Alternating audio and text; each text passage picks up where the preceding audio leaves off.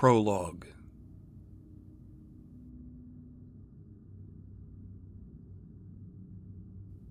Despite the sprawl of the palace, its shadowed interior hunched low and brooding like a beast awaiting prey, keeping true to Sholosha'ishan tradition.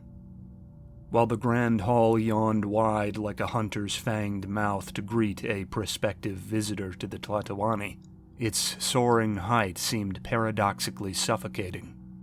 Windowless and lit only sparingly by chandeliers and veiled bulbs set into cold walls, the glow was fast lost amidst sweeping carvings and angular reliefs of dark, ancient stone.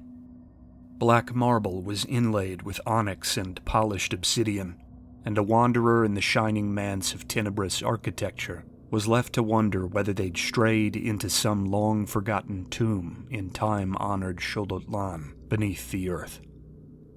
Beautiful and masterful as it all was, there was nothing welcoming about this supposed house of welcome.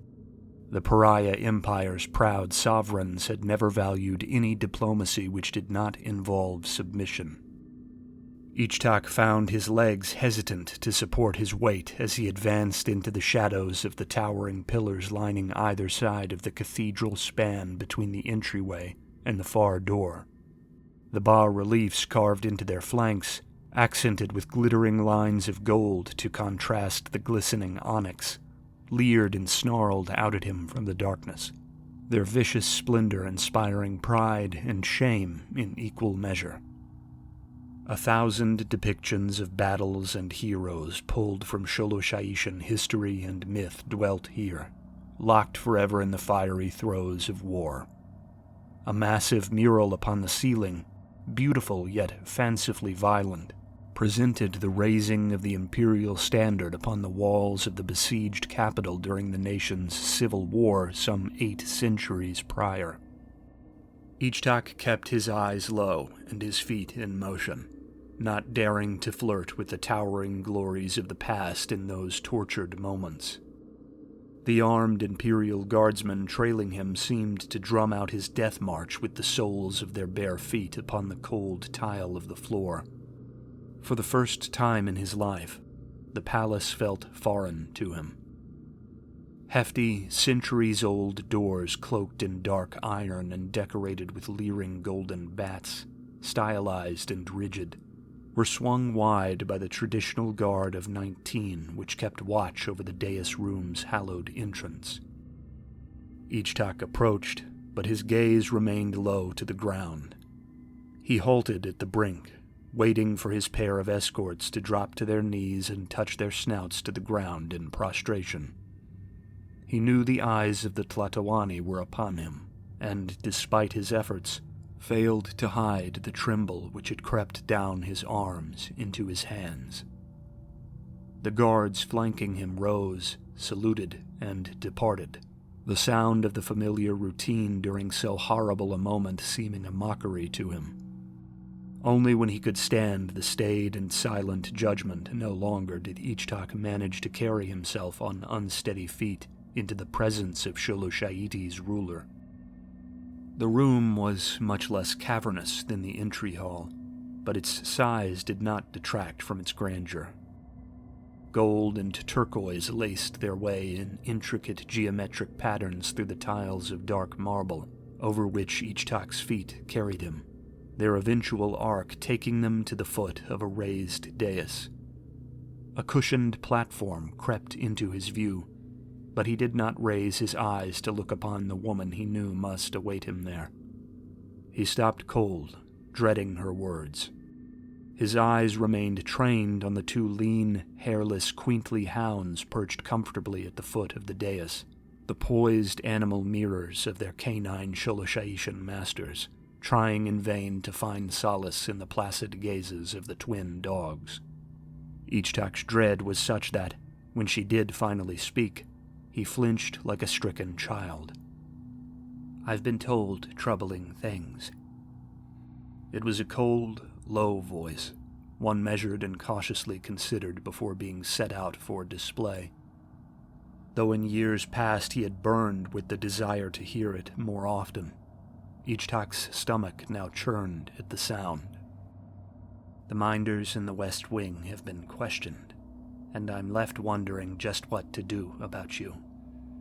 She rose, the soft rustle of her body leaving the dais seeming to rumble like a growled warning in his ear. Ichtak's heels trembled, his feet almost slipping back and away from the words in his panic, but focus kept them blessedly still. The Tlatoani needed no trembling retreat to know the power she held, though. Long years had taught her to bear her office with the pride and terrible respect it was owed, and Ichtak heard her certainty swell as her voice drew nearer. "I'd been worried for quite some time, of course," she said. "I suppose I should have intervened earlier, when you showed so much reluctance to continue courting young Xochitl Kushkotishko. I was nervous about little, troubling displays before that, but I blamed them on youth. It was easy to write off your disinterest in childish romances, or your awkward questions to the speaker of the word when you were just 10 or 12. The Kushkotishko affair was not so simple." Ichtak could see her pale, gray feet now, kept bare, as was Sholoshaishan tradition when not on the warpath. Indeed, their small size compared to his, the knowledge that her height was already nearly a foot less than his own, did nothing to shore up the teenager's courage. If 17 years walking Harakway's earth had taught him anything, it was that his mother did not need physical scale to exert her power. It radiated off her as if she were a conflagratory star, and her proximity drove him so violently back into himself that he might as well have been a toddler sprawled beneath her. "Look at me," the Tlatoani ordered. "You will be the one sitting upon this dais one day, for better or worse, and it would behoove you to learn how to look another in the eye." Ichtak didn't dare disobey. He found his mother's lean, proud canine features placid and mild, displaying all the fierceness of a stagnant and greening summer pond, her muzzle hidden beneath the veil of office which ever covered her features. The Tlatoani had long ago learned that to loose your anger and allow it to run rampant diminished the mortal sting of your pronouncements. It was far better that a ruler look poised rather than savage, for when fate was handed down, that poise left the condemned knowing that the problem they had brought before Sholoshaiti's autocrat was nothing in the eyes of the Empire, a buzzing irritant to be waved casually away. The throne was ancient, eternal, patient. Her eyes lacked such discipline, and even now they mocked the relaxed arch of the dark brows above them. They seemed to Ichtak alive with anticipation, the pupils conjuring up the image of a shark in the shallows which has scented blood. "What really perturbs me is that you have hidden the traces so well," she said. "You knew what you'd been up to, slinking and hiding here in the halls of your own kin, whose blood and sweat freed our folk from chains beneath these very stones. How long has this skittering dance been going on under the roof of Sholoshaiti's royal house, I wonder?" Fire chewed through Ichtak as the seconds slipped past and he realized she expected an answer. Swallowing and steadying his voice, trying his hardest not to let himself stammer or stutter, he answered, "Just the once, Your Majesty." There was no use denying what had occurred, for it would only deepen her retribution, which was surely being brewed even now behind that refined mask of disinterest the Tlatoani had so perfected.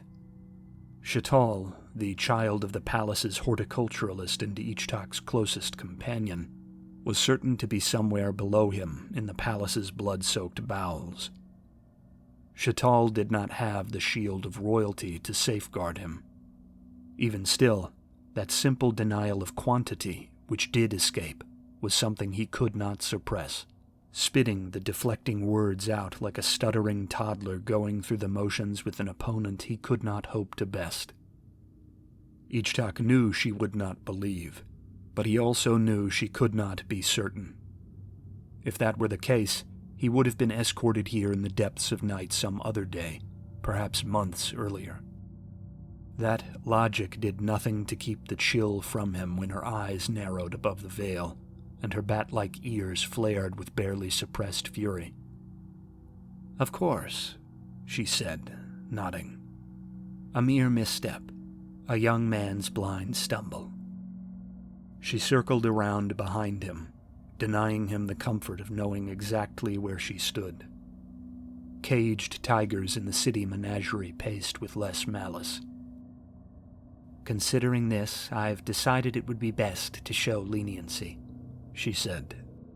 "You have yet to see battle, and sending you to the Inquisition now for such a grave offense would only mark your flesh with heresy and peace, before you've had the chance to feel the sting of worthier scars.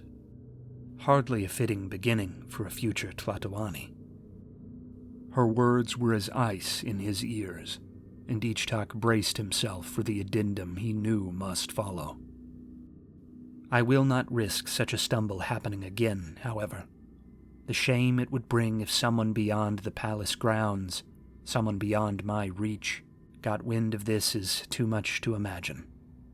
You are fortunate it was a servant who stumbled upon you."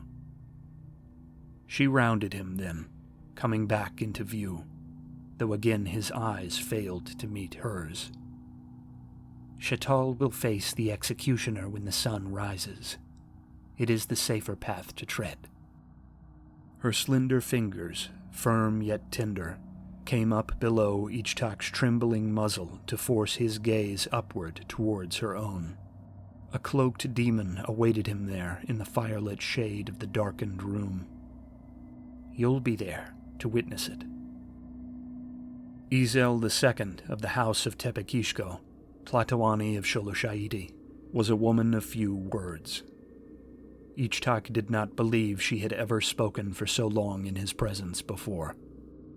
As his mother's bare feet faintly struck the stone along her path out of the dais room toward her private wing of the palace, leaving her son to stand rigid before her empty dais like a broken beggar to the crown, Ichtak hoped for the first time in his life that he might never hear such a string of speech from her again. Her graceful, quaintly hounds followed silently in her wake, and her son remained a stricken statue until she had swung shut the heavy doors to her quarters behind them. With tremors playing themselves out at the tips of his fingers and toes, fists clenched until he felt the warm damp of blood drawn by his nails tease his palms, he turned and made his shaky way for the door. In that moment, though he would not have been able to articulate it, he was no longer afraid. Distraught and lost, yes, but not afraid. Ichtak VI, teeth bared once more to hold fast the quaking of his jaw, blinking back with bitter resentment the moisture that had begun to well in his eyes. He felt the boiling heat of true rage within him. It was a sensation he vowed never to forget.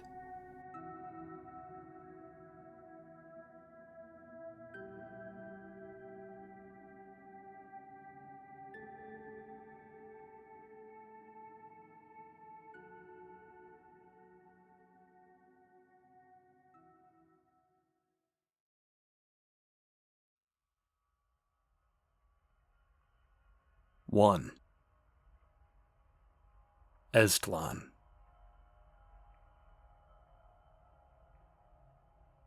Tumbling skeletal and wraith-like across a once glittering harbor front now choked with sour gun smoke and debris, the buildings of Eztlan looked more like the battered wreckage ringing a spent campfire than the luxurious lodgings and storefronts of southern Sholosh'aiti's wealthiest port. Just after midnight, the thunder of Imperial artillery had rolled in the distance, the whistling screams of the shells that followed sending those who were awake to hear into rabid, animalistic panic. This was but a prelude to a bombardment which would continue without a moment's pause until dawn broke the horizon, lighting a mocking, cloudless sky with its placid mask of blue. That pristine morning shone on, ignorant of its insult, above the Imperial entry into the city, bayonets glinting and rifles cracking in the fog of demolished apartment blocks and shattered storehouses. Costly for defending rebel and assaulting soldier alike, the fighting had filled gutters in the upper city with the coppery crimson thickness of spilled blood, and the metallic stink of it in the air alongside the acrid burn of discharged weaponry could be tasted mingling with the salty ocean wind. Wasted as the urban corpse which they so hopelessly yet valiantly clung to, the feline insurgents whose flags were being torn from lines district by bloody district found their backs to the water. Hasty barricades barring the streets and alleys opening in their direction had been thrown up, but they proved small comfort in the face of the unbridled fury they had witnessed that morning.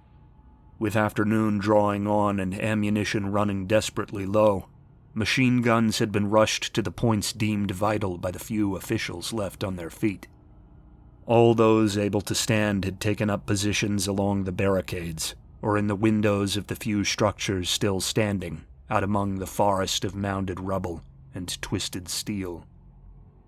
Scattered speeches attempting to spit in the face of death were given, and a few tentative songs of independence were joined here and there along the shore, but it was hard for the scarred and bleeding few to rally their voices when the Imperial legions loomed on the tiered heights of the city above, and the blockading Sholosha'ishan Navy's steel leviathans glared hungrily on from a mile out across the hazy, mellow afternoon harbor. Centering the harbor front, it was Estlan's Grand Commons which had seen the greatest commotion in the mad rush for fortification.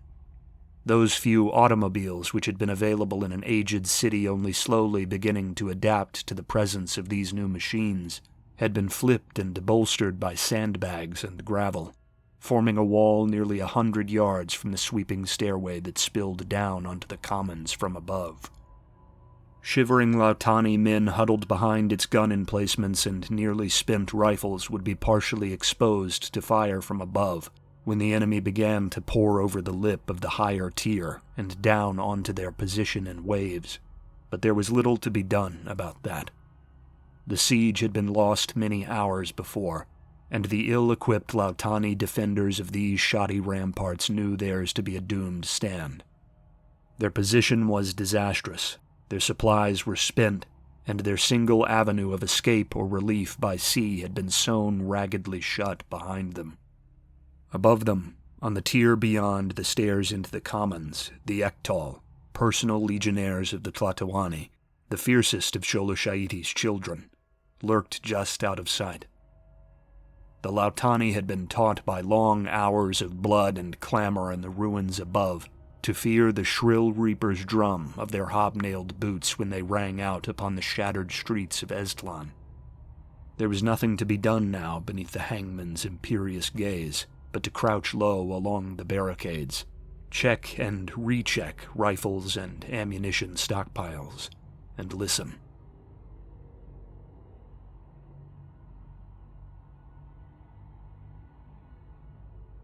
Ichtak was not meant to be this far forward. Had his mother had her way, her heir would have overseen the siege of Estlan from the safe shade of the rearmost command tents, miles removed from the smoke and clamor of war. A disappointment to the line of the Tlatoani he might well be, but the Empire would still need an heir, and Her Majesty was not fond of gambling. The better option, she would have contended, was for her child to test his valor in the highly ritualized flower wars, which were fought between the regional nobility each spring. Ichtak might have proven his mettle to his people there without ever truly risking his head, with creeping webs of family connections and economic debts staying the blades of his most fearsome opponents. Her Majesty had, however, entrusted him fully to the care of the Ektal's High Marshal, Ruhualpa Mirakanchi, and though he was held in highest regard by the Tlatoani, the old soldier was also a stubborn soul of staunch traditions. Throughout the prince's childhood, the High Marshal had stood at Ichtak's shoulder, filling the role by courtly tradition that his father might have filled in life. Ruhualpa awakened in him a profound love of old stories and fables, nurturing from that root a stalwart respect for Sholoshaidi's long and remarkable history. After the humiliation which Ichtak's mother had dealt him 2 years prior, the man's presence at his charge's side had, at his mother's insistence, become almost constant. Ruhalpa filled the role as much to defend the man he had helped to educate as to model strength and monitor him for missteps. With Ichtak's 19th year upon him, and his own ascension to manhood having been celebrated several months prior, Ruhalpa declared that now was the time to fashion him into a weapon which could properly defend Shuloshaiti. The long declining insurgency around Estlan, its stubborn roots planted in the annexation of the region nearly 2 decades ago, proved a perfect anvil against which to shape him. Despite that confident insistence, even proud Ruhalpa might have been taken aback by the risk which Ichtak now sought to take. The prince, making his final observation of the men gathered before the main harborfront stairway, was well aware of these fears. Granted a hardened legion of Ektal veterans to command, Ichtak had worked closely with his staff of officers, and had cautiously considered the advice of Ruhalpa throughout the day's action. He had overseen an encirclement, soaking in the observations and terrain which spurred his cohort commanders to confidently suggest the maneuver to him, while also taking to heart the words of the fire teams and squad leaders he brushed up against during lulls in the fighting. The rigors and horrors of war, along with the 3-dimensional smog and thunder of the battlefield, had familiarized him with the vital aura of conflict in ways no memoir, tactical treatise, or historical account ever could. This had been his mentor's aim, Ichtak knew, but it was his flirtation with fate that had most enlightened him that day. Not only did the holes torn through his plain greatcoat by enemy rounds just shy of his body speak to the heat of the battle he had seen in the city above, but his dirtied face and filthy boots matched those of his men. All around him, massed there in a marred, sprawling market courtyard bustling with Ektal officers instructing their charges, and troops examining their weapons for the final push, Ichtak was in the company of comrades linked by their shared visions of spilled blood and tortured calls for aid. Some names he had learned, catching the stories of men as young as he among the fire teams, and hearing the educational recitals of old warrior wisdoms from their more venerable commanders.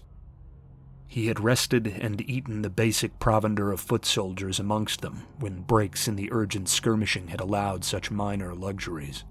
He had shared in their sorrows, certain he would never forget the faces of men who had fallen within sight of him, taking the city's higher tiers. It was all so tangible, a far cry from the stirring but sterile world of theory and study in the Kalmakak academies. Witness firsthand to the brotherhood which kept them firm in the face of violent death, and the patriotism which brought them into service with the Ektal, Ichtak found himself enchanted by the collected valor his empire boasted, proud of his position at the head of his country for the first time since his humiliation. Here, the Tlatoani of Shuloshaiti was but a concept, the leader of a storied nation whose territory nurtured and sheltered the families and friends of these soldiers, who had risked everything to repay the debt. Here, Ichtak had at last found his dignity gleaming through the dust, the soot, and the blood. Rising from his seat atop the wreckage of what was once an outdoor market stall with his advising officers following close behind, Ichtak called the thousands within the battered square to attention with his shrill drill whistle. The line of guns looking towards the stairway down to the commons to ward off any suicidal counterattacks was fast disbanded, and the Ektal formed up behind their respective officers, each of them knowing what was to follow. Low, rumbling Sholoshaitian brass horns sounded, echoing on to alert other forces ringing the harbor to prepare for the push, their dour call seeming to grow in ominous chorus against the waxing and waning whine of the ocean wind. Stepping up onto one of the stalls to better see his soldiers, Ichtak drew a tentative breath, not feeling up to the task before him even as he set off to pursue it. Harakwe calls his sons home to battle.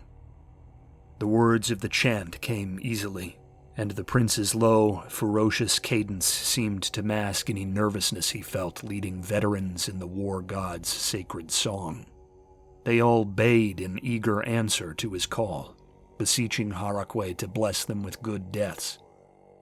Though he had directed the chant that morning before their entry into the city, the battle had riled the men, and their growling, ecstatic screams almost drowned out the rhythmic thumping of their boots as they stomped against the stone in time with their words. Ichtak called out a challenge to the Lautani Duumvir's twin feline gods, warning them to expect their children's slaughter, and his troops chanted in kind, shouting their thirst for the blood of the enemy. Ichtak bellowed that Harakwe had weighed the enemy and found them wanting, and his troops returned that they had no mortal equals and would break all who dared stand before them. A full minute it went, the volume of the crowd gaining more and more height as the end of the chant drew nearer, and the prospect of terrible, glorious struggle loomed closer. All across the city, in other tattered avenues where Sholosha'ishan souls massed for the final push downward, the same vicious embrace of death was being issued, and its slipshod, awesome music roiled above the doomed Lautani rebels on the harbor front, forging a song of annihilation even the artillery's roar could not match. Bringing the performance to its conclusion, Ichtak raised his arms skyward and dared his soldiers, the toothed flail of Sholosha'iti, to punish her enemies. They answered, declaring that they would taste flesh and fear. A second's silence was followed by a high, murderous wail from Ichtak's death knell, a small, bone-carved whistle every Ektal officer wore about their necks in combat.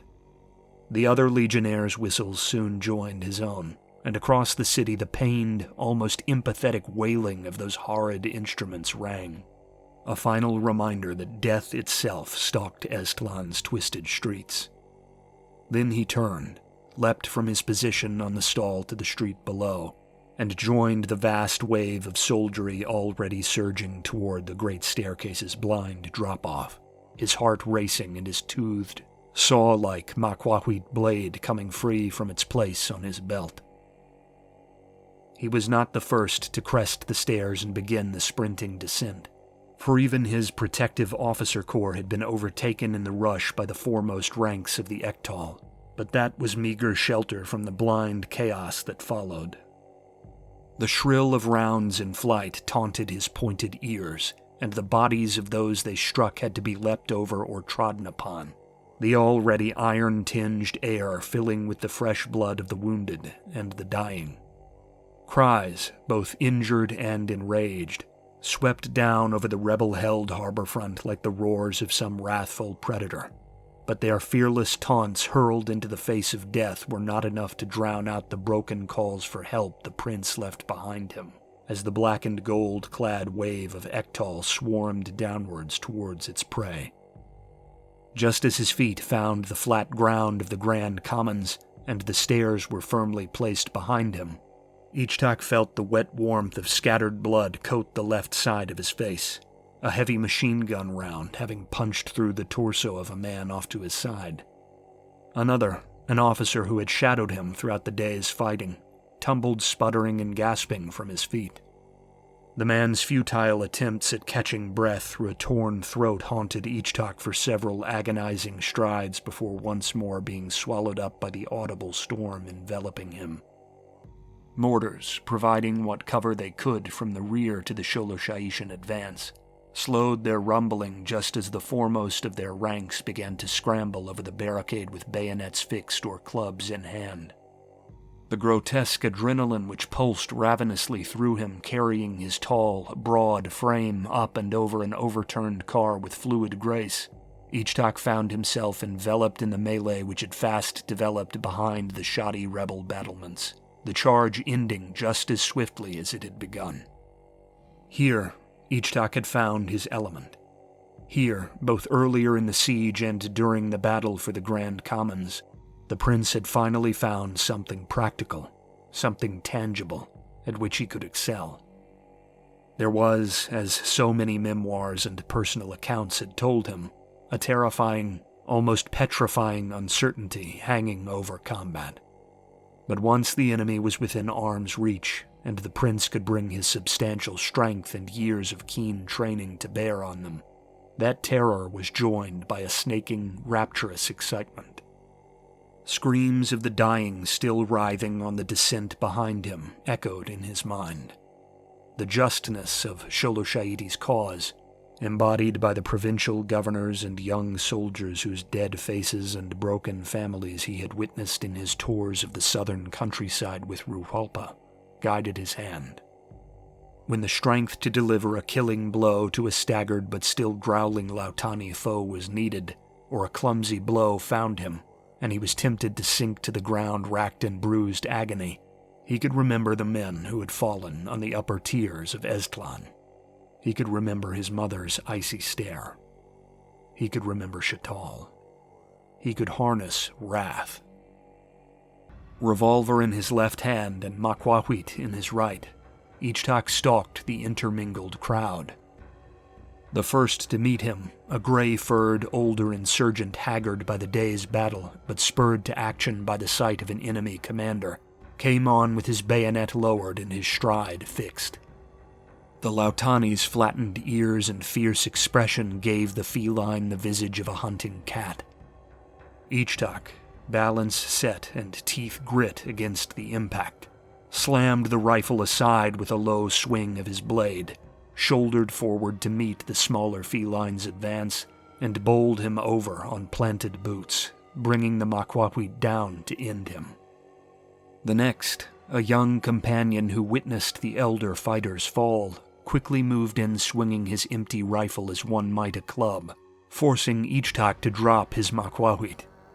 He leapt forward into a lunge towards the man, right arm raised, and hooked the swinging rifle beneath to his ribs after soaking in a rattling blow he hardly registered in the clamor.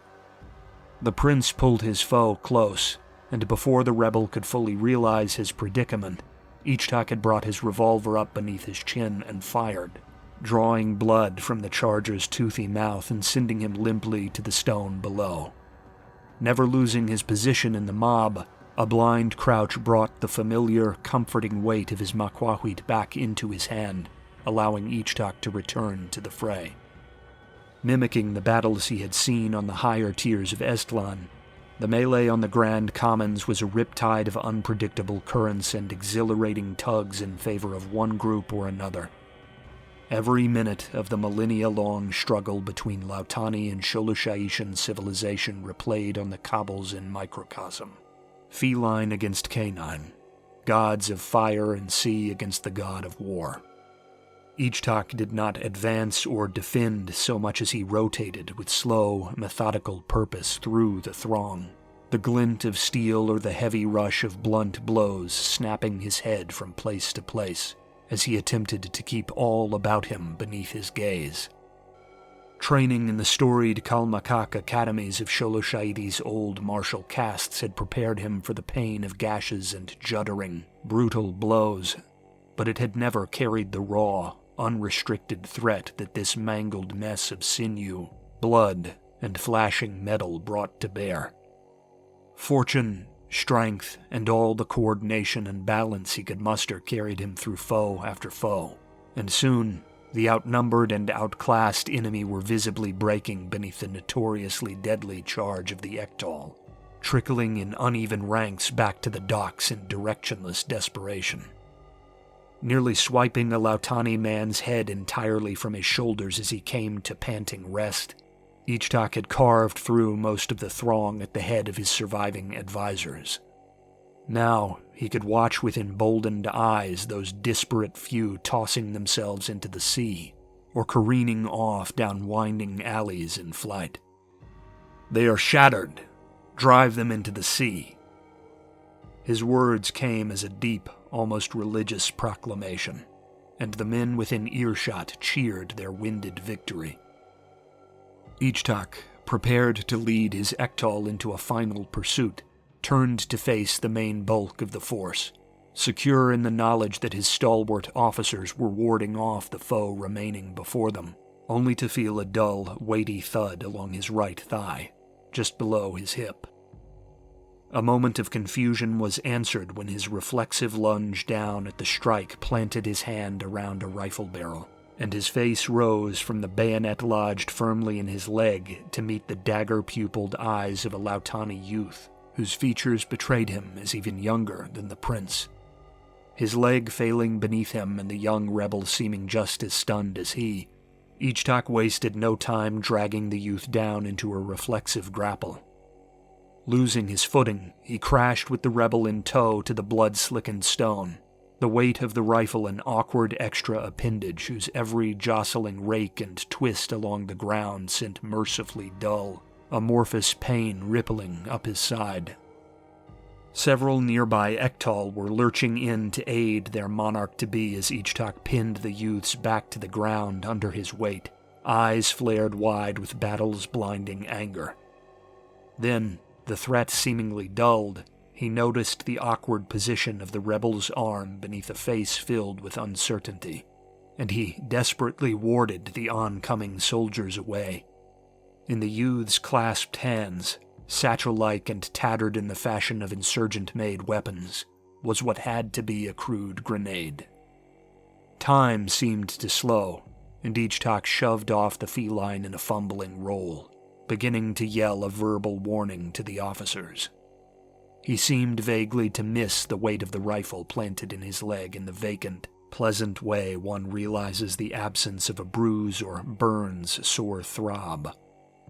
Ichtak had just enough time to wonder with inane clarity if he'd jostled it free during his scrambling escape attempt. Then his ears filled with the cacophony of detonation, and he fell into darkness.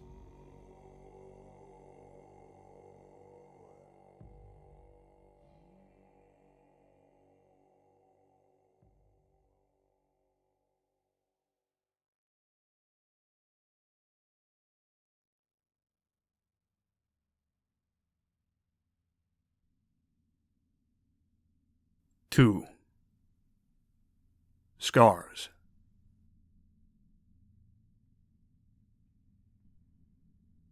So it's overcomplicated ulama, Ichtak laughed, absently flicking a marble from before his knees where he rested on the floor. It bounced over the stone rim of the little mock ball court opposite him. No, it's not overcomplicated ulama, chided a familiar voice, equally tinged with laughter. Its high pitch was warm birdsong to his ears, sweeping him almost immediately into comfort and placid ease. Then why in Shalutlan's halls are there so many damned rules? It's bad enough someone's taken the sport out of a real game by shrinking it down. Then they have to go on about angles and points like book-drunk scholars afraid of the moon. It's to balance the game for two players, troglodyte, the voice returned. If you'd listen, you'd understand. I swear before Harakwe, one moment you're sharp like obsidian and the next you're dense as a llama. It was fast, familiar talk, the false fencing of old companions. There was laughter lurking just beneath the surface of their jibes. Ichtak, grinning a breed of disarmed grin he'd not worn in years, flicked another marble hard, arcing it upward to thud against his opponent's thigh. His eyes rose to meet Shatal's. He couldn't find them, though. The familiar, slight, slender form of him was there, seated before Ichtak. But as his gaze fumbled in search of Shatal's own, and his mind raced to formulate a quick retort, his tentative glance revealed only blood and torn flesh, the copper-dirtied white of a spine all that was left to peer back from the stump which had once held the youth's head. Fresh streams of crimson trickled from the ruined neck's edges and down to stain the bare chest of the corpse thing. It leaned forward, stretching out a groping hand for Ichtak's face. His own arm snapped weakly up to ward it off, to keep it away from him at all costs, his breath halting in his throat as he bore witness once again to Shatal just as he had been that nauseous, soul-shaking morning 2 years prior. Then his eyes truly opened, revealing a dimly lit tent hosting only his cot, shelves of vaguely medical supplies and intimidating steel tools, and a few harsh metal stools. To his shock, there was also a young man, whose arm Ichtak had gripped tight when he lurched up in panic from sleep. For one cloudy moment as he scrambled to place himself, to remember anything about these surroundings, he thought the young man before him actually was Shatal. Apologies, Your Majesty, the stranger said, his breath caught in his throat and his eyes widening. Its tone was light, but it was unmistakably not Shatal's, nor was the dark-furred and spotted arm the smooth gray of Shatal's. The mild Lautani accent and formal address brought him back into reality. Though the unfamiliar feline had done well to suppress his shock, even the shaken Ichtak saw that the stranger had been equally startled by his sudden lurch from sleep. Ichtak caught his breath, letting the feline go. Even the slow shift of his arm back down to rest along his right side sent the all-too-tangible rippling of cold, tense agony swelling through his torso. He fast sunk back to a prone position on the cot, gritting his teeth against yet more waves of pain issuing from his leg. Memories of the charge into the Grand Commons came cascading back onto him, sending him scrambling for details in the murk which he couldn't quite discern. Finding it slightly painful to breathe, he collected himself for a moment in the awkward silence which followed before asking, "What's happened?" Pain, dull but slow to dissipate, drummed a menacing rhythm along the side of his skull as he spoke. Cautious to use his left arm and keep his back flush with the cot, he brought his hand up to examine his head. "Don't," the stranger urged, cautiously but directly leaning in again towards his right side. Ichtak obeyed, relaxing his arm, still trying to catch his breath as the stranger explained. "You've been injured in the field, Your Majesty. The court physicians entrusted those of us following you here on the front to care for you while you recover enough for the transfer back to Tepeklan." "And the battle in Estlan?" "A victory," the stranger assured, placing a ginger hand against Ichtak's skull just beneath his right eye. The soft noise of bandaging being carefully inspected was unmistakable. "You'll need to remain still if you can while you're here, Your Majesty," the young stranger went on, inspecting the dressings before moving down his body to examine his right thigh beneath the thin blanket of the cot. This revealed to Ichtak both the grotesque bruising emanating out from around the bandaging there, and the startling fact that he was nude save for a compression wrap around his chest. He came quite close to shifting away, only halting himself by focusing on the still present echoes of the pain which had accompanied his earlier motion. Ichtak tried not to watch the attendant as he began to gently strip the bandages along his leg, making a short trip to the nearby shelves before returning to clean the discolored flesh around his sutured bayonet wound with practiced care. "Your broken ribs will heal with rest, and your leg will be much the same," he explained, the cool press of water being followed by the needling of alcohol against the gash as he worked. "The eye and face have been patched up as well, Your Majesty. In 2 months or so you will be back on your feet." "Aye." Ichtak's earlier motion to look down toward his leg wound had left him feeling slightly off, perturbed by something he couldn't place. He'd lost the vague sensation in a rush of nervousness over his lack of clothing, but now the worry found room to creep back in.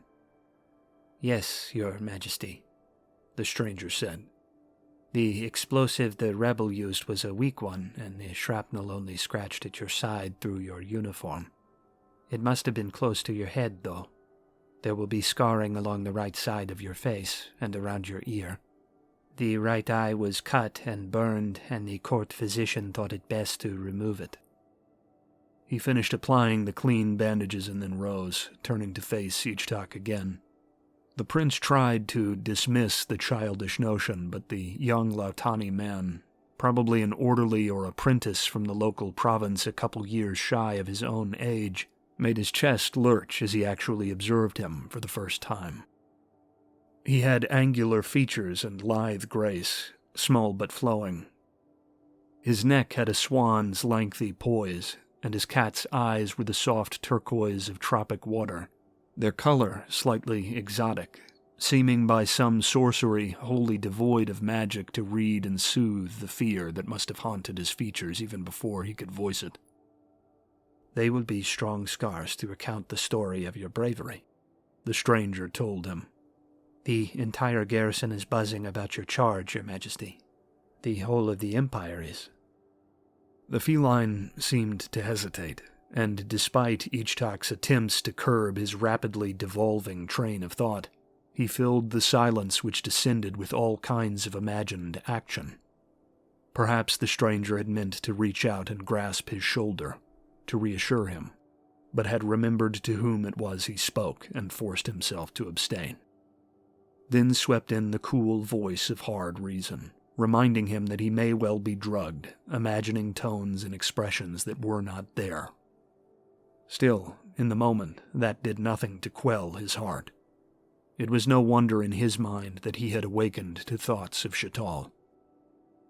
"I will try to bear them well," Ichtak said clumsily, referencing an old line about battle scarring in Harakwe's holiest book, The Bastion of Will. It was all he could think to say. "You will." The stranger smiled, seeming nervous, making some shameful part of Ichtak almost certain he was equally befuddled. The prince made to return the expression, but managed only a nervous softening of his features, suddenly all too conscious of the fact that he had no way of knowing what his face looked like from his cot. Waves of anxiety were becoming a normality of this new, wounded world. "What is your name?" "Setiawan, Your Majesty," the stranger answered, turning to dispose of Ichtak's old bandage. "Feel welcome to call me Seti, though. It is simpler for Sholoshaishans to remember." "Setiawan," Ichtak repeated, trying to place the attendant's faint, almost shifting accent. "Where are you from?" "About 20 miles northwest of here, Your Majesty, from a rich little fishing town called Adipelabuhan. I started as an apprentice to royal physician Tepecoat 3 months ago." Ichtak had known a few people of the Lautani kindred from the southern peninsula by name in the capital, and had met a sizable number engaged in the Sholoshaishan legions since leaving Tepeklan on campaign. He could at last place the rising, almost sing-song note to some of Setiawan's words. This peninsula and its Sholoshaishan renamed capital of Eztlan were the most recent annex of Sholoshaiti's mighty dominion, an old territory of the seafaring Lautani Duumvirate, who brooded serpent-like across the waves in eternal opposition to her continental adversary, urging on in bated whispers the rebels who had injured him and so many others in her name. Here before him stood a Lautani-born aide to the court physicians. It seemed to lend the feline's words all the more weight. "Since you've woken up, I'll go fetch the High Marshal," Setiawan told him. "He's been hovering near the tent since you arrived. He'll want to speak with you." As much a relief as he knew seeing Ruhalpa would be, Ichtak's stomach sank to see Setiawan bow low and turn for the exit. "It was good to meet you, Setiawan," Ichtak offered, the words feeling forced, becoming foolish even as he spoke them. Setiawan turned, bowing once more, saying, "And an honor to meet you, Your Majesty." Setiawan graced Ichtak with another smile, and then pushed out from the tent, Ichtak catching a whiff of the Southland's salt-scented ocean breeze on the nocturnal air beyond as he went. The prince was left in silence with the buzzing and chirping of the night's insects outside, figuring it must be late indeed for the sounds of celebrating officers or camp commotion to have died away in the darkness beyond his canvas walls.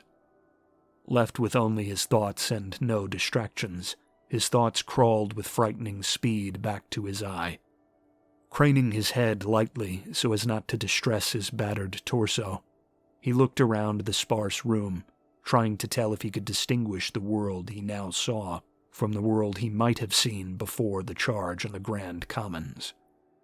Other than the clarified shape of his nose now more clearly stalking the edge of his field of vision, he noticed nothing, though he imagined he would feel the restriction of his peripheral vision more when he was on his feet, stripped of the sore, omnipresent aches and needling jabs of cool pain which now gripped him.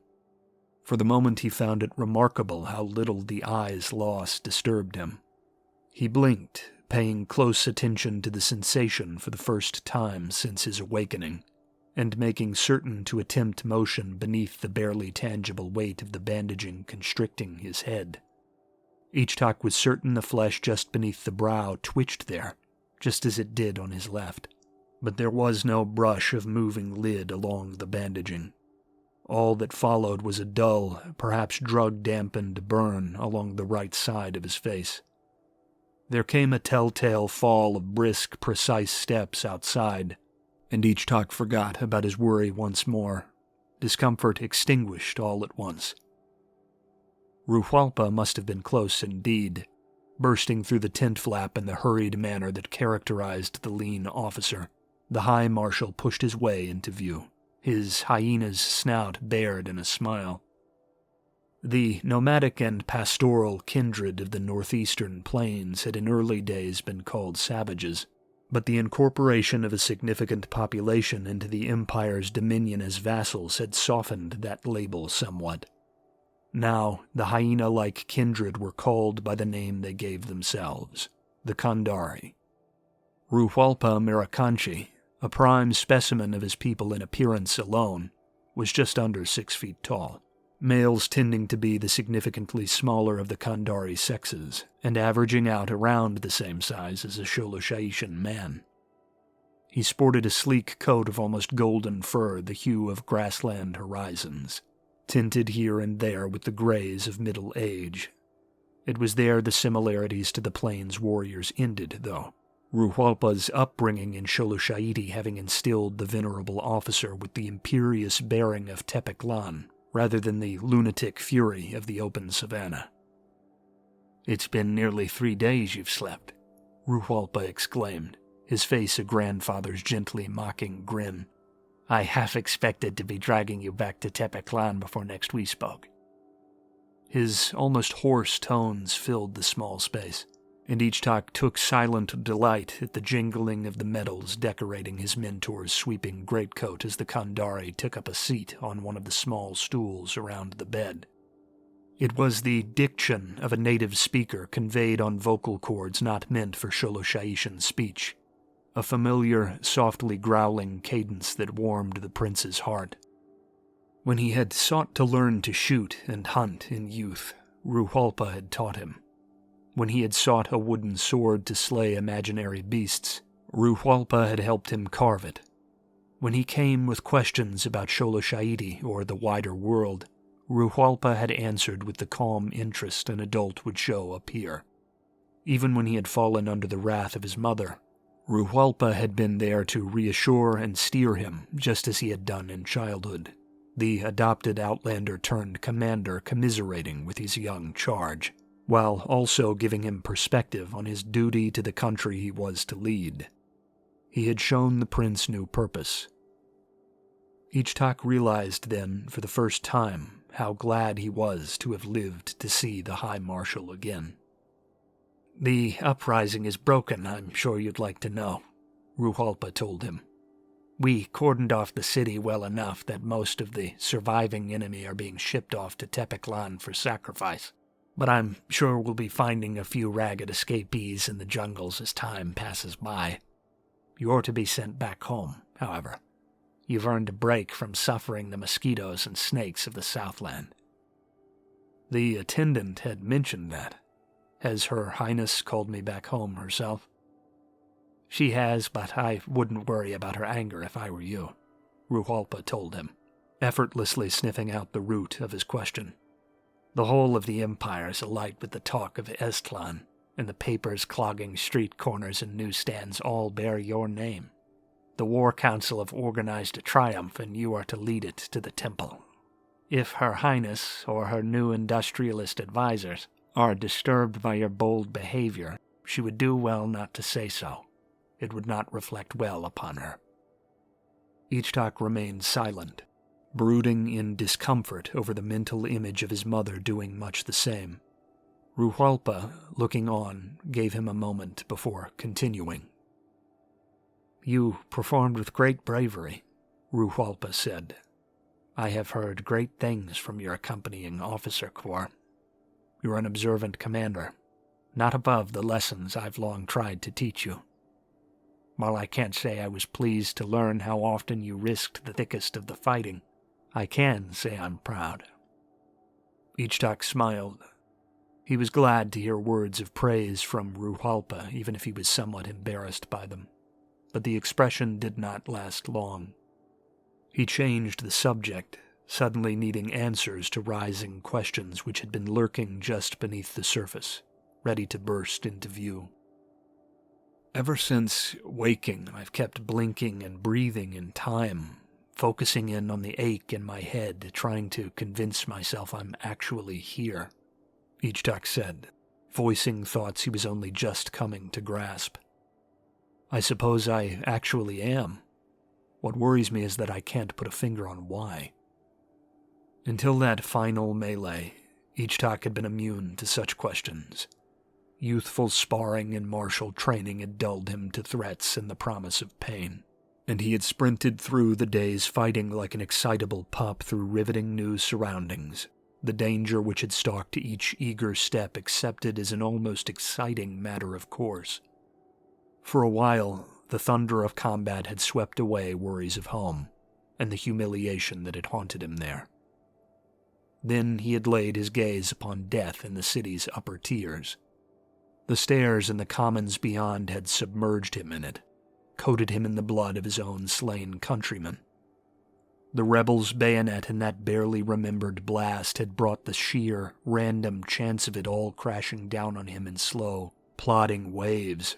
Only tangible once distance had brought him clarity through the fog of the day's adrenaline and fury. Ruhalpa, not needing elaboration, tapped the side of the prince's bed with his knuckles absently, leaning back as best his unforgiving perch allowed and saying, "I had seen several battles by the time I marched for Hurabaya with the 9th Legion. I would have been just shy of 30 in the summer of 87. I wasn't ready for what awaited us there." Ichtak knew the battle well. His lessons had long ago sparked a love of true, flesh-and-blood narratives of Sholoshaitan grit and martial hardship in him. Though the Laut Sholoshaitan War of 3987 to 88 had been short and contained, it had been fought with legendary brutality, the perfect fodder for gut-wrenching and chilling memoirs and dramatizations. When the Lautani elephant cavalry routed our outriders and mounted their surprise assault, I and my men had the misfortune of being caught in the open, along with the rest of the infantry," Ruhalpa recalled, his face upturned to observe the blank canvas above him. "They came on fast. I think the noise was the worst of it. The guns thrumming in the howdahs and the feet of the things thumping closer and closer. The riders chanting and the beasts huffing and snorting. I still can't remember much of what happened after we went to ground and did what we could to ward them off with rifle fire," said Ruhalpa, eyes narrowed. "Our heavy weapons were already ahead at the front, and there were only a few aging heavy guns in that part of the company. When the stamping and shooting fell silent and I found myself hobbled with a shattered leg, I pulled myself from the corpses to find that there were only 17 men left of my original 80, including myself. My command was shattered, and there was nothing I could have done to shore up the flank with our outriders, or anticipate the breakthrough from my position on the lower fields. Even worse was the charge itself, though," Ruhalpa said, shaking his head. "I hadn't run. I hadn't stood more firmly or fought more bravely than the others. It could have been me, the bullets and tusks and crushing pads found there in the tall ferns hugging the dirt, angering armored elephants with my little rifle. Ichtak watched Ruhalpa mull his next words over, the Kandari's dark eyes still wandering the canvas of the tent above. There are those who will tell you that you've been blessed by Harakwe, Ruhalpa said. Kept alive for purposes only he can divine. I can't pretend to know with certainty the designs of the old general, but I've come to think about the matter quite often in my time. Harakwe is both father and reaper, Ruhalpa mused, referencing an old Sholoshaishan religious dictum. There is a date stamped on each and every one of his sons. The hour of any man's death cannot be known to any save Harakwe, nor can it be altered in his ledger. If you were fated to die yesterday and had fled from the field to cower in the tents, he would have stricken you down there, at the very same minute written for you in his tome of honors and dishonors. The only thing you, I, or any other soldier of Harakwe can do is strive to die in the way we were meant to die. To struggle with courage, to spit in the face of the enemies of Sholoshaidi until life itself is ripped away, and we are whisked off to join our Creator in battle everlasting on the fields of fire and war down below. Your men died fighting, struggling to bring their steel to the foe, Ruhalpa said, his finger leveled at the prince. They did not live to see themselves grow old and rot within their own bodies. They died in the prime of their strength. They died as a man should, on his ascent, rather than whiling away the years in decline like a dementia-addled woman, clinging to each comfort and familiarity until she can remember them no more. Harakwe can ask no greater honor from his sons than this. Ichtak nodded, mulling over the words for a moment. It is the distance that troubles me, Ichtak mused. That men who'd never seen the faces of their executioners were cut down by bullets hundreds of yards from their lines. It feels a shame to live in this age, where most men die without being within arm's reach of each other, without testing the mettle of their foes. Yes, Ruhalpa agreed, his predator's eyes gleaming with memory. I often wish I had been born in the age of blades. Of course, I might have been riding with the hordes of the Boags and Kandar in those earlier ages. It would mortify me to know some earlier echo of mine had spilled the blood of the Empire's men. It doesn't steal away the attraction, though. Ruhalpa shook his head then, letting the imaginings of past ages fade, and saying, War is war, though. It is, as ever, the undisputed domain of Harakwe, the old general. His eye is upon you, even in the direst hour upon the field. Ichtak fell silent, pondering, running through the commons once more in his mind. Ruhalpa, rising to his feet, leaned in and tapped his shoulder with more restraint than his energetic manner usually demanded, careful to only gently rattle the prince's injured frame. There is no shame in having been graced by what ignorant men call good fortune, for there is no fortune in war, said Ruhalpa. We all step off the stage at different times. Your day will come, as will mine, both on the field, Harakwe willing. We can only make the best of the days in between. He pulled away, managing a smile despite the darkness in his eyes. Sleep well if you can, Ichtak, Ruhalpa told him. If your physicians will clear it, we'll begin a relaxed ride by train to the outskirts of Tepeklan tomorrow. We'll want you back on your feet before the triumph, and I think the clean highland air will do you good while you rest.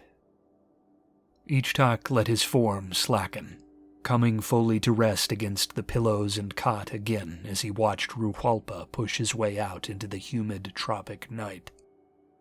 When the quiet white noise of nocturnal insects closed in again, and Ichtak's scattered mind found much-needed sleep once more, that sleep was blessedly dreamless.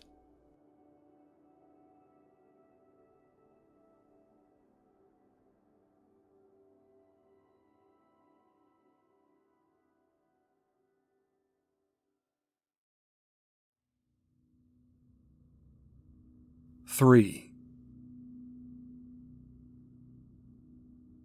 Triumph. Tepeclan's masses were moved to celebration by few things. Sholoshayishans were a tempered and restrained people, their culture one which prized nothing more or less than iron self-discipline, and an undying loyalty to family, folk, and Tlatoani.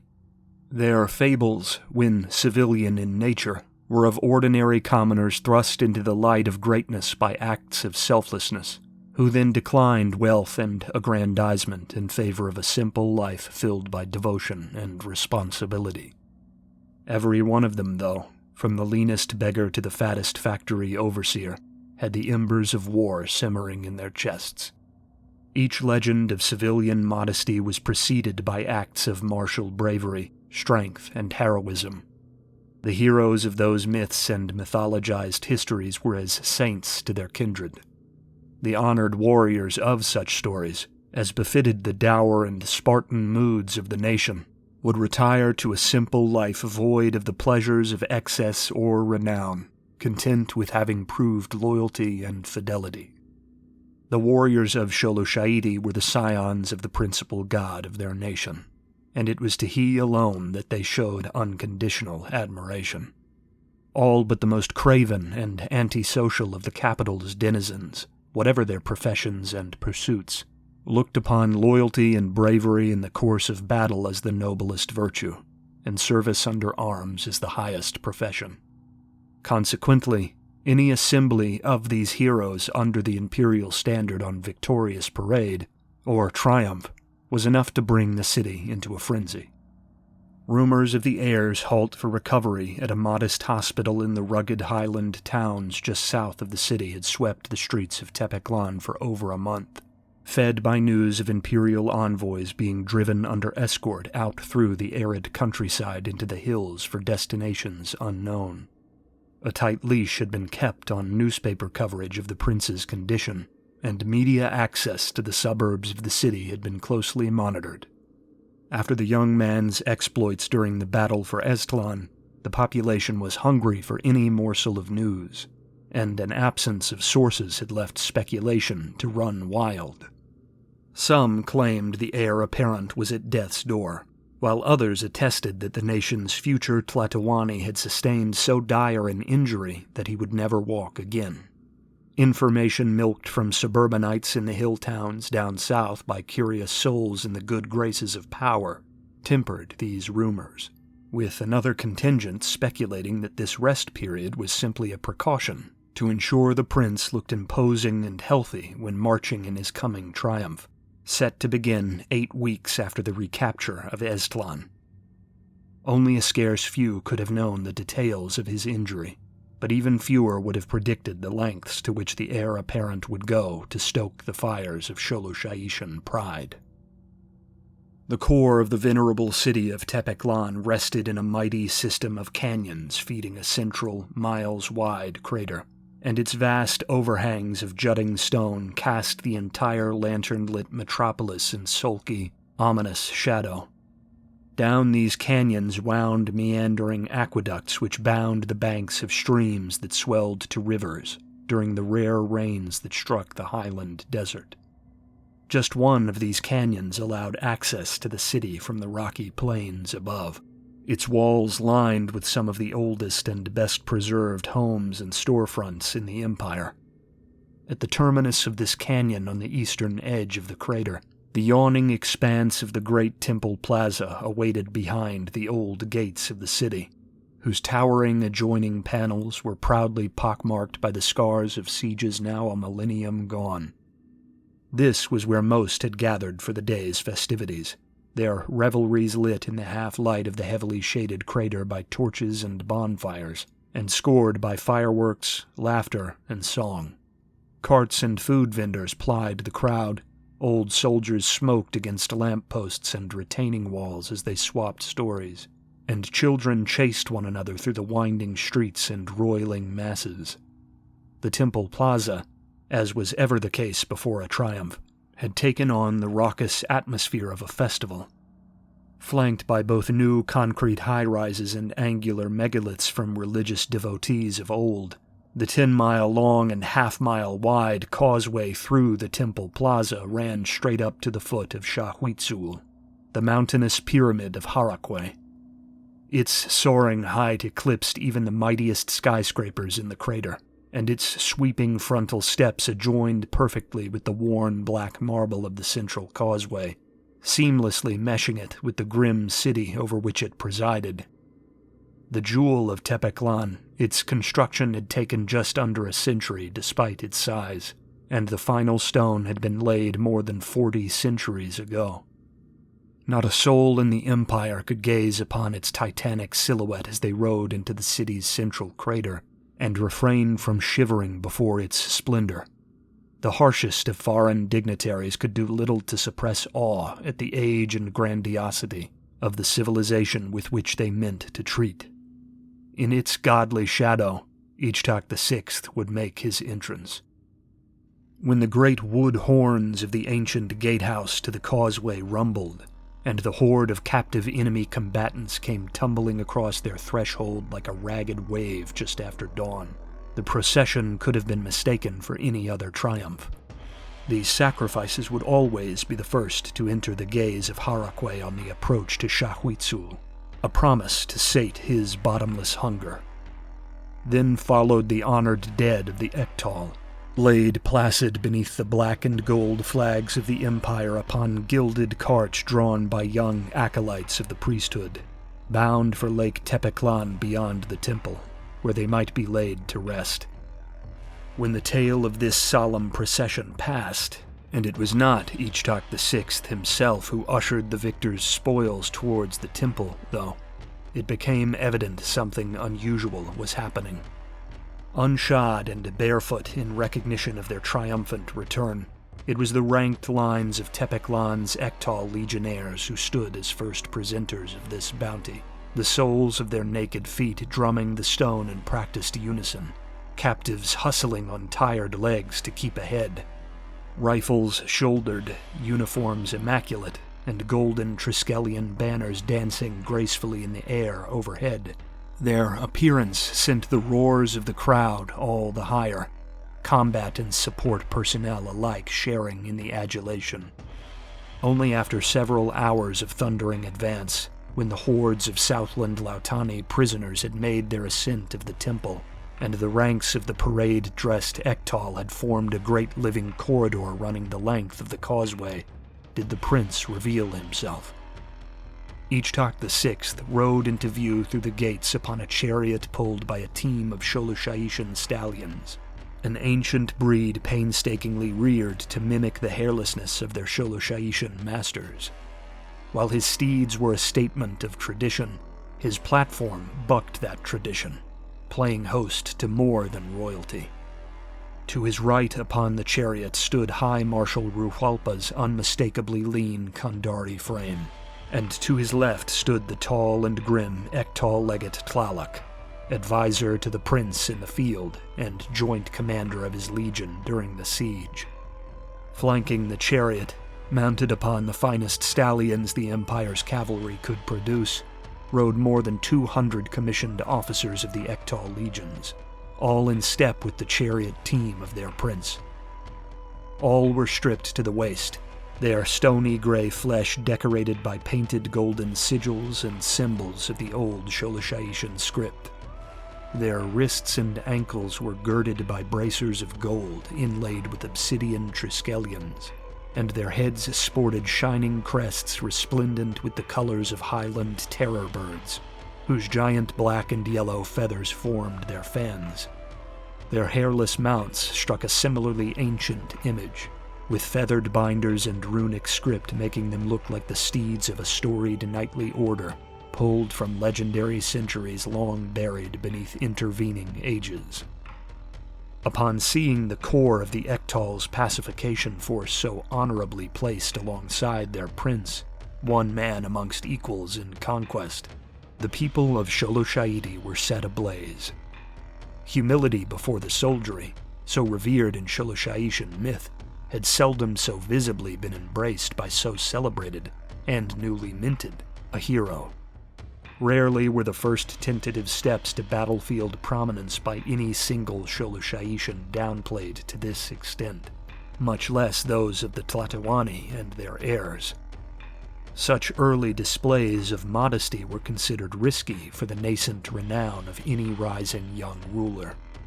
If this had posed any risk of belittling the prince's standing, his bearing alone swept failure away. The very injury which maimed their one-eyed god mirrored dark and angry beneath balm and stitching upon the prince's face, his focus absolute, his expression iron. If a gamble it had been, then it was a winning one.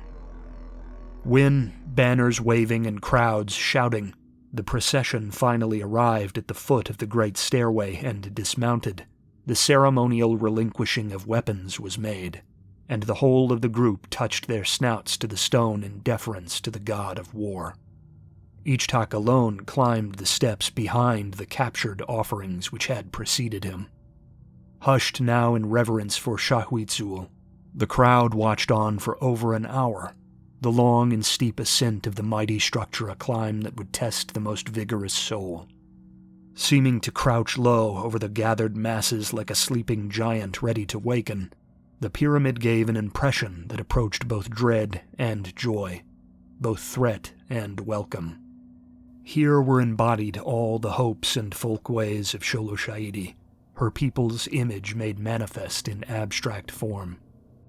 Though he had climbed its titanic flanks before in the shadow of his mother and her courtly priests, Ichtak's current trip, alone save for the silence-sworn Ektal vigilance posted every 19 steps along the ascent, and the eyes of the countless thousands weighing on his distant back, sent shivers down his spine. Though the dull pain of his recent injuries made the climb an agony by its end, he did not allow himself to stop, each pace a test of his will, his grit teeth clamped against the thought of surrender. Sensations like that were best savored, he knew, for there could be only one certainty as to what awaited him atop the pyramid, and it was far worse than aching ribs and weeping nerve endings. Centering the ritual platform, itself large enough to host thousands, the eternal fire crackled high in its mighty pit. It burned a surreal turquoise, like so many of the ghost lights and chandeliers of the ancient palace below. Its sorcerous flame had been tended and fed by the priesthood for millennia, its volcanic smoke emanating from the angular crest of the roof above. The monument's peak was far above the lip of the great chasm in which Tepeklan sat, so that the glow of this immortal flame was visible across not just the capital, but also the arid highlands sprawling out around it. With the highland desert horizon cast in the dark, rich hues of the coming evening, the last of the day's harshest heat wafting in hazy waves up from the distant earth, the panorama that met the prince atop Shahuitzul seemed ephemeral, almost otherworldly. Cresting the steps, he was faced with the western descent opposite him, partially visible through the dancing fire. The falling sun framed beyond painted the awesome sweep of Tepeklan's vast cenote lake and the celebrating city surrounding it in an otherworldly orange glaze. He did his best to focus on these aesthetic marvels, for the slight figure flanked by storied priest amidst temple guardians and sacrificial rebel captives at the base of that great eternal flame was anything but heavenly to him. Her presence sucked from his chest the warm pride the climb had breathed into him, leaving only shame, alongside a child's pedantic fear. Ichtak bowed low before the flame the moment he cleared the final step, murmuring the rites of humility before Harakwe and clutching his crossed palms to his chest in deference. Rising, he advanced 380 paces with his arms held wide before again signaling his humility, this time falling to his knees, bending his head towards the flame, and placing his hands palms up on the cool stone. Each and every move had been practiced countless times over in his head, echoed as best he could manage from photographs, readings, and his foggy recollections of prior rituals. but their perfection had roots outside of study. Outside observers might take the calculated and graceful movements of the prince for fearless faith or hard-earned discipline, but Ichtak held no illusions that it was anything other than the omnipresent gaze of the Tlatoani that kept him in perfect form. Each step, each twitch, each intake of air, her eyes missed nothing. This he knew as surely as he knew the sun would rise again after the night's quiet reprieve, as surely as he knew that mild autumn would follow the scorching highland summer. So engrossed was he with worrying over his mother's presence that, despite the few rituals he had witnessed in childhood from amongst the priests now between him and the fire, the voice of High Priest Shakoat, Imperial Bloodletter, High Inquisitor, and Speaker of the Word in Tepeklan, gave him a jolt of nervous surprise. It was the first such minuscule misstep he had made, and he gritted his teeth and steeled himself in determination not to do so again. "Harakwe has showed you more than a little favor," Shakoat said from above the kowtowing prince, his voice the wise and measured tone of a near-ancient priest whose craft has long been perfected, somehow both booming and soothing. Victorious, living, and left with a scar to mirror the old general's own. They were casual words Ichtak was not prepared for. Shakoat's voice had come to mean shame to him over his recent years spent atoning for sins of the flesh, his mother's favorite tutor to sick on him in the earliest hours of the morning when he was unprepared and undefended. This was not the tone that had scored intrusions into his private chambers with ancient scripture in hand. Now, the priest's speech was weighty with pride as he listed his blessings. For the first time, he could share in the comfort and certainty of the high priest's words. "We call you, son of Tepeklan, home to your city to receive another blessing in the name of the old general. Let these be the first among many."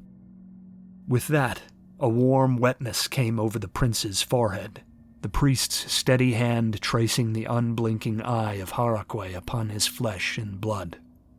He could scent its iron bite through his nose now over even the smoke of the fire, and realized the sacrifices must already be underway on the other side of the blaze's muted roar. The felines met their ends silently, like warriors, both those whose Lautani clans practiced the traditionally Sholoshaitan faith of Harakwe, and those that followed the old ways of the Lautan archipelago, of the fire and the sea. Worthy foes all, he thought, fighting the urge to raise his living eye to look upon them as the priest's ritual continued.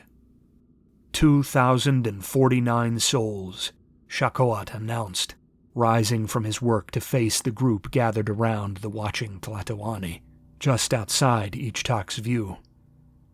A great tally to capture for an army led by one so young. A shining star for the people of Lake Tepeklan to follow in their darkest hours. The priest turned once more, having gingerly accepted a cup of gold-inlaid ivory from a temple attendant, and swept up to Ichtak, kneeling down before him. The proffered vessel's bone-white innards were slick with the thick and vein-warm bite of sacrificial blood, its metallic stink immediately drawing his mind's eye back to the smoky, frightful streets of Eztlan. Ichtak, practiced with these honored offerings, did not hesitate in memory, and drank deep. The priest fed him as a doting mother might a sick toddler, and the prince struggled not to falter in his task until every bitter, metallic drop was spent, a final test of his will before the keen eyes gathered round the flame. Then, the red-hot brand was brought forward from the pit. It was a straight-edged Triskelion, sized perfectly to fit Ichtak's right palm, his sword hand. Shakoat held firm Ichtak's wrist, and two other priests performed the branding, searing the symbol of Harakwe into the soft flesh of the outstretched palm, a testament scrawled in scar tissue that Ichtak VI had spilled the blood of his foemen in battle. The stink of his own burning skin filled his nostrils, but Ichtak didn't care. More than his passage into manhood at 19, or any one of 100 smaller rites he'd undergone over his short count of years. This proved his worth. A man might be Sholoshaishan by birth, but he was not Sholoshaishan by deed until the Triskelion had been seared into his palm by the speakers of Harakwe. "Rise, Ichtak VI," Shakowat called, his voice swelling to be carried by intricate architecture from the temple's peak to the crowds in the Grand Causeway, his powerful tones booming off the far walls of the crater city. "Let this be the last time you kneel before anyone save your Tlatoani and your god."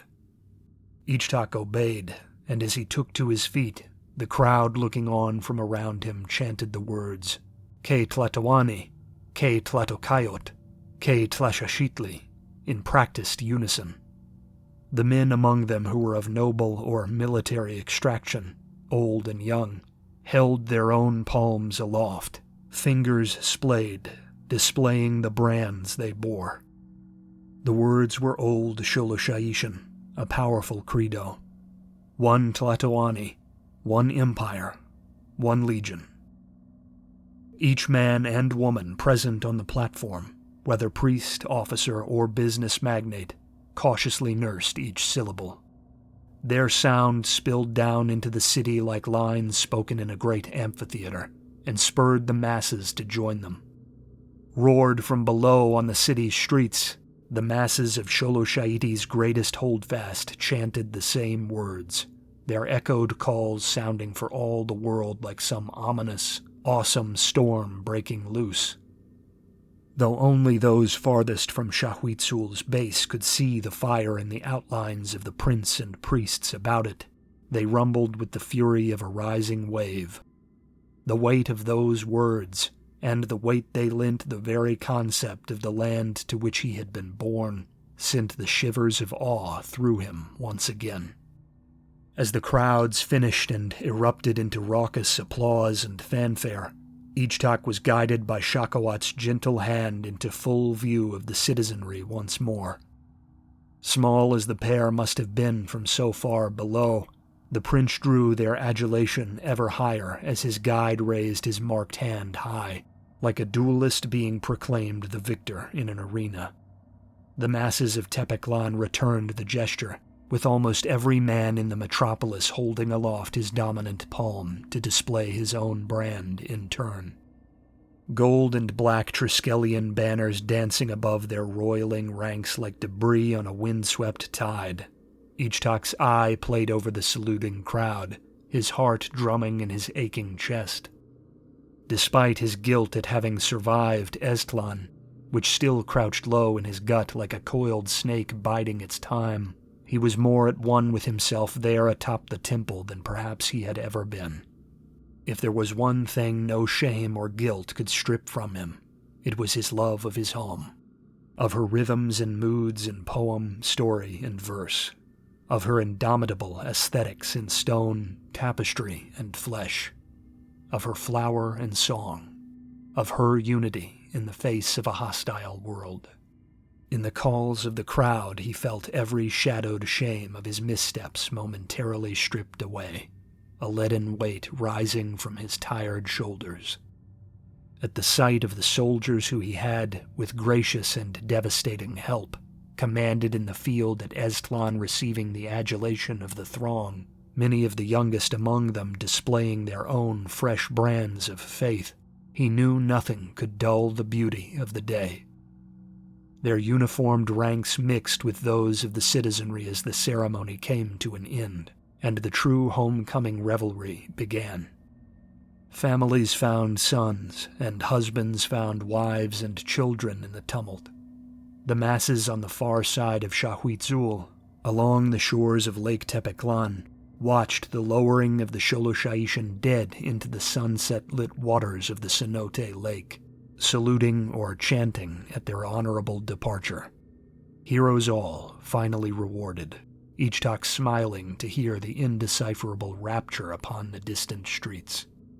So great was his meditative calm there that when the cool voice behind him sounded, just past his shoulder, the chills to which he had grown accustomed did not roll down his spine. "You've made even your namesake Ichtak I proud, I'm sure." They were simple words, but their weight was not lost on him. For as pious a soul as his mother to liken his deeds to his namesake, the ancient and revered prophet and conqueror king who had birthed their line, was no small thing. He, lustful and broken as he was by the standards of the great Tlatoani of old, had never expected to hear her speak such words. Turning, he came face to face with her, some remote part of his mind expecting a sudden bout of venomous words which did not come. "When the midwives took you from me and removed your call to anoint you with the blood of warriors, they proclaimed you now belonged not to me, but to the battlefield," the Tlatoani said, bright crystalline eyes which mirrored his own to a haunting degree gripping him in place. "It's a thing of tradition, spoken over every boy born to daughters of Sholosha'idi. Few so young can claim to have proven it accurate." Her hand, gloved in a rich leather so dark it might have been black, met his bare shoulder, the touch ephemeral. The long garment of office she wore, more military greatcoat than noble dress, flared around the torso and shoulders, the wing-like sweep of dark gold-inlaid fabric, making a slender frame look almost skeletal. Even with the added height of a substantial royal headdress, its center decorated with a gold bat's head wreathed in the rich yellow plumes of coastal parrots, the monarch was dwarfed by the towering warrior her son had become. That did not keep him from feeling every ounce of the force of will etched into her angular features as she lowered the veil of office which masked her muzzle, showing her full visage to him for the first time in over a decade. They stood there a moment, strangers reacquainting themselves with one another, before she said, "Let's not allow shame to keep us apart." Ichtak raised his own hand to her shoulder, completing the circuit, and bowed his head in silent acceptance. She smiled her stifled smile, an expression he heard in her tone more than saw, and brought her hand down to his chest, placing her knuckles over his heart. "All is forgiven." Her hand withdrew, and Ichtak heard the rustle of the veil rising into its traditional place once more. They parted, the prince left with just a little less doubt to mar his newfound pride while he watched the sunset's finale over the far side of the temple peak in the company of the capital's elite. What, if anything, the words of his mother about forgiveness meant in the grand scheme of his life was anathema to him. Certainly they did nothing to excuse his past missteps, and the threat of future addendums were clearly veiled behind those refined words of praise. But in that short moment of second chances hard won, he did not worry over such things, and let himself briefly forget his shortcomings, and think well of the future. All the while, the heartless bodies of the rebel dead rolled down the vast, blood-slick western stairway to crash into the waters of the Cenote Lake below.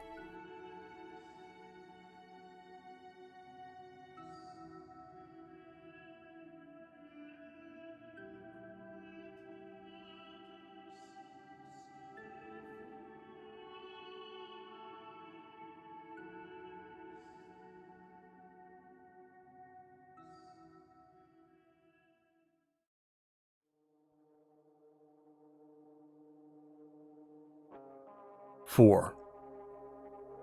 Necropolis. The palace in which Ichtak had spent his youth lurked beneath the artificial mountain of Shahwitzul, taking pride of place there as the nearest point to the subterranean realm of Sholoshaidi's patron deity. It was from the site of the palace amidst Shahwitzul's foundations that the Shaishans of old had issued forth from the earth to overthrow their Ida masters and drive them from the valley from which they now ruled. Lower still, down winding stairs guarded by rotating shifts of Ektal watchmen, brooded the vaults of Xolotl. Here, in this subterranean metropolis beneath the metropolis, which had once housed the prehistoric Xoloshaitian folk, the remains of Xoloshaiti's royal dead were preserved. In the avenues of this hallowed tomb city, so close to the cradle of Harakwe himself beneath the rock and stone, none were permitted to walk save the ruling family, the Ektal Palace Guard, and the most trusted members of Harakwe's priesthood. On sacred occasions, when the blood of foemen captured in battle was spilled en masse upon the altars of Shahuitzul, the gutters and channels of the temple carried that lifeblood down into the deeps to fill still and rust-stained aqueducts in the tomb city below. It was said that, in centuries past, when the wars of Shaiti had been of vast scale, and the sacrificial offerings atop Shahuitzul had numbered in the hundreds of thousands, the mummies of the departed would walk again, their spirits summoned from their place at Harakwe's side in the molten core to meditate, rejoice, and share counsel with their honored descendants. In ages before Ichtak's time, tournaments of martial prowess and tests of strength were hosted between the dead and the living, and a ruling Tlatoani would dine in victory in Xolotl alongside the progenitors of their line. There had been no such stirring of the dead in many centuries. The offerings atop Shahuitzul that day had not been numerous enough to match the extravagant parades and raucous triumphs which had fully wakened the dead in days of old. Yet even now, when but a trickle of foreign blood traced the channels of the tomb city, it still had an effect upon them. Seated on the balconies of grand homes carved into the dark stone, or upon the tops of pyramids and temples which had served the Xoloshaitian forebears as the first places of the war god's worship, were the carefully dried and silk-shrouded forms of every Tlatoani ever to rule the empire. Wives and concubines rested at their sides, and the mummified forms of their prized queently hounds lay curled at their feet. Their most skilled or trusted soldiers were often about them, entombed with their masters as an eternal retinue. And that night, as the lives of the rebels of Eztlan were given as fuel to the flaming lord of war beneath the stone, the emeralds set into their sockets seemed to glow faintly in the blackness. Their ancient spines creaked within skin and sinew long turned to leather, and the skulls of noble and retinue alike had just enough energy to peer about them and observe their surroundings. In these days without rivers of blood, the kingly dead, like sufferers of dementia, were often not wholly in the present. Their memories and minds were sometimes intermittent, and their creaking words, if indeed they managed to speak, were mostly of days long gone when they had walked among the living. Amidst the cobbled streets of the tomb city bustled acolytes, hooded and reverent, tending the ceremonial flames that marked the locations of the dead amidst the winding corridors of Xolotl, and praying reverently with the returned when the risen mummies had the presence of mind to notice them. Some of the dead spoke amongst themselves. Many strained to shakily touch the family who stirred about them, or to pet their treasured hounds with a will the offered blood could not match. But when they were most salient, the dead always asked the nearest priest when the current Tlatoani would come down to visit. It was seldom a triumphant sacrifice occurred atop Shahuitzul without the living royals coming down to commune with the departed. Often, the dead ancestor most attached to whatever triumph was being held would be honored alongside his descendants. Otekat, terror of the South Sea, might be dined with by the current Tlatoani in the aftermath of some successful clash with Lautani fleets off the Obsidian coast. Tinnak, lord of hunts, might be regaled with tales in celebration of a successful victory over some mighty foreign beast of war, ushering in the manhood of a new generation of Sholosha'ishan rulers. But it had been years since the last offering, and there was no sign of the ruling Tlatoani in the silent halls of Xolotlan. Only the prince had come down to seek company among the dead, leaving the chittering of merchants and the cheap lacquer of politics to his mother. Ichtak had walked some 4 miles alone through that darkness, bearing only a modest oil lantern to light the endless, low-roofed corridors. His leg was in agony after the long climb up Shahuitzul earlier in the evening, and his ribs were not much better, but he ignored the shooting pain with the well-honed practice of a trained fighter, accustomed to the instructor's punishing cane. His destination was all that mattered. His screaming nerves be damned. The glow of his passing lit the sunken, wrapped forms of millennia-old relatives in the decorated alcoves or honored abodes to either side of the street before plunging them into darkness again as he passed on. He would stop and chant a mantra of thanks with those lost in past memories, or share brief news and greetings with the more lucid before bowing low and leaving the priests to their work. The resting place of his father, Kamashtli II, was one of his longer stops. Felled during the opening days of the last Laut Sha'ishan War, Ichtak had been less than a year old when the former Tlatoani had fallen. During his mother's regency, there had been no battles or revolts worthy of offerings at Shahuitzul, and thus he had only ever sat by Kamashtli's side when the peaceful garden alcove that housed him was quiet and still. Today, as would be expected of a departing warrior returning for the first time from the fields of fire and war below, the mummy of Kamashtli seemed largely stunned, and beyond looking around at the priests who attended him, did not speak or shift in his place. Ichtak sat before his father and showed him his brand, relating the story of his recapture of Estlan, the very city his father had fallen besieging. He told Kamashtli of the goings-on in the empire over the past 19 years, and though he did not dare reveal some of his darker worries to his silent, returned patriarch, Ichtak assured him that he was wholly devoted to bringing glory to the house of Tepekishko. With Ichtak in his 19th year, his mother's regency for him was soon to end, and he told his father of the plans he had for ascension, and the men he had picked for his court.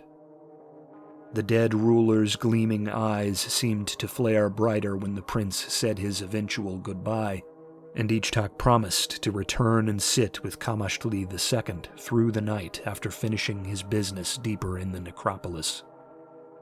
Hoping beyond hope that his father might find words before the blood ritual's effects died away with the dawn, Ichtak swallowed the whirlwind of emotion his father's preserved visage always summoned up in him, and went along his way, satisfied, at least, that Kamashtli would return home to Harakwe knowing vengeance had been dealt.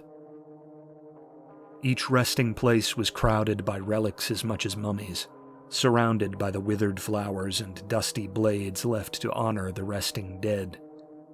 Their occupants sat serene and cross-legged, emaciated and skeletal of aspect, but made poised and elegant by the embalmer's art of the clergy.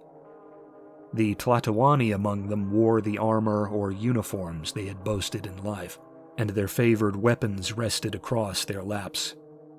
Above, picked out in the evocative pictographic logograms of old Sholosha'ishan script, were their names and deeds, long lists of battles won and feats of strength performed littering the walls of this hallowed tomb city. Always the treated remains of the hairless queenly hounds that shadowed them in life, tails twitching with the sluggish life given by the recent ritual, raised heads to greet their visitors.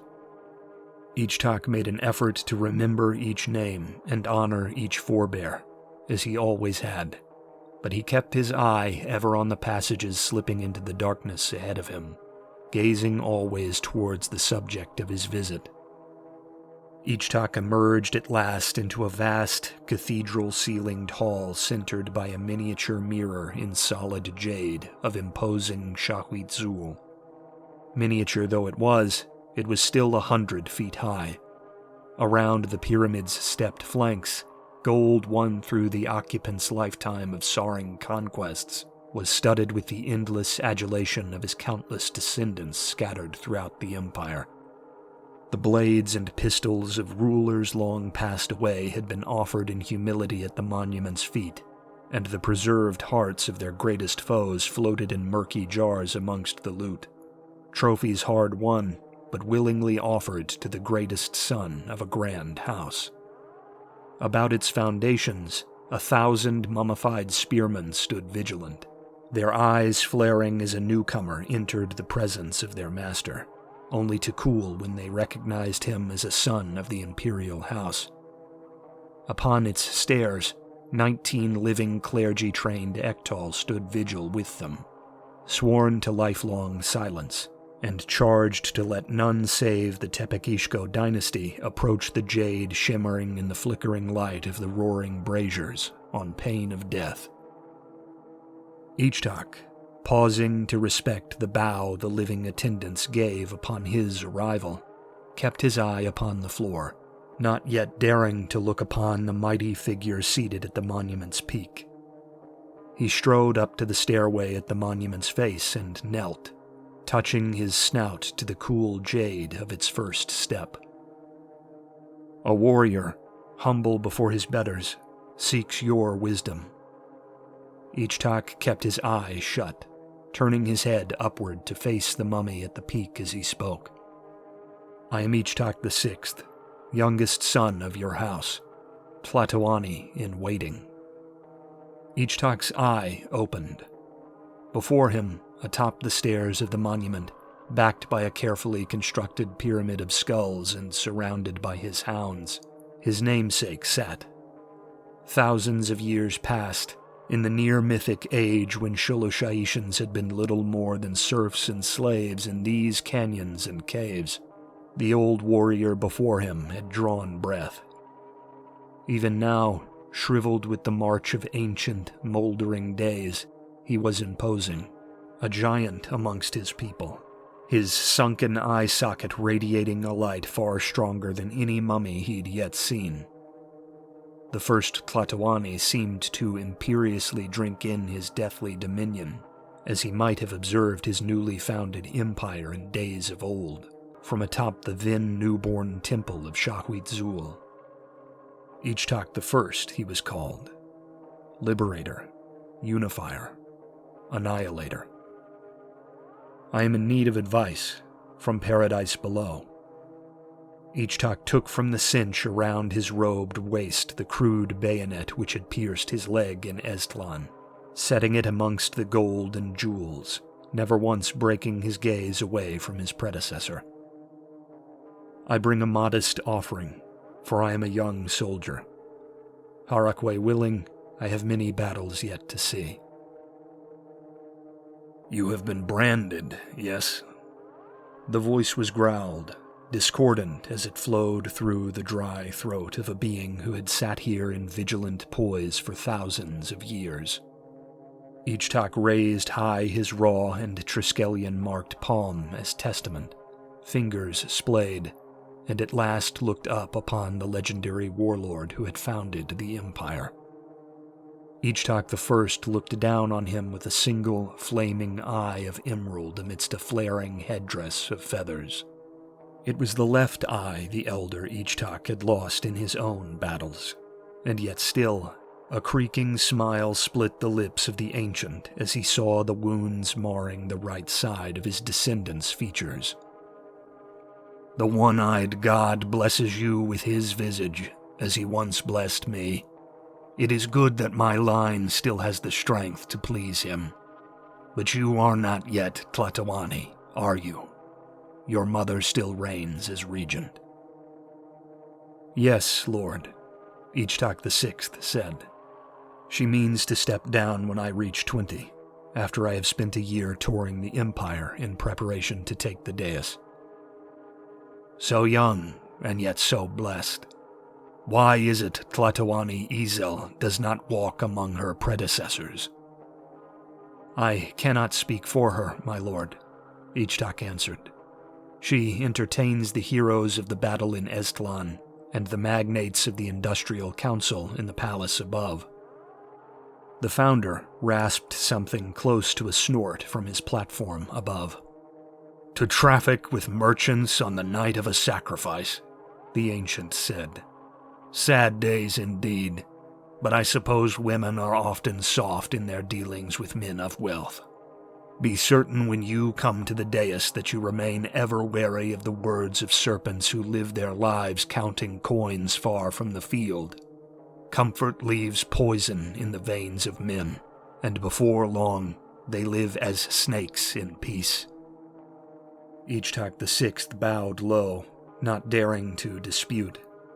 He largely agreed with the ancient's assessment, but Ruhualpa had always insisted that his mother's friendliness towards the industrial core of the empire, which had sprung to prominence over the past few decades, was a temporary expedience meant to ensure the war machine of Sholosh'aidi remained competitive upon the world stage.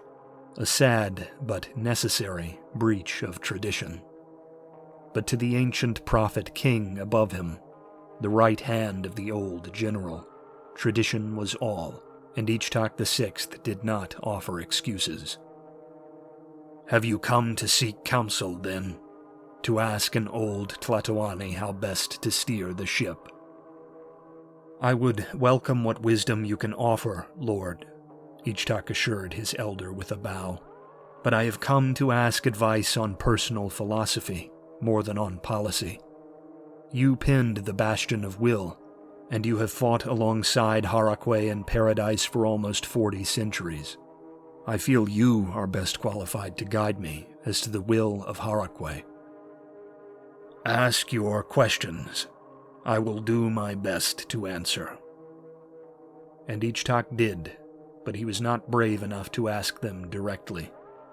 He was too ashamed to air his darkest worries in front of his noblest ancestor. So he cloaked his own selfish desires in the need for drink and excess of more traditional types, and heeded every word the ancient had to offer him.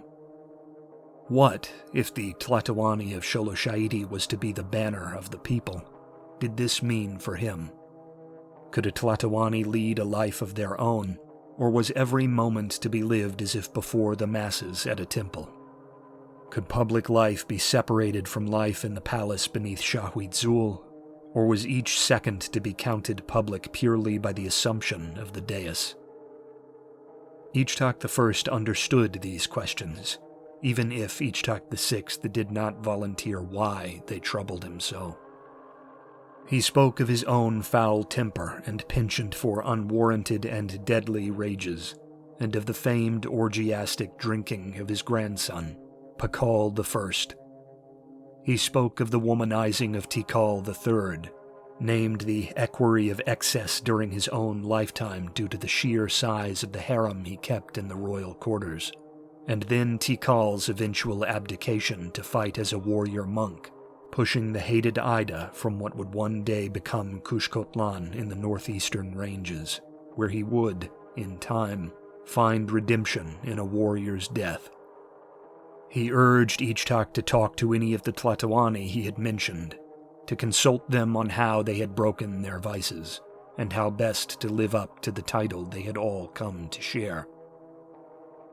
To be the law of Harakwe given flesh does not make the Tlatoani of the Sholosh'aishans beyond sin, doubt, and failure. You are of strong blood, but it has oft been said that the sons of the house of Tepekishko are capable of both great virtue and great vice. Do not let your station convince you that you might stumble blind and fat through a life of excess only to fall upon a sword and reach Harakwe's side in the end. Spend each day reaching for his ideal, and let the shame in each failure to grasp it drive you to reach further on the next attempt. That is the way one prepares to meet the Lord of War. "I will hold your advice dear, my lord," Ichtak said, and meant it with the whole of his being. "Now, young prince, tell me of your first bloodletting. Of what kindred were they? Ida, Kandari, the lion folk of Gunug?" And so Ichtak told him, and plied the ancient for his own stories of wars long past. Every once in a while, the ancient's companions on the pyramid above would chime in, adding details of date and setting scenes for the prince below. Through it all, he was torn between the ecstatic sensation of conversing with a hero of legend and the promise he had made to return to his father's side. When, at last, hours past midnight, Ichtak retreated with exhausted yet gracious kowtows from the pedestal of his famed namesake, his legs were hesitant to bear his weight. The labor of the day, his injury, and the unforgiving stint upon the stone floor coalesced to ensure he limped and lurched on his way out, dreading the long route back to his father's rest, and the longer route out of Xolotlan's murky gloom which would come afterward. So focused was he on the reflections of the night and the journey which lay before him that, when a hooded priest greeted him with humble bows upon his re-entry to the tunnel causeways of Xolotlan's ageless streets, he was startled. "Apologies for intruding upon your solitude, Your Majesty," the priest intoned.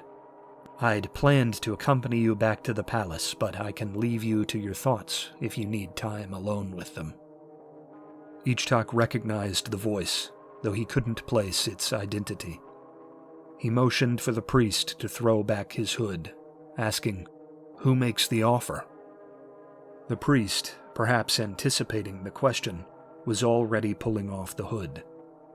The friendly face was an inky black with speckles of white along the forehead, fading into a prematurely silver tuft of hair between the monk's ears, kept longer than most Xoloshaishan men, in the manner of the priestly class. Ichtak knew the visage, laughing as the priest jabbed, "You don't know your oldest friend?" "I don't know about oldest," Ichtak said, his hand coming up to grasp the man's shoulder. "It's been too long, Akawat." "For you, maybe," Akawat said. "I could have done without seeing that face for a little while longer. The visage of the Cyclops doesn't suit you like it suits Harakwe, Your Highness." "So venomous for a priest," Ichtak scolded, waving the words away as they fell into step beside one another up the halls, Akawat allowing for his companion's wounded stride. "It's been a long stretch of years in the priestly academies since we were tottering around the palace together," Akawat said. "You could have written, my friend." "So could you," Ichtak laughed. "I prefer not to be pissed on by letter while I'm struggling to get through Kalmakak courses, thank you." Akawat sighed a feigned sigh, muttering, "I suppose time doesn't heal all wounds." Ichtak grinned, asking, "So is the climb through the priestly ranks going so poorly that the talented theologian Akawat has to hitch his wagon to the rising star of the future Tlatoani?" "You know me," Akawat said. "Aiming for that position as High Priest of Shahuitzul one day. I've got to get in good with the people up top." He looked to Ichtak, nudging his arm as he dropped into more serious tones and asked, "But really, are you keeping on top of things? You're waddling pretty good there, Your Grace." "I'm all right," Ichtak said, shaking his head absently, the distraction of a bureaucrat clearing the day's work from a crowded desk. "Just tired. It's been a long couple of years." The prince looked to Akawat, his tired face renewed by the sight of a childhood companion's gaunt grin. He then returned his eye to the passage ahead, saying, "It's good to see you, though. Truly friendly faces are few and far between." Silence stalked them for several moments, filling the air between them and eating at them like acrid smoke. Ichtak knew not how much the rank-and-file clergy around the palace knew of his past missteps, but after Shatal's execution, he did know the rumors could not have been entirely stamped out. Cursing himself for making the walk strange, he scoured his memory for something to ask about, to keep the silence at bay. Akoat intervened, saving him the trouble. I'm sure everyone has pestered you about Estlan, so I won't ask. What's the plan now, after all that effort in peacekeeping went up in smoke? Ichtak exhaled, saying, I don't know anything for certain. We have less than a year before Her Majesty's regency ends and my mother steps down. The Estlan business interrupted the traditional tour of the provinces I was to take in my final year as heir. It's likely I won't be sent to the New World colonies at all, and my mother will keep me close to home, likely overseeing reconstruction in Estlan province. Ruhualpa and Her Majesty have differing opinions on the best way to resolve the Estlan situation. It'll involve me, though, whatever they decide. I'm trying not to be pulled into one faction or the other. I do not envy that, Akoat chuckled. I'm always here if you need a guide through the religious minefield on the peninsula. Proud as I am to walk the halls of hallowed Xolotl, it'd be nice to have more talkative company. I'll keep the offer in mind, Acolyte of Harakwe, Ichtak assured him. It would be good to have a skilled sparring partner again. I trust the temple keeps you practiced with the blade? It does, Akoat said. Watch out or I'll steal the thunder of that charge by flooring you in front of the priesthood. Big words from a skinny monk, Ichtak said. We'll see if it carries any weight. The pair carried on as if the years apart had been minutes all the way through the vaults of Xolotl, and for a little while, Ichtak could again leave the worry he'd brought down to Ichtak I's tomb to brood there with the ancient monarch. With the prophet's advice in hand, his friend at his side, and, after a time's walk, his awakened father silent but satisfied before him, Ichtak passed the night in tired happiness. For the first time in a long time, he could see promise ahead.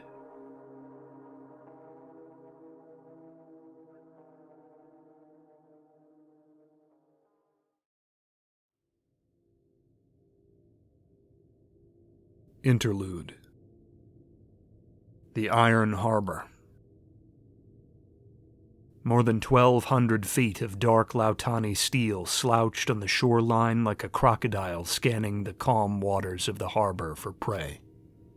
The battleship hull, even without its superstructure fully assembled, cast a vast shadow in the amber light of the sunset which devoured the crowds that had gathered around the shipway to watch its launch. The harbor itself played host to several dozen warships of the Navy, waiting to welcome their Titan sister into the water. Among them were 3 young aircraft carriers, all dwarfed by the giant which would soon be put to sea. The inexperienced among the crowd knew as well as any storied shipwright or sailor that its bulk was without equal, and that its creation heralded the dawn of a new era in warfare upon the waves. Shipyards and forges had needed to be entirely restructured just to accommodate the nascent warship's slumbering bulk. Talk of the construction had swept the Isles, and the proudest of whispers were issued by those who could truthfully claim the hands of their own sons or husbands had laid or welded metal on the future pride of the Lautani Navy. Even from her lofty perch upon the clergy platform just behind the unfinished ship's mighty stern, High Priestess Isyana felt the scale of the slumbering beast her nation had forged. Isyana shivered in spite of the tropical air. From amidst the bustle of dock workers and priestly aspirants preparing for the final launch ritual on the ground below, a shrill signal whistle sounded. Its bite transported her to Horabaya, the sterling port city of her birth, now named Estlan by its conquerors, where only bitterness waited for her. When the Xoloshaishans had come marching during the war nearly 20 years past, Isyana had watched artillery devour the row house in which her family had lived. She had watched with the wide eyes of a naive daughter her mother's final minutes spent urging them toward evacuation at the docks, while clutching at the shrapnel wound in her stomach, insisting they not wait for her.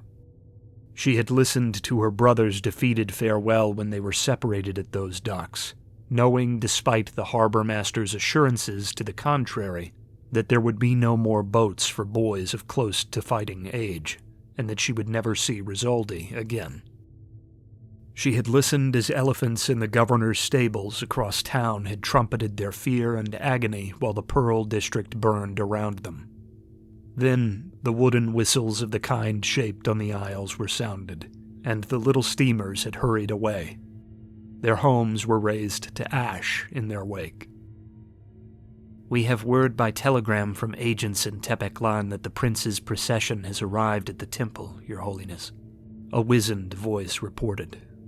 Isyana did not need to see the woman to know the speech of her equerry. "Then we launch as soon as the slipway is prepared," the priestess replied, looking down upon the murmuring crowds. Things must look much the same in the Sholoshayishan capital, a mirror to their great national adversary, whether in victory or defeat. "The Order wants to warn you a final time that the attempts will probably fail before they proceed with the prince," her equerry said, coming up to rest beside her at the railing. "They grow nervous, I think." "You must reiterate to them the goal," Isyana told her, dagger-pupiled eyes still combing the crowd. "It matters not whether we succeed or fail, only that the Sholoshayishans know we are out for blood, while we maintain the ability to deny responsibility. We are attempting to wake a giant, while simultaneously making it appear to be the giant's fault. It's the only way the Colossus can ever be brought to heel." Chahaya, nodding and allowing a slight smile to breach her wizened, stern features, said, "Perhaps it is more honest to say that I have grown nervous." "Sholoshayidi dwarfs our country, Sister Chahaya," Isyana said, finally looking over to meet her old friend's gaze. "Her empire, in the old world and the new, shares a border with almost every nation beneath the sun. Already we are outnumbered and outgunned, outproduced and outmaneuvered. If the coalition is to succeed, we need a moment of weakness at which to strike, lest the Triskelion banner wave across the globe by the new century's end. We've been over it many times with the Seamood, Chahaya." "I know it well, Your Holiness," Chahaya assured her, gray head bowed. "But it does not relieve my worry. It gnaws at me, sister, more than I would care to admit. Even with the aid of the coalition, the task seems so insurmountable. We are taught to fear not, for the goddess upon the tide will ever carry the day, but I grow weak beneath the shadow of the struggle to come." Isyana exhaled, her narrowed eyes scanning the northeastern horizon over the waters of Besipalabuhan, the Iron Harbor, heart of the Lautani Duumvirit's dominion, in the direction of her far-distant rival in Tepeclan. In that moment, the venom of centuries made it seem to Chahaya as if her master could actually see the teeming streets and mighty pyramids, could hear the chanting crowds and groaning prisoners in the shadow of dreaded Shahuitzul. "This war is not preferable," Isyana said, shaking her head, her feline ears flattened against her skull. "It is perhaps even less preferable than the loud Sholoshayishan war just decades past. But it will be far preferable, great as its challenges may be, to a war against Sholoshayidi 20 or 30 years on. We would drown under their weight then, even with all the coalition at our backs." Isyana turned to face Chahaya once again, their eyes exchanging more than words could convey. The uncertainty of their people, their land, even their gods, was writ large in the silent seconds which passed between them. "If we are to be slain by the god of blood," the high priestess began, "then let us die on our feet, with the strength still left in us to struggle. The people of the sea deserve that chance." She pointed to the ship before them, saying, "Our greatest allies under Sholoshaidi's shadow agree. We've all seen the writing on the wall. Now is the time to unleash the tide." "Your word is the will of the Laud, Your Holiness," Chahaya told her. "I know I am wrong to worry, but it happens all the same. I'll give word to the Master of the Seeking Hand, and let him know that he can act with impunity. "Thank you, sister," Isyana said. "You'll stay a moment for the launch, won't you?" Chahaya agreed, the whistles and bustling of the shipwrights speaking to the final preparations underway. Though the High Priestess and her equerry could not see it, their minds traced the outline of the great toothy shark's maw which was formed by the ship's prow. Monstrous eyes, wide and flared with the iris-void excitement of feeding fish, awaited just as eagerly, their rims of blackest jet making them gleam high on the battleship's face. Already they smoked with the fumes of the vast diesel engines that hummed within her, for though the ship had yet to free its propellers or take to the water, the first sparks of the newborn entity that would come to possess the warship as a brain possesses a body were already being breathed into life by the priestess who tended the engine room. The ship had already been granted the flame of life. It now needed to slake the thirst of birth upon blood to be made whole. Off to the side of their platform, down the edge of the slipway, more than 1,000 nude Chamar-caste girls, one for each foot of the Titan's length, were being marched around the hull to their places in ceremonially prepared cubbies along the slipway, the collective gaze of the crowd stalking them all the while. When the lever was pulled and the battleship was sent roaring into the harbor's still waters, all of them would be crushed by its 100,000 tons. Their blood the first it would taste in what all prayed would be a long and successful hunt at sea. Long had the teachings of the Laut, Mother of the Sea, taught her children to bind the souls of her handmaidens, called Diri in the Lautani tradition, to their vessels of war. Such strong Diri required equally meaningful provender to tide them over until they might find prey at sea. Thus, the blood of firstborn daughters was given to fill the belly of the Leviathans, that these girls of lower birth might find meaning and advancement in rebirth, and the Diri might come to trust the Lautani who summoned them. A final horn was sounded up on the docks overlooking the slipway, giving the all-clear to High Priestess Isyana on her platform. In silence, with none of the bombast that might have accompanied a Sholosha'ishan ritual, she raised high her left hand, palm towards the sea in deference, and waited for the hush of all within view which followed.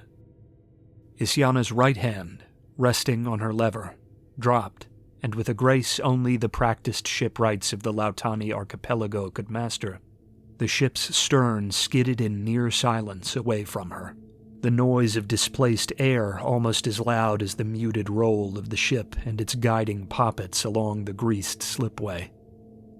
The mangled forms of the offered Chamar lowborn came into view before the frothy tropical water was dyed crimson by the battleship's entry, the mighty swell of water thrown aloft by the prow's crash into the sea looking like the aftermath of a crocodile's frenzied strike. A low rumble like thunder sounded, shaking Isyana's very bones. A trembling issued out from the warship's hull, disrupting the waves sent out by her launch as the whole of her unfinished form began to vibrate. Black fumes surged in sudden fury from the eyes upon her flanks, and the toothy maw in her prow seemed to flex with a life not native to metal. Though she had no horn, the newborn giant was roaring. All across the bay, the newborn's waiting sisters sounded their own horns in response.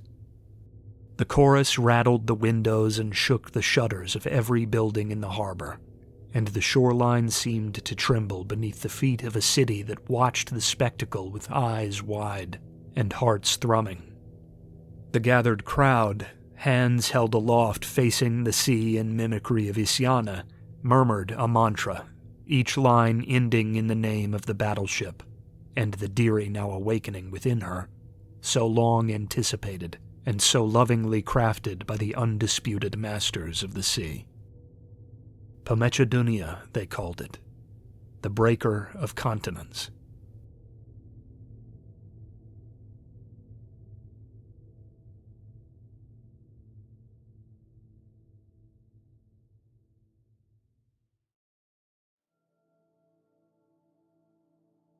5. Warnings.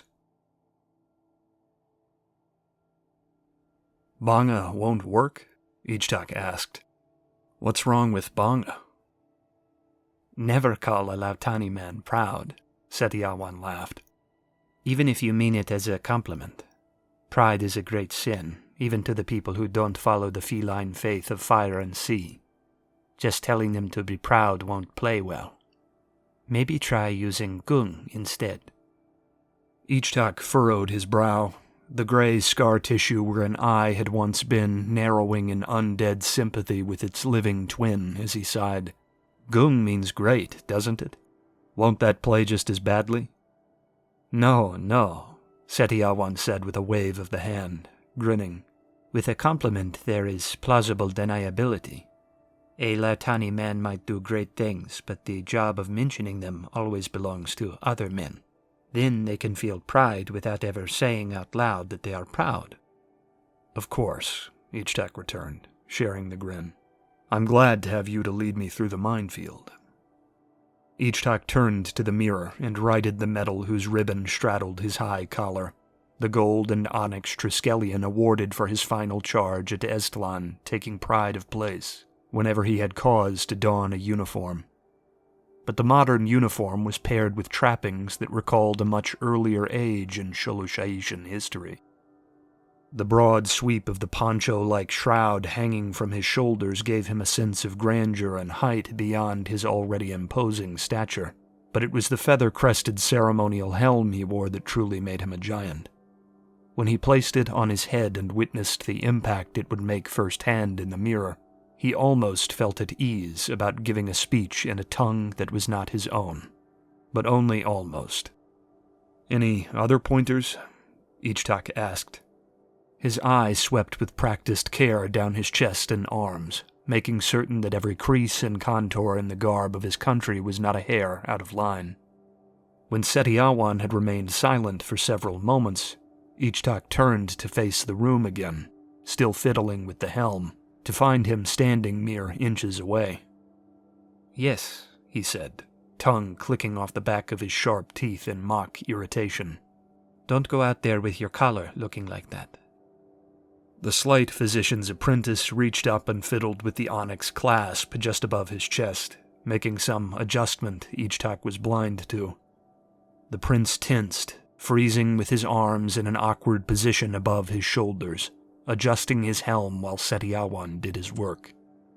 It took only a few seconds, and for perhaps the 100th time that month, Ichtak felt certain on some elemental level that there had been nothing wrong.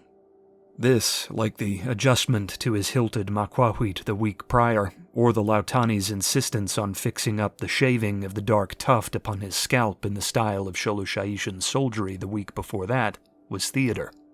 It was an excuse to be close to him, to be affectionate in a way that was formal, easily explicable. At least, the prince believed it was. It was also entirely possible Ichtak was misreading the acts, that he was, whether through selfish wishful indulgence or through the frightful need to avoid breaking with the advice he'd received in the tombs of Xolotlan, citing signals where there were none to be seen.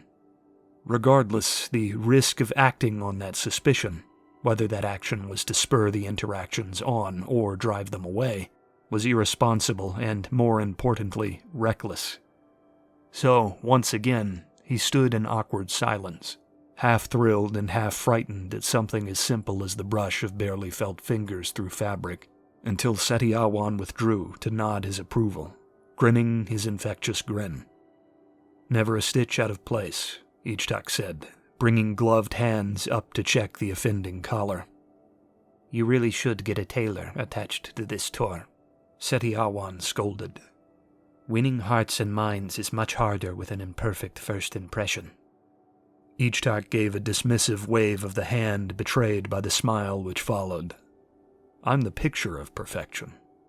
His browless missing eye jolted to mimic a wink. Setiawan laughed. The noise never ceased to soothe Ichtak's moods, sweeping through the room like a warm breeze. The feline fell to contemplative silence before long, though, looking out the window and letting loose a distracted sigh. You need to be careful out there, Setiawan said. Setiawan said. There's danger around every corner for a prince in a newly integrated land. The Lautani who follow the codes of Harakwe are happy, but those who clung to the old ways will never be satisfied with things as they stand. Don't let your guard down.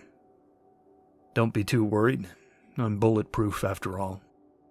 I'm serious, Setiawan insisted. My family back in Adipelabuhan are constantly writing about this or that old friend or passing acquaintance of the clan who got snatched up by the Ektal for shadowy activity. Setiawan was from a large and locally powerful clan, or Marga as the Lautani called them, in the prosperous little fishing town just north of Estlan from which he hailed.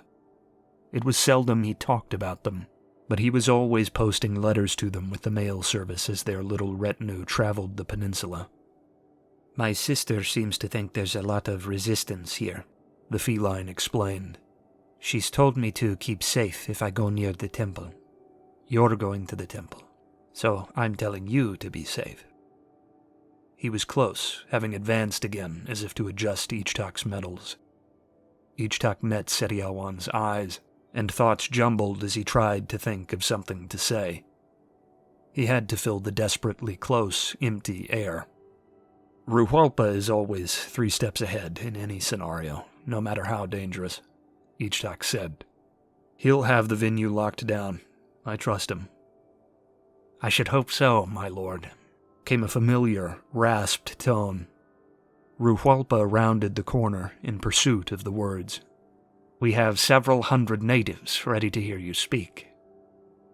Setiawan stepped back out of the intervening space as the Kandari entered the prince's room, the move a bit hastier than even deference towards the reputation of the marshal would entail. Ichtak stepped forward, placing himself between the physician's apprentice and his old friend. And I'm ready to win them over, Ichtak told him, tapping the bunched notes in his pocket for emphasis.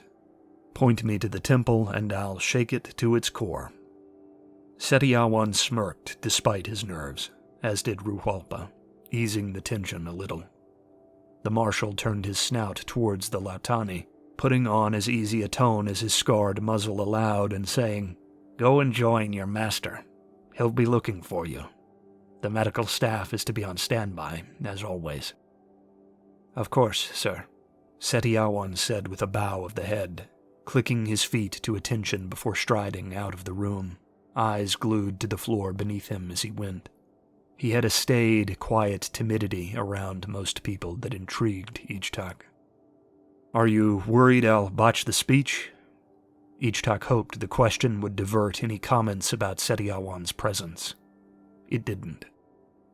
You shouldn't keep bringing him in here like this, Ruhualpa said, only waiting long enough for the apprentice's footfalls to dissipate.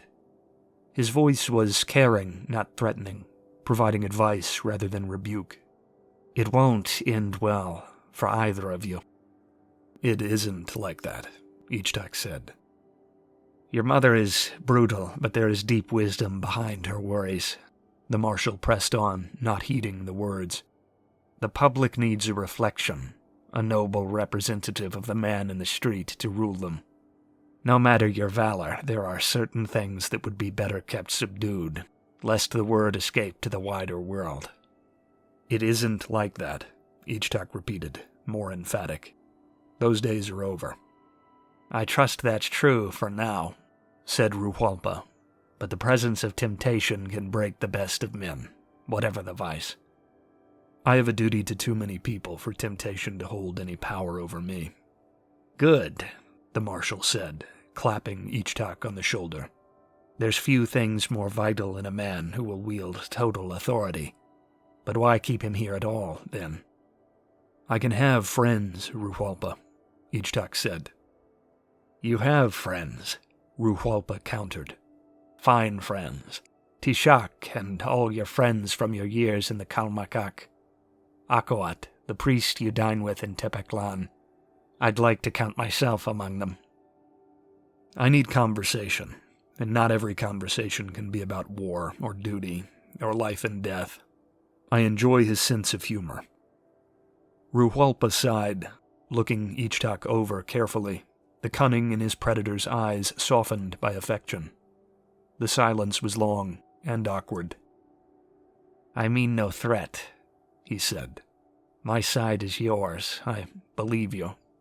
But as you have been told so often, you are not your own man. You are not a laborer plucked from the streets of Tepeclan, free to pursue whatever makes you happy when the day's shifts in.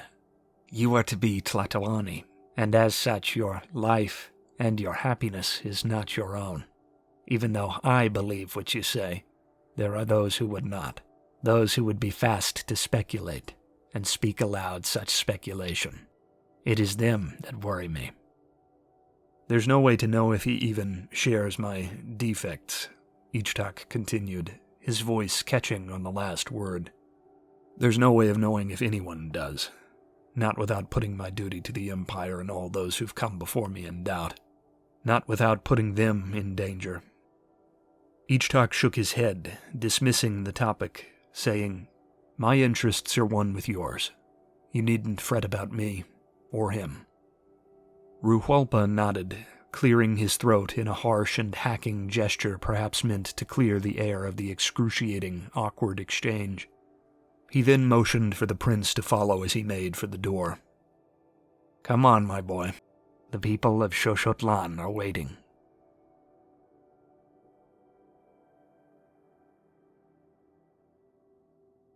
Xochotlan, once named Jakasar, was yet another of the Lautani holdfasts on the continent which had been seized by Xolushaidi during the last Laut Xolushaitian War. Its people, like most of the hardy continental Lautani, had long been adherents of Harakwe's faith, exported to them by Xolushaitian tradesmen and philosophers in days now buried by the ages. This had stoked beliefs in Tepeclan that their souls would make welcome additions to the dominion of Xolushaidi. This had, in other areas, not proven true. In the north of the empire, where the wandering Xolushaitian settlers of the Kushkot Mountains had dwelt in days before the region's incorporation into the empire, the shared faith and kindred of the Canines had done little to curb centuries of attempted secession and reform. As Ruhualpa was fond of telling the young Ichtak during childhood trips into Kushkotlan province for royal schmoozing, the difference between the Xolushaitians of the Central Highlands and those of the Northern Mountains could be, at length, boiled down to 200 words. Their dialects, otherwise indistinguishable, held just 200 distinct pronunciations. This had been enough to drive the poetic, literary, and cultural wedge of differentiation between them, and to spill the blood of millions over several decades-long struggles for separation, only ended in relative modernity by the intermarrying of a great many noble families from both factions. In the south, though, one force was serving to prevent an even more alien group of felines, with its own language and hybridized mythology, from feeling that same dangerous isolation from power. Eztlan's revolt, no matter how many of its underpinnings could be placed on the shoulders of subversive agents of the Lautani Duumvirate from abroad, had served to remind the Xolushaitian crown of its tentative hold on the feline-populated southern peninsula. When grasping for methods to plant the faithful of the Eztlan province more firmly under the Xolushaitian banner, Ruhualpa had been fond of a draconian plan forwarded by several Ektal noteworthies, which favored decimation of certain fighting-age male populations among the felines still following their own ethnic religion on the peninsula, along with an upscaling of martial presence in the province.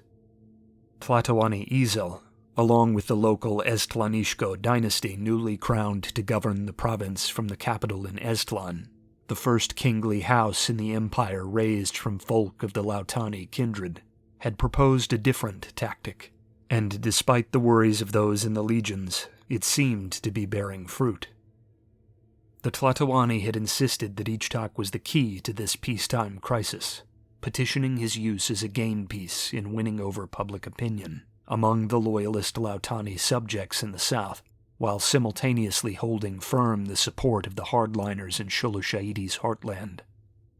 The crown would give concessions to the newly minted Lautani residents of the Empire, issue funds for the repair or improvement of infrastructure damaged in the uprisings, and broaden the capacity of the felines to serve in the Imperial legions, thus giving them a route to earn brands of bloodletting and, by extension, full citizenship.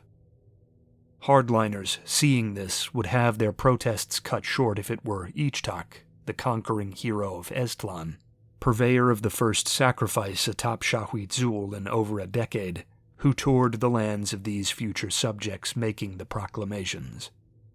While initially skeptical himself, Ichtak had found over the past few months visiting the region that his bombastic and talkative nature was well suited to the task, growing into the role and researching its every facet like a driven scholar chasing down sources. He had learned much of the local history of the Lautani Duumvirit's reign on the peninsula, and had learned some of the intricacies of Harakwe's worship in the region, where it had adopted syncretic customs and idioms from the volcanic Lautani faith which preceded it.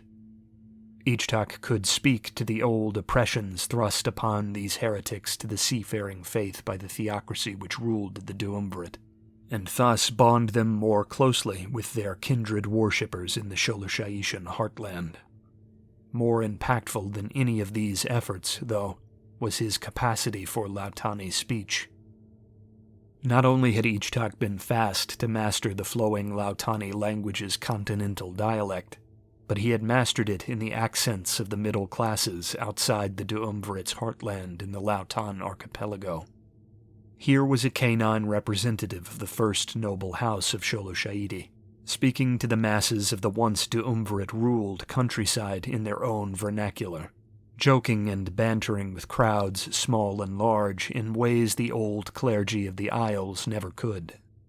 Not too crass or uncultured for the upper crust of Lautani society, but also not so polished and pretentious that he alienated the dockworkers and fisherfolk of the poorer districts. He urged replacement of the local, more literary school system of Lautani custom with the harsh Sholoshaishan martial academies of the broader empire, while simultaneously easing some of their fears about planned reformation of local beliefs to match the imperial orthodoxy.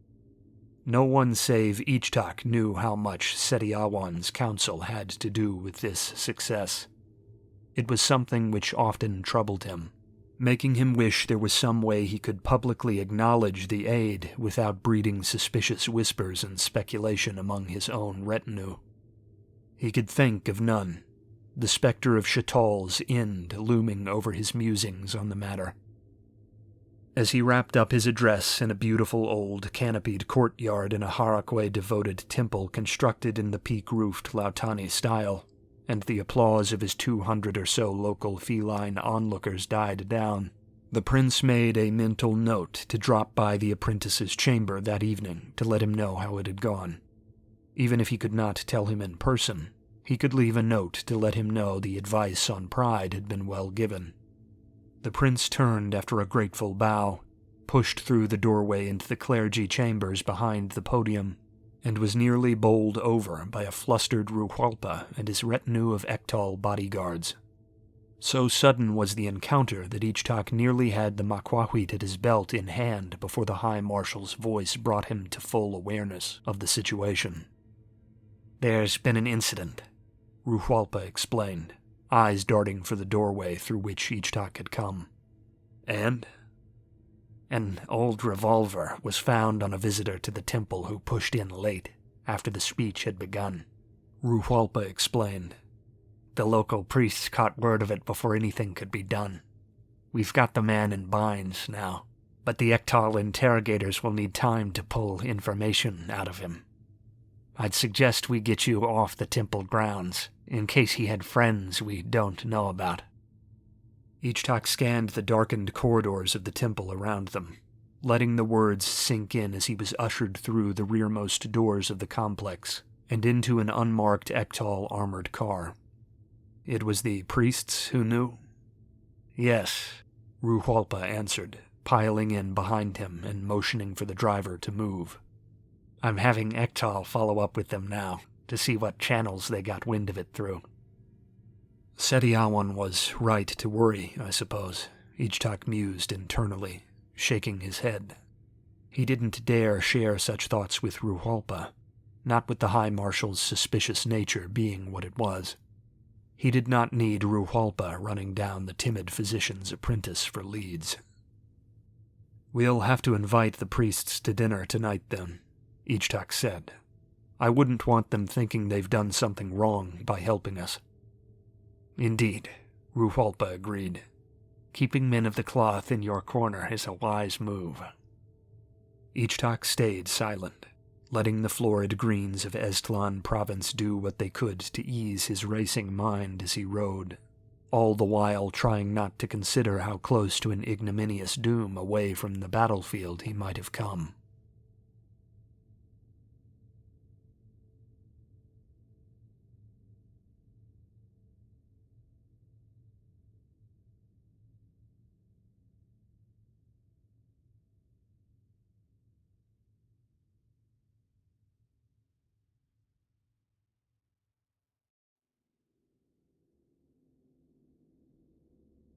Six.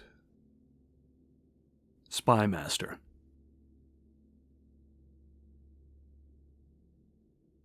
I'm disappointed we couldn't hear the finale of the speech. Bloodletter Sinduk, high priest of the Shoshotlan temple complex, told them over his wine. It was delivered with such care. It seems a shame to have missed the climax. "I am grateful, but you didn't miss much," Ichtak assured him. The ending was all echoes. Honest echoes, but echoes. Every speech on this excursion is felt like a mirror to the last. Besides, I'm glad your men acted when they did. "As am I," Sinduk smiled, the friendly features of the old Lautani holy man dismissing any remnants of the aloof feline expressions for which his kind were famed. "Regardless, the Southland is fortunate to have its brothers in the faith as a shield. The years under the Duumvirate were not kind to us.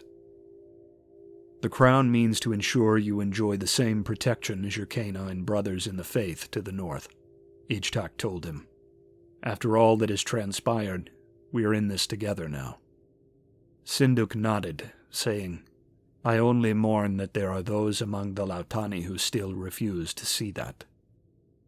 He took a bite of the clingy rice and curry beneath him in the fashion of the Lautani, using his bare hands to retrieve the food with effortless ease.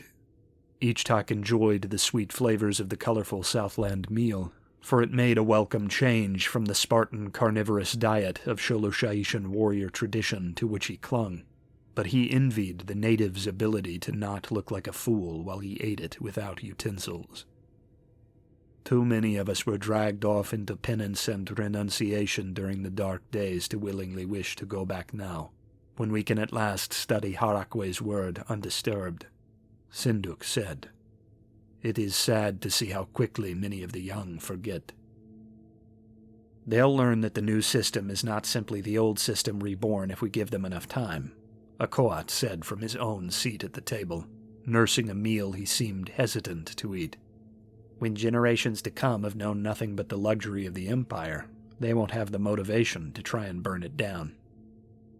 Ichtak was still not over his amazement at how different his Harlequin friend seemed to become the second he found himself in the company of his fellow clergymen.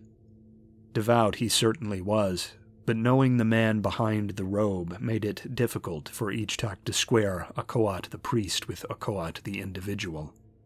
Still, he supposed he shifted just as readily when the time to hobnob came about. Institutions and ranks have a way of inspiring that in you, he thought. The room in which they sat was the dining hall of the local villa they had occupied for their stay in Shoshotlan. Open-walled Lautani architecture let the not-so-distant ocean breeze waft in, brought some 20 miles over hill and dense rainforest to the noses of the diners at the table.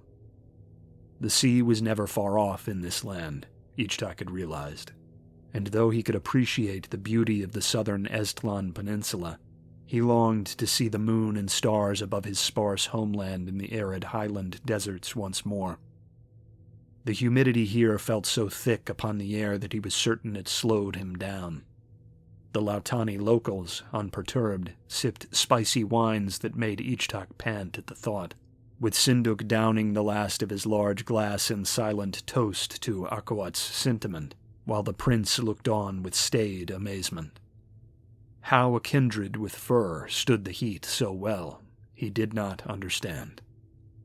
"We can only pray," Sinduk offered, raising his empty glass. The two other Lautani priests in attendance mimicked the motion, with Akawat and the prince following their example. Ichtak let silence fall before asking the question he'd summoned them here to ask, ensuring his tone was miles removed from any inquisitorial threats as he formed the question. "High Marshal Ruhualpa will have had Ektal agents question you," Ichtak said. "I trust you've passed any information along to him on the source of your tip about the temple's visitor this morning. However, I'd like to hear it from you first before I read it in an Ektal missive. I want to know who I'm indebted to." "We aren't certain," Sinduk said, his fellows at the table nodding. "Brother Basuk found a letter pinned to the gate into the garden complex around dawn. It had the seal of a fairly powerful Marga on it, but that hardly narrows it down. A clan that size would have 1,000 and more sons scattered across the peninsula, and any of them could have left the note." "Interesting," Ichtak said. "Which Marga?" "The Horabaya Marga," Sinduk told him, using the proper Lautani clan title. He leaned back in his seat, eyes wandering the table, musing. "They're the clan that holds sway over Horabaya, Estlan now, and all the surrounding towns south of here. The very same one from which the royal family was chosen by the Tlatoani. A very powerful group of families indeed.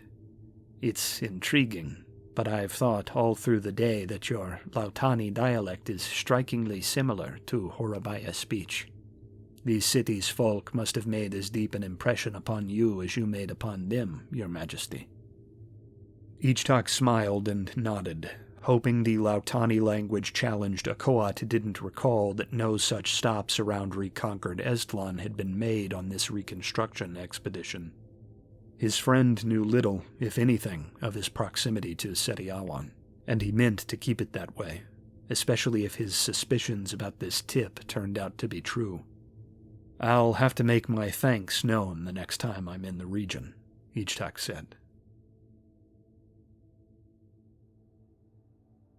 Akawat, perhaps thinking ahead to the fast-approaching flower wars in the early spring, offered to spar with Ichtak after their guests had been dismissed for the night, but the prince meant to meditate on the day. The priest seemed to take the hint and left his friend to brood alone. Ichtak waited until the villa had slowed to a midnight crawl. During this lull, he penned a short and vaguely worded letter for Setiawan, urging him to indicate in private whether it was he that relayed the tip about the temple's unwanted visitor that afternoon.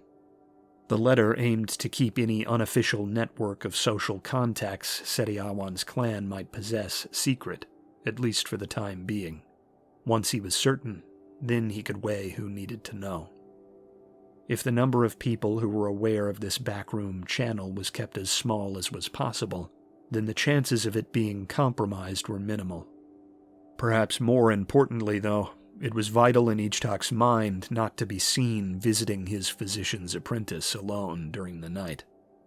A silent slip of the letter under the door followed by a quick retreat should keep the errand simple, and prevent the fretful Ruhualpa from having to suffer some shocked seizure at the thought of an imagined clandestine rendezvous on the part of his royal charge.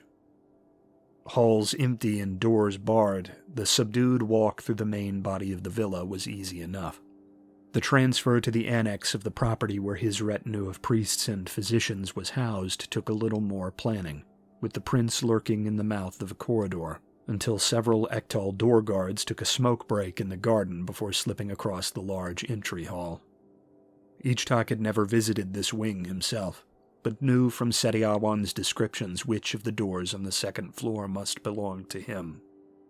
Approaching, He used all the care he could muster not to let the paper scratch along the tiles of the floor as it coasted under the door, crouched low and looking the part of a demolitionist measuring powder for a dangerous payload.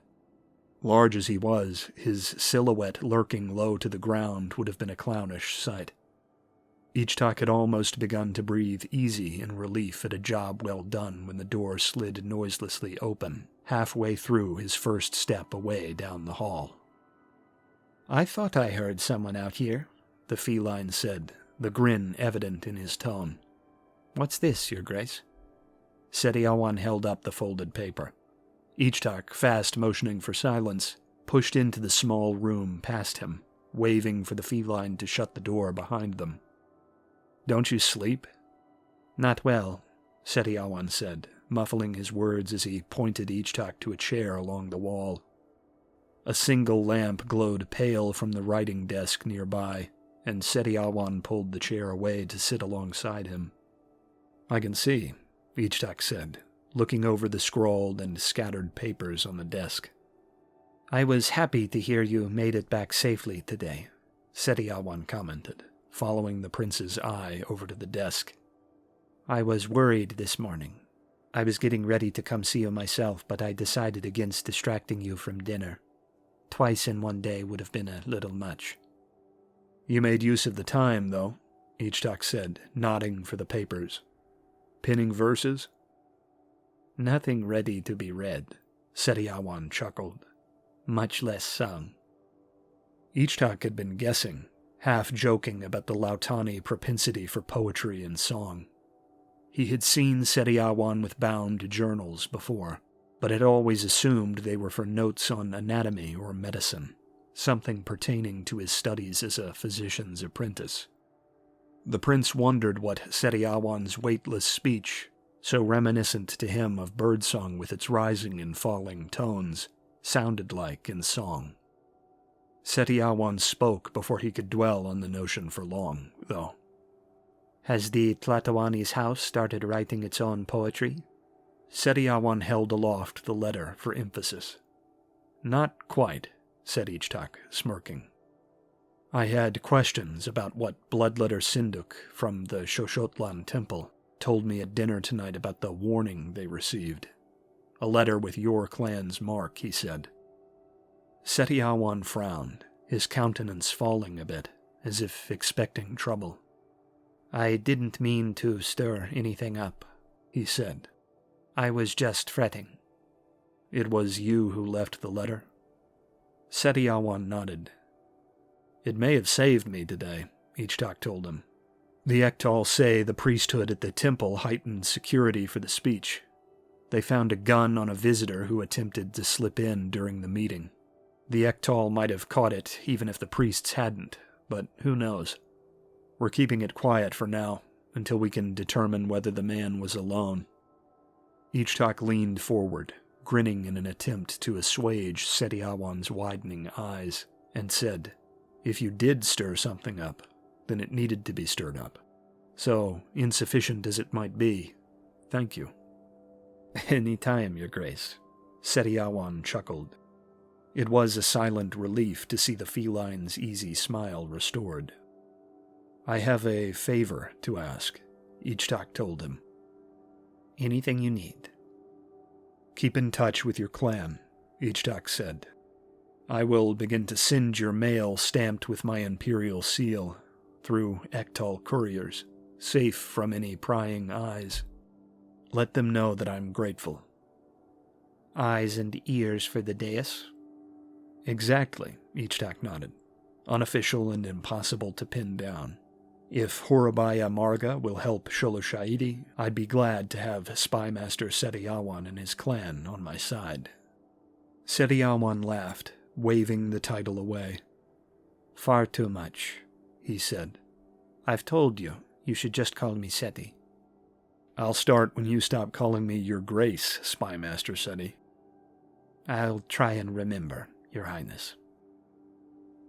They talked long into the night, about everything from Lautani music to Sholoshaishan history, about the locations Ichtak planned to visit on his pre-coronation tour of the broader empire after his business reigning in Estlan province was done, and about the upcoming flower wars in Tepeklan.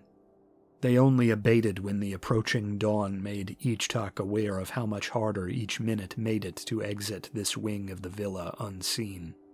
He rose to go, following Setiawan to the door, but the slight feline turned before they arrived, looking up to meet his gaze. "Be careful," he urged again, so close his sing-song accent made Ichtak's ears twitch. "Whether I've given you warnings or not, just be careful." His small hand came out to rest on Ichtak's chest. There were no buttons to fix this time, and no metals to align. Their gazes stayed locked there for an excruciating moment, the towering Ichtak's one blue orb cast down to meet slight Setiawan's turquoise eyes. The tension between them seemed almost to freeze the everlasting chatter of the jungle outside. Ichtak suddenly found it difficult to breathe. Setiawan's free hand found Ichtak's neck, and their lips met, the feline going up on his toes as Ichtak, despite his better judgment shrieking out for him to leave, stooped down to meet him, closing his lone eye and feeling the world beyond them dissolve. For one moment, there was no guilt over his survival at Estlan, or worry over the Empire's future, or shame about the cloud beneath which he led his life. There was only Setiawan. But then reality crashed back down upon him. The voice of Ruhualpa seemed to echo in his mind. "You are not your own man," it said. "Your life is not your own." Ichtak tried to think of a way to disengage, but for a frantic second found himself unable to act at all. It was Setiawan who pulled away first, eyes downcast, taking a step away in flustered silence to clear a path for the door. "I'm so sorry, Your Majesty," he muttered, shaking his head, frightened. "That was irresponsible. I shouldn't have assumed." Ichtak closed the gap between them again, but it was only a fraternal hand on the shoulder he extended. "Don't apologize, Seti," Ichtak said. "I have to go." "I wish you could stay." "So do I," Ichtak said. They stood close in silence for a moment before Ichtak slipped out of the door, eye glinting in the light of the moon spilling through the window as he scanned the nocturnal hall for signs of life. With a last look back to Setiawan in the doorway, he padded off down the corridor towards his chamber, somehow simultaneously more certain of himself than he had ever been, and mortally worried he had just taken the first tragic stumble into yet another failure.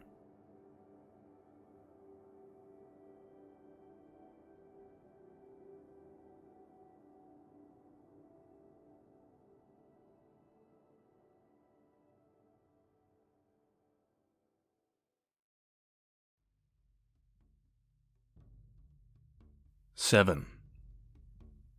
Preparations.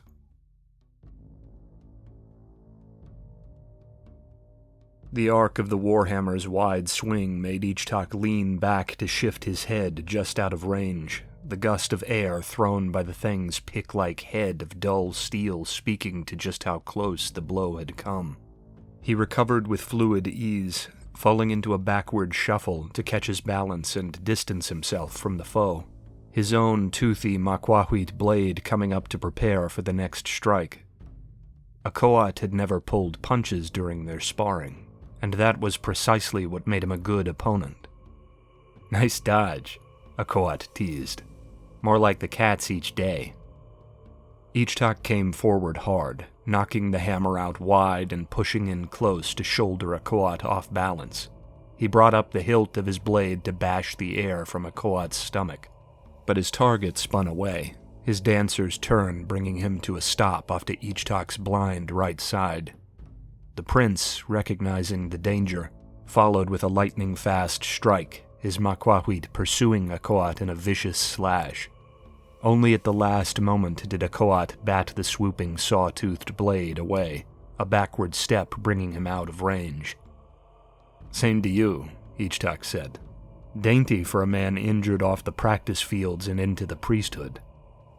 The hammer sparked as a strike from the Makwahwit drove it down to the ground, the reverberations echoing off the walls around them. Their bare feet scuffled across the cobbles of the sun-baked courtyard in which they fought, each motion measured to allow the greatest range of movement for the least effort possible. Akoat compensated well for the old hamstring injury that had doomed him to the cloth, and though they both knew Ichtak was probably the more dangerous of the pair, the prince respected the degree to which the warrior-turned-priest had maintained his ability, and constructed the whole of his movement to compensate for his weaker leg. Akoat came into a sidelong swing with his full weight behind the blow, forcing Ichtak to fall back rather than vainly attempt to parry such a forceful hit. With a practiced ease made all the more impressive by the fact that the hammer was not his favored weapon, the priest reversed his momentum and brought the pointed rear of the hammer's head back in at his dodging opponent's skull. Ichtak, with a flexible agility that belied his Goliath's frame, went under the hammer in a lunge, and before Akoat could react, the prince had brought his Makwahwit up to brush the side of the priest's exposed torso, halting perhaps half an inch short of doing real damage. "You almost had me with the reversal," Ichtak said, straightening and backing off as they both panted for breath. "Impressive." "Not impressive enough," Akoat laughed. "If you asked me to wield the hammer for the reason I think you asked me to wield the hammer, then you'll need to top bigger tricks than that." Ichtak shrugged, going for the flasks of water he'd left on the nearby benches and throwing one to Akoat. "So I've heard. I can't know, though. I've never seen him fight." "Prince Thunkoat is the best in all of Kushkotlan," Akoat said, shaking his head. "He's a favorite with a lot of Kalmakak Academy instructors. With all that smoke, there must be fire." In the hierarchy of Sholoshaidi's vast empire, the constituent provinces in the heartland were administered by kings or queens, generally descended from a conquering general or warlord who had brought the region to heel. They were to the Tlatoani what the Tlatoani was to Harakwe himself, replete with absolute power within their own dominions, but subject to the laws of the Tlatoani upon the dais of the capital in Tepeklan, if ever there were conflicts over method or direction. Prince Thunkoat of the Kushkotishko dynasty was next in line for the throne of Kushkotlan, the mighty mountaintop city in the rugged northeastern reaches of Sholosha'idi. "Well, if he is the best in Kushkotlan, the best in Tepeklan will have to match him," Ichtak said. "He'll have righteous rage on his side, though," Akoat chuckled. "The family can't have forgotten the whole Shochit affair. It would look good for the prince to capture the Tlatoani to be, all the better that Harakwe has been recently sated with Lautani blood.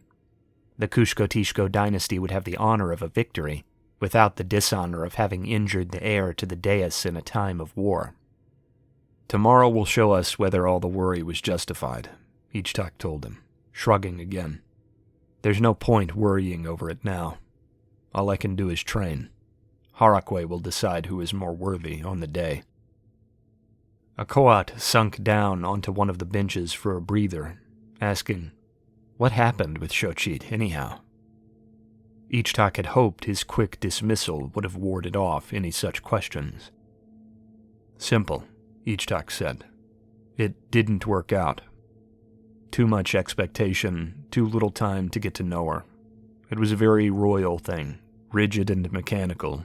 A few dinners and some walks in the Kushkotlan palace gardens while our mothers pretended not to watch from the balconies."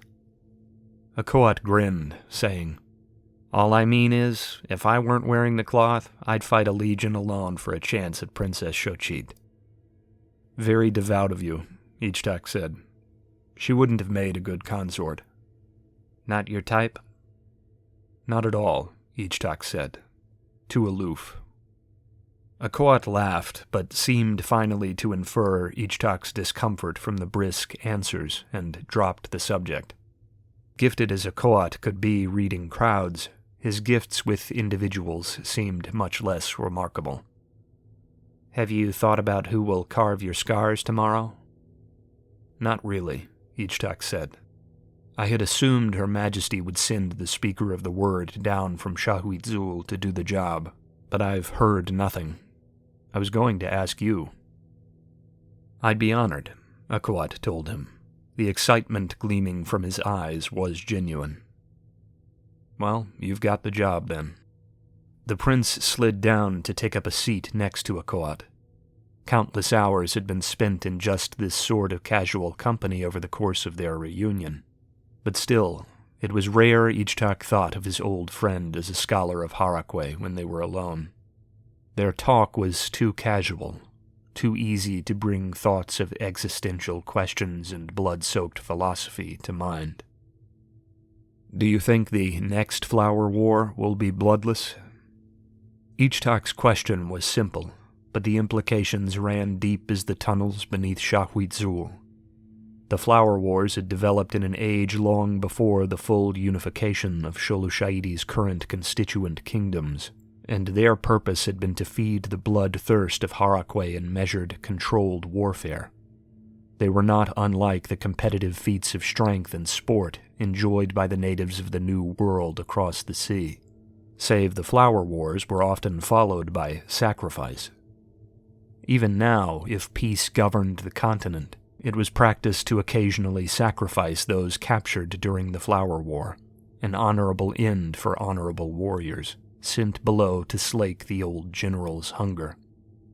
Not enough to awaken the dead below, but not so little that the old general took no notice.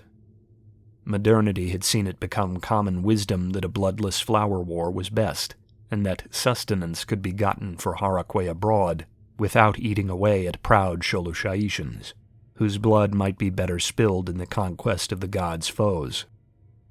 The comparatively long peace had made this rare in the reserved Sholushaitian empire of Izel II, but the revolt in Estlan had seen that Harakwe would want for nothing throughout the year to come. Ichtak's first contest the following day would also be the first officially bloodless Flower War in over a decade. But the next year's contest would not be so bloodless, not unless another conflict were to arise beyond the borders. "None can know, except for Harakwe below," Akoat said, eyes downcast. "The Tlatoani would make war if Harakwe was so inclined. She is the extension of him. Her thoughts and speech would all be stalked by his wrath if she broke with his bidding, even her dreams." "The noose is closing in on us," Ichtak said. "Every year the number of foes beyond our borders tied together in coalition grows. Ruhualpa speaks of it often. He says what Sholushaiti needs is an offensive defense." "There are good and bad sides to that in the eyes of the god, I'd suppose," Akoat mused. "On the one hand, the spending of his bravest sons on foreign battlefields to better his domain would please him. On the other, Sholushaiti is so large she stands poised to outbreed and outproduce the world several times over in the coming century, war or no." Akoat thought on that a moment, finally finishing. "This will be our world, by blade or by biding, as it's written in the Bastion of Will. Perhaps the old general has cooled his temper, and he's playing the long game. A long game goes against the laws Ichtak I laid out for this empire, and those laws have served us well so far," Ichtak said. "I don't question the Bastion's word, but the result of the Empire's creed speaks for itself. As you say, we are a colossus, indomitable. We didn't arrive there by sitting idle while vultures like the Lautani Duumvirate pecked away at our heels, sending hidden weapons and false truths into our territory." "I can't speak for Harakwe," Akoat said. "I can only follow his Tlatoani. If his plan is to be found, it is through her. I do not enjoy her breaks with tradition any more than you, but I have to believe there is reason behind them. An advisory senate of lenders and industrialists sits in Tepeclan, Ichtak said. Her Majesty can call it a council all she wants, but you know just as I do that it has the potential to become much more. The purpose of the crown is to allow decisive action by a single soul who has been groomed from birth for just that purpose, trained and tutored night and day for just such occasions. The men of her new council are magnates and bureaucrats, men who have bought their sons out of their military obligations under the Tlatoani's new tithing laws. They are men who have never felt the weight of a rifle, or felt the burn of the Triskelion brand. Much as I wish to believe my mother knows what she is doing courting their aid, I am often forced to ask myself what such men could possibly know of loyalty. Ichtak knew it was a petty point to press on some level, but it didn't make his worries any less genuine. The Triskelion of Sholoshaidi symbolized its core credo, with each arm standing in turn for lord, land, and loyalty.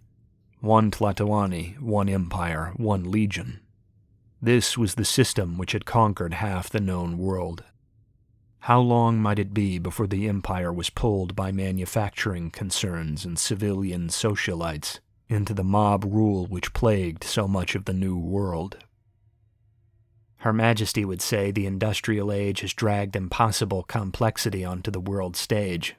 Akoat shrugged. I fear the unbridled influence of a fickle public as much as you do. All the priesthood does.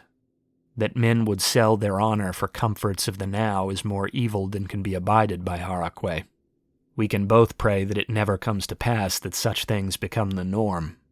You might even be the one to make certain it doesn't happen. We all have our qualms with the Bastion of Will, though, Akoat said after a moment spent pondering as the slow wind above the courtyard moaned across the stone.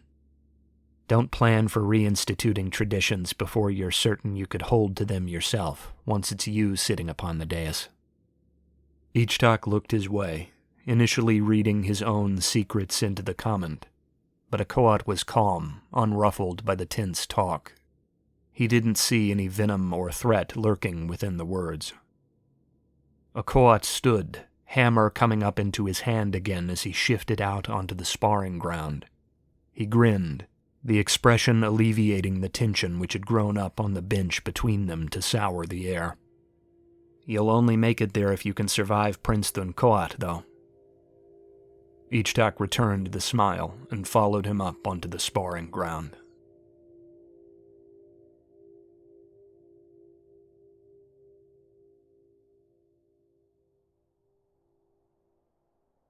Ichtak, along with many other combatants who were slated to compete in the Flower War, was encamped with his small retinue in a permanent barracks for just that purpose above the Tepeclan crater.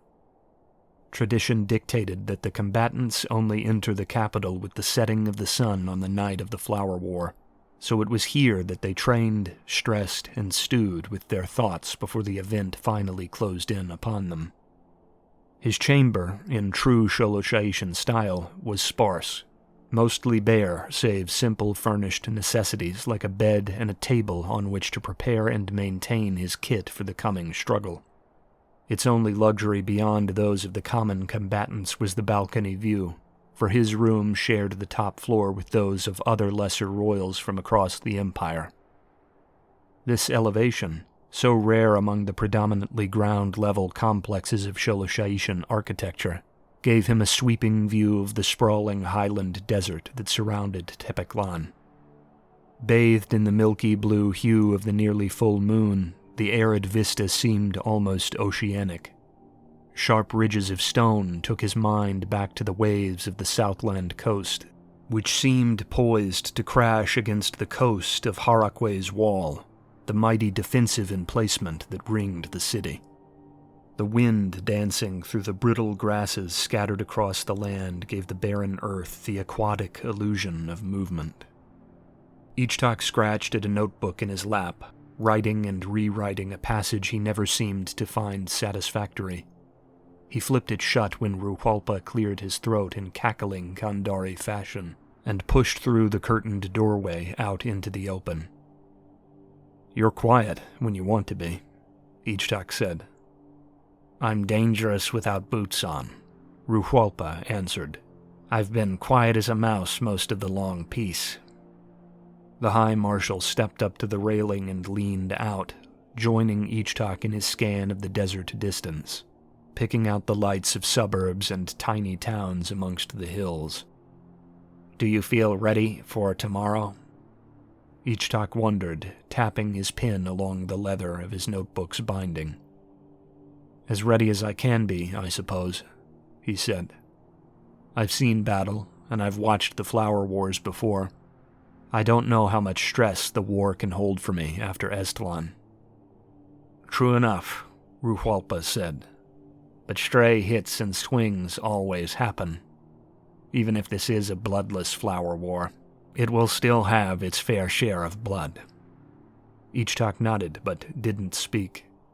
His eye moved to the peak of Shahuitzul, where the temple rose like some peaking titan out from the city's crater in the distance, its smooth surface reflecting both the pale light of the moon and the warm glow of the city beneath it. He watched the eternal flame flicker at the summit. I have faith you'll do well, of course, Ruhualpa said. I just worry. I'm always worrying. That makes two of us, Ichtak said. I worry more about the future than tomorrow, though. I'm strangely calm about tomorrow. Take things one day at a time. You can plan the battles to come after this one is over and done with. Her Highness, and all the things that worry you about Sholosha'idi, will still be there to fret about when tomorrow has come and gone. There was no accusation or scolding in the Kandari's words, just assurance. Ichtak found his battered hyena-like snout broken by a grin. Studying for tomorrow? Yes, actually, Ichtak said, flipping to a diagram he'd drawn out over a year ago under Ruhualpa's own instruction. I want to be familiar with the way Kushkotlan moves in battle. Know your foe, and you're sure to crush them, Ruhualpa said with a proud nod. Just as long as they don't already know you better. The High Marshal turned to fully face the prince, leaning back on the rail, asking, Do you remember our last trip into Kushkotlan territory? The hunt must have been 3 springs ago now, Ichtak said. Too long. Yes, time is escaping us both, Ruhualpa agreed. You downed that prize spider in the valley after days of observation from the hills. Ichtak remained silent once more, letting his imagination drag him back across years to the Kushkot Mountains again. Those were nostalgic memories in a way few others could be. Alone with Ruhualpa, nothing save the moon and the wind to haunt their company. It took patience, you know, Ruhualpa said. I never know if a teenager has it in him to remain so still and quiet, waiting for the things to convince themselves they are safe. But you did. Not one twitch until the time was right. Tomorrow, I want you to be just as patient, Ruhualpa told him, eyes holding him firm in the dark. Don't make any investment until you know where Prince Thunkoat is headed. Then isolate him and crush him. There will be others after you, of course. You're too big a trophy to ignore. Ruhualpa stepped forward, tapping his bald fist on the prince's shoulder, grinning as he said, He is the spider. Handle him like you handled the first. Yes, sir, Ichtak said, throwing up a seated mock salute to the officer. There was no mockery in his smile, though. Ruhualpa nodded and then dismissed himself, leaving the chamber as silently as he had entered.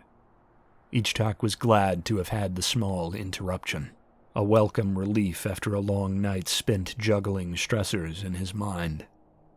He returned to his notebook, but not to the diagram of Kushkotlan maneuvers and flower war tactics. Rather, it was a letter to which he returned. Setiawan was in the city's underbelly, back at his traditional post in the palace, while the week-long build-up to the Flower Wars took its course. These were not the reserved and cautious messages he sent through Ruhalpa's trusted Ektal couriers every few days, but a cache of personal messages meant to remain unsent, written in a simple, shorthand cipher of shifting letters that Setiawan had devised himself. The letters would only be passed on by hand once they were together again, preferably far from the palace and the wandering eyes of his mother. Ichtak finished his passage, suddenly finding the right words after the brief reprieve. He tore the page free and folded it away. It would join the others in a nearly invisible pocket cut into the interior fabric of his greatcoat, to be seen by no eye save the turquoise gaze for which it was meant. Then he would retire conflicted to bed, the coming Flower War seeming almost a welcome distraction to him.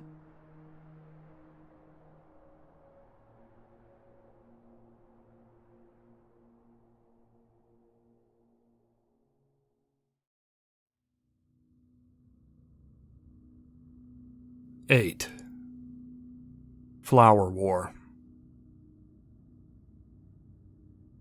Rumbling horns large as New World chestnut trees rocked the very stone of Tepeklan as the representatives of the Empire's provincial kingdoms strode out in small armies onto the cobblestone field of contests. Its rough surface, a mile across, was the core of a grand coliseum as ancient as the mighty temple which overlooked it, the northern flank of Shahwitzul forming the arena's teeming edge. High upon a designated tier of one of the temple's verdant, gardened steps, the heraldry of all the Empire's noble houses fluttered. Patriarchs and matriarchs watched on from the balconies beneath their colors as the sons and clansmen of their houses made for their chosen starting positions, along the edges of the field. Around the lesser walls of the arena, a mass of more than 200,000 cheered into the starry night above, often wearing or waving the colors of their respective provinces. Their gathered calls seemed those of wolves egging on the hunt, eager at the signal for struggle to begin. The field was spectral with cold turquoise light, a system of mirrors set into the shielding roof atop Shahwitzul reflecting the eternal flame's ever-living, ethereal shimmer down upon the combatants. Their gray and obsidian-skinned forms were bare, like the warriors of mythic antiquity, clad only in gold-plated kilts of feathers and silks. This allowed their ritual scarring, opened anew on the night of each Flower War, to bleed free down their backs, catching the flickering light of Shahwitzul's flame, or glimmering in the light of the moon newly risen high above. Each pattern displayed the heraldry of their house or city, proud and storied, beneath Tepeklan's ruling Triskelion denoted on the neck. Dozens of noble histories from across the Sholosha'ishan dominion were here unified under one creed, both to pay homage to the old and to look forward to the new. Among them, for the first time, a delegation from reconquered Estlan's temple complex, the newest great city to be added to the Empire, stood ready. Their feline fur coats and agile builds set them apart from their Sholosha'ishan cousins in the faith, but their presence here at the heart of the Empire's traditions spoke to the close ties the Lautani followers of Harakwe had drawn to their new governors in Tepeklan. Present, too, were the fighters of vassals and colonial subjects like the stalwart bull kindred of Manoa, the sleek Volpine sons of Sion, and the keen wolfmen of Volvenreich. A single team from each people represented their kindreds upon the field. Only the hyena-like Kandari, whose boags still refused to raise teams of male warriors for the event, were absent from the field. While these scattered kindreds had dwelt under the sway of the Empire for centuries in some cases, their admittance to the Flower Wars was recent, and marked one of the reigning Tlatoani's many attempts to further integrate the non-Sholosha'ishan folk under the imperial banner. Just as the Inquisition had recast their most warlike gods in the image of the Empire's patron Harakwe, so too would the best-trained sons of Sholoshaidi's imperial corps remind them of the superiority of Sholoshaitan ways of war. Ichtak was blind to all of this. The singing and cheers from the crowd became a hum of white noise. His lone eye sought only one shape amongst the crowds. "We'll be moving quickly. Bowl through any warriors not from Kushkotlan," Ichtak ordered. "Don't get bogged down with anyone save them."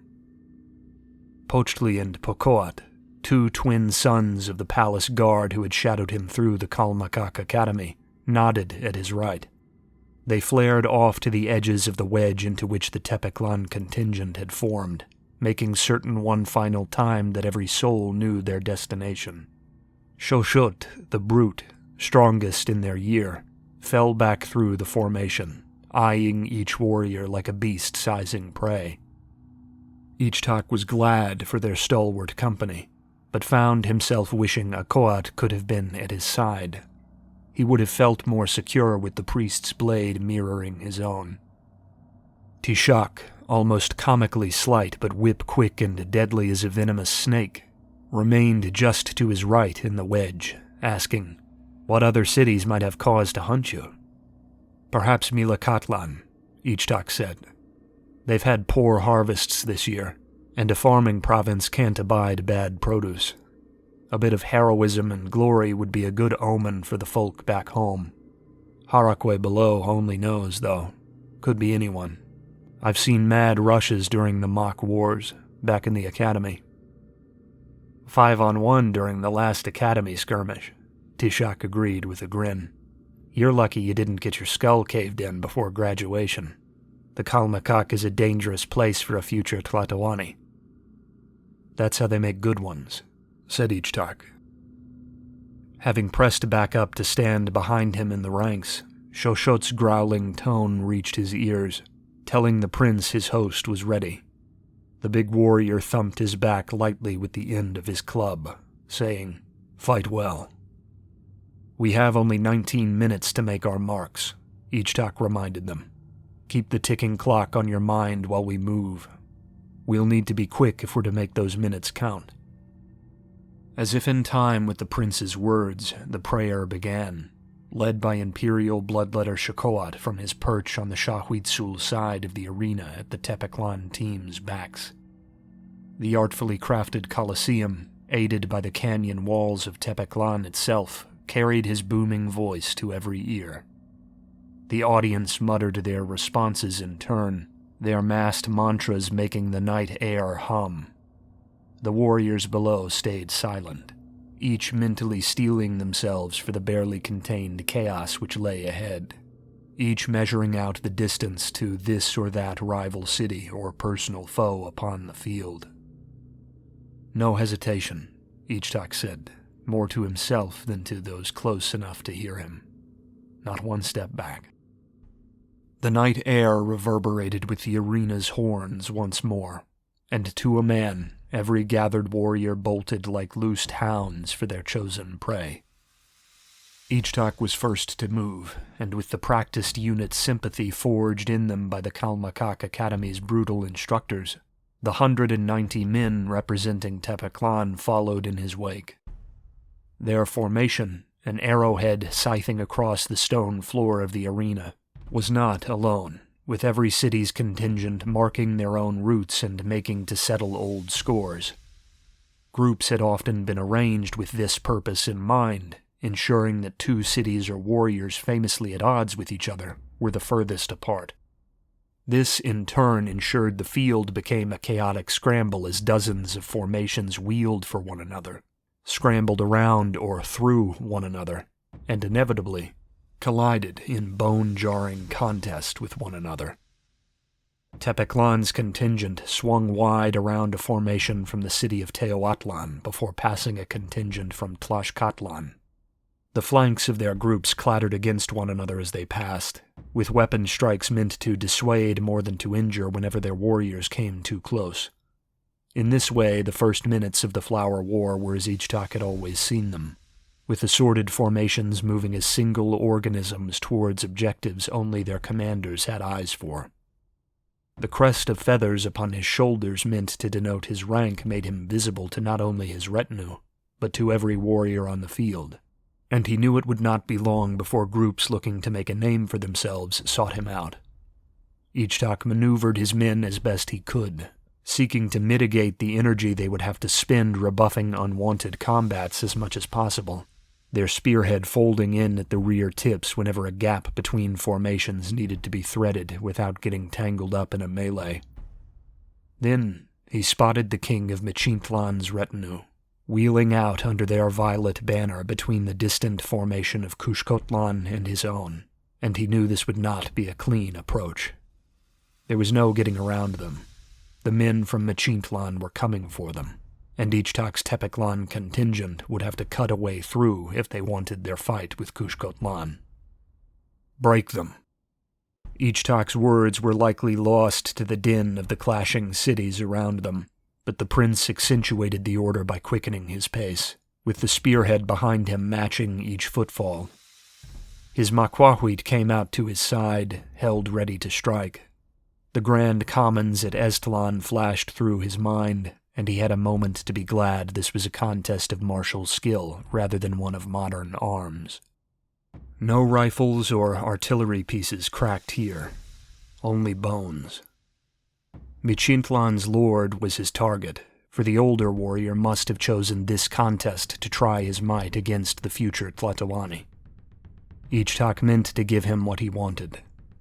Tepeklan's formation crashed tip-first into the Michintlan phalanx's heart, its spearhead shape flattening and then partially enveloping the Michintlan square with its rear edges, the twins Pochtli and Pokoat directing from the rear, ensuring every subtle shift went according to plan. Ichtak, the first into contact, was so brutal in his momentum that the strikes he used to ward off the fending spear of this lesser king drove the older warrior stumbling back into the ranks of his men. The prince was hot on his heels, with the giant Shoshot cracking femurs and breaking ribs off to his side, fending off any from the ranks who drew too close to the dueling royals. The stink of blood on the air and the first yelps of the wounded dragged any who still thought this a game into reality, and the half-enveloped Michintlan contingent fought with the rage of cornered beasts.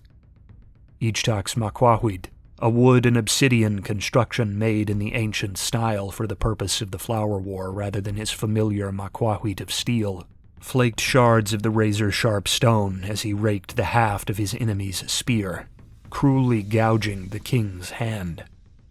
The king's initial advantage of reach had been spent during the crash of the formations, and now that the brawl had begun, he was having difficulty bringing the long weapon to bear. The prince, pressing in on his injured foe, grabbed the spear and yanked it out wide before bringing down the hilt of his toothy blade on the king's skull, sending him sprawling to the stone. A roar of approval came up from the observing crowds. More arose as other contests between feather-crested contingent leaders were decided here and there across the arena out of Ichtak's sight. They intermingled with the shouts of agony and exultation stalking the bloodied stone down the combat grounds. The prince drank it in, warding off the men of Michintlan as he stepped past their downed leader, looking for more challengers. In his wake, his warriors gathered up the king and ushered the high-value prisoner back to the core of their formation.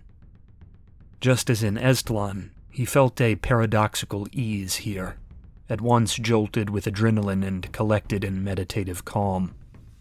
This contained slice of the world was physically grueling, but in schematic it was simple. There was no future to worry about here save the sword's swing or the hammer's fall. There was only the struggle of the moment. Several precious minutes ticked by, with opponents coming forward from the chaos and being dispatched. Ichtak received a minor tear along his calf from a glancing slash from a passing Makwahwit, but the man who had dealt it out was soon knocked flat by Tishak. They were beginning to take a serious toll on the Michintlan contingent. The fallen, wounded, and stunned were being trodden upon, gasping for air upon the bloodied cobbles beneath their backs, and the mood of their fighting was growing hopeless. The death knell sounded for them when the Kushkotlan formation, having continued its obsessed charge through the arena to catch them, slammed into the exposed rear ranks of the Machintlan phalanx, and began to carve its way through to their true targets. "With me," Ichtak called to Shoshot and Tishak, pressing forward through the mob, arms trembling from the strain of each exhausted blow. Ichtak and the forward ranks of the Tepeklan warriors saw the Machintlan men melt away before them as those still standing fell prone in surrender, or crawled out of the confusion to lie hurting on the stone. Then, before he had time to process the change, he was face to face with what had to be Prince Thunkoat, looming and crested with the feathers of rank. Ichtak was, as so many of his line, very large for a Sholosha'ishan, 6.5 feet tall, and with a broad, powerful build.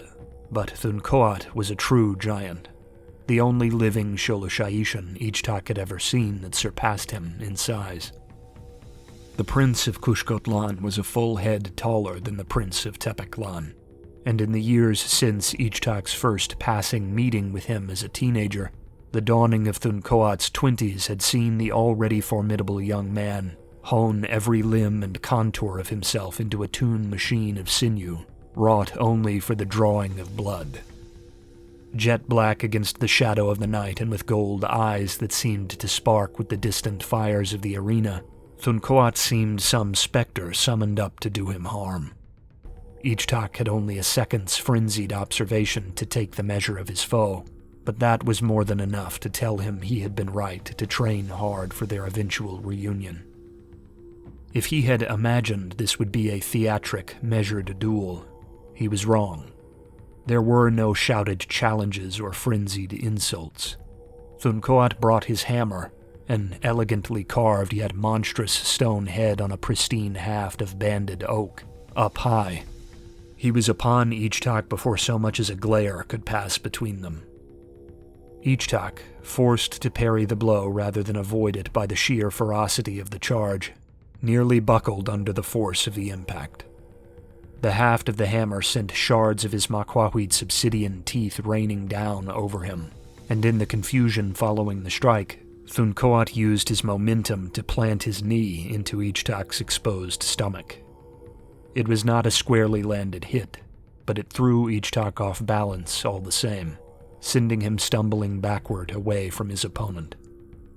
Shoshot, fighting some other challenger to his side, had the presence of mind to halt Ichtak's stumble with his shoulder, nudging Tepeklan's prince back onto his feet and towards his counterpart from Kushkotlan. Ichtak was thankful for the assistance, but any acknowledgement of his old friend's aid was lost in the midst of his excitement for the struggle. Already weary from a dozen lesser battles, the looming Thunkoat would prove more dangerous than any who had come before him. It was exactly the kind of challenge Ichtak had been waiting for. When Thunkoat came in swinging again, Ichtak was a bit more collected, his breaths measured and his movements calculated. Like a dancer locked in improvisational step, he moved around his opponent as best the clattering combat around them allowed, attempting to avoid more strikes than he blocked. The count of fragile obsidian teeth on his wooden Makwahweed was growing ever smaller as blows were traded with the heavy hammer, and he wanted to make them count. Thunkoat, for his part, weaved after him with a burning wrath that was masterfully harnessed, striking hard, but never so hard that he left himself overinvested or exposed. Their retinues, even distracted by their own battles, kept an eye ever on the dueling princes, waiting to see a decisive blow struck. Minutes into this dance, Ichtak believed he had made just such a blow when, after sidestepping a downward swipe from Thunkoat, he caught the hammer's head against the stone ground with his Makwahweed. This was the mistake he'd been waiting for, the confidence of the spider finally coming back around to bite it. Keeping his weight pressed down upon his enemy's weapon, he landed a bone-rattling shin with flexible grace on his opponent's exposed ribcage, staggering him. As Thuncoat reeled back from the hit, catching his breath and jerking to raise his pinned hammer, Ichtak brought up his makwahwit in a rising slash. It tore along the flesh of Thuncoat's chest, leaving a wet gash through the onyx skin of his torso. Ruhualpa's words had been heeded, Ichtak thought. With the brute having left himself open to a painful wound, the fight was all but won. Thuncoat would be back on his heels now, his confidence dampened. But for all Ichtak's coordination and cleverness, Thuncoat, for his part, did not so much as grunt. He remained absolutely silent, blind to the searing pain of the gash and the agony in his ribs, focused only upon his foe. So certain was Ichtak that he had just made a winning move, he was not prepared for the speed with which Thuncoat went into a swing of his own, capitalizing on Ichtak's upward momentum to sweep at his exposed legs. Tepeklan's prince lurched back, but not fast enough, and the hammer's haft caught the meat of his calf, sending him tumbling backwards to the cobblestones. No bones had broken, Ichtak thought, but the strike was enough. He was on his back, and even as he shifted away and prepared to leap to his feet, he was certain the end had come. Thuncoat stalked forward 2 long paces, raising his hammer to knock him senseless with the haft's end and carry the duel. Ichtak, grasping blind to his side, had only just closed his grip around the familiar handle of his dropped makwahwit. There was too little space between them, too few seconds to bring home a parrying strike as he rose and knocked whatever finishing blow was coming aside. He gritted his teeth and began to move, determined to be stricken down in motion rather than lay still and take the hit. Acoat had been right in their sparring. He should have expected more of so renowned a fighter. Now he had become the prey.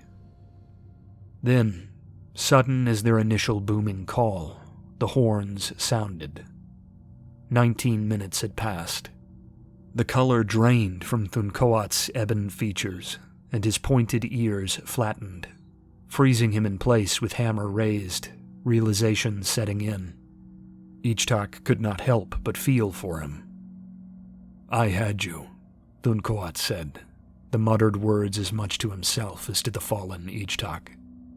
Ichtak nodded, staggering to his feet, his strained leg hesitant to support his weight. "You did," he said. "The clock cheated you."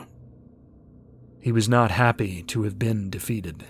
It would be the first such defeat for many years, since his instructors at the Kalmakak Academy had learned the hard way not to get rough with their early teenage prince in the sparring pits. Still, he would not pretend it had not happened. Ichtak looked off to the crowds, counting their chosen team's victories and arguing amongst themselves about the results. When Ichtak's gaze returned to meet Thuncoat's, the Prince of Kushkotlan was looking off towards the crowds beneath his city's banners along the Colosseum walls. They both stood in silence, their wounded, exhausted retinues gathering themselves and rising from the bloody stone all around them. "They might not know it," Ichtak said, "but we know it." Thuncoat turned to face him, his features softened a bit, suddenly not the steely murderer he had seemed just minutes ago. "I suppose. A good contest, though." The Prince of Kushkotlan ran a finger through the blood still streaming from the long gash across his chest, holding it up as if to attest to the fact. "I can only wonder what it would have been like if Michintlan had not slowed you down." "Hopefully we'll find out next spring," said Ichtak. Thuncoat returned the grin he gave him. Thuncoat turned to a warrior just to his right, who had been fighting Tishak to a standstill before the horn's call, and nudged his shoulder. "I like him."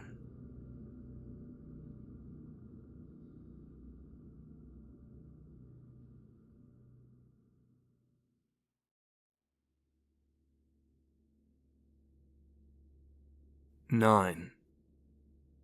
Troubles.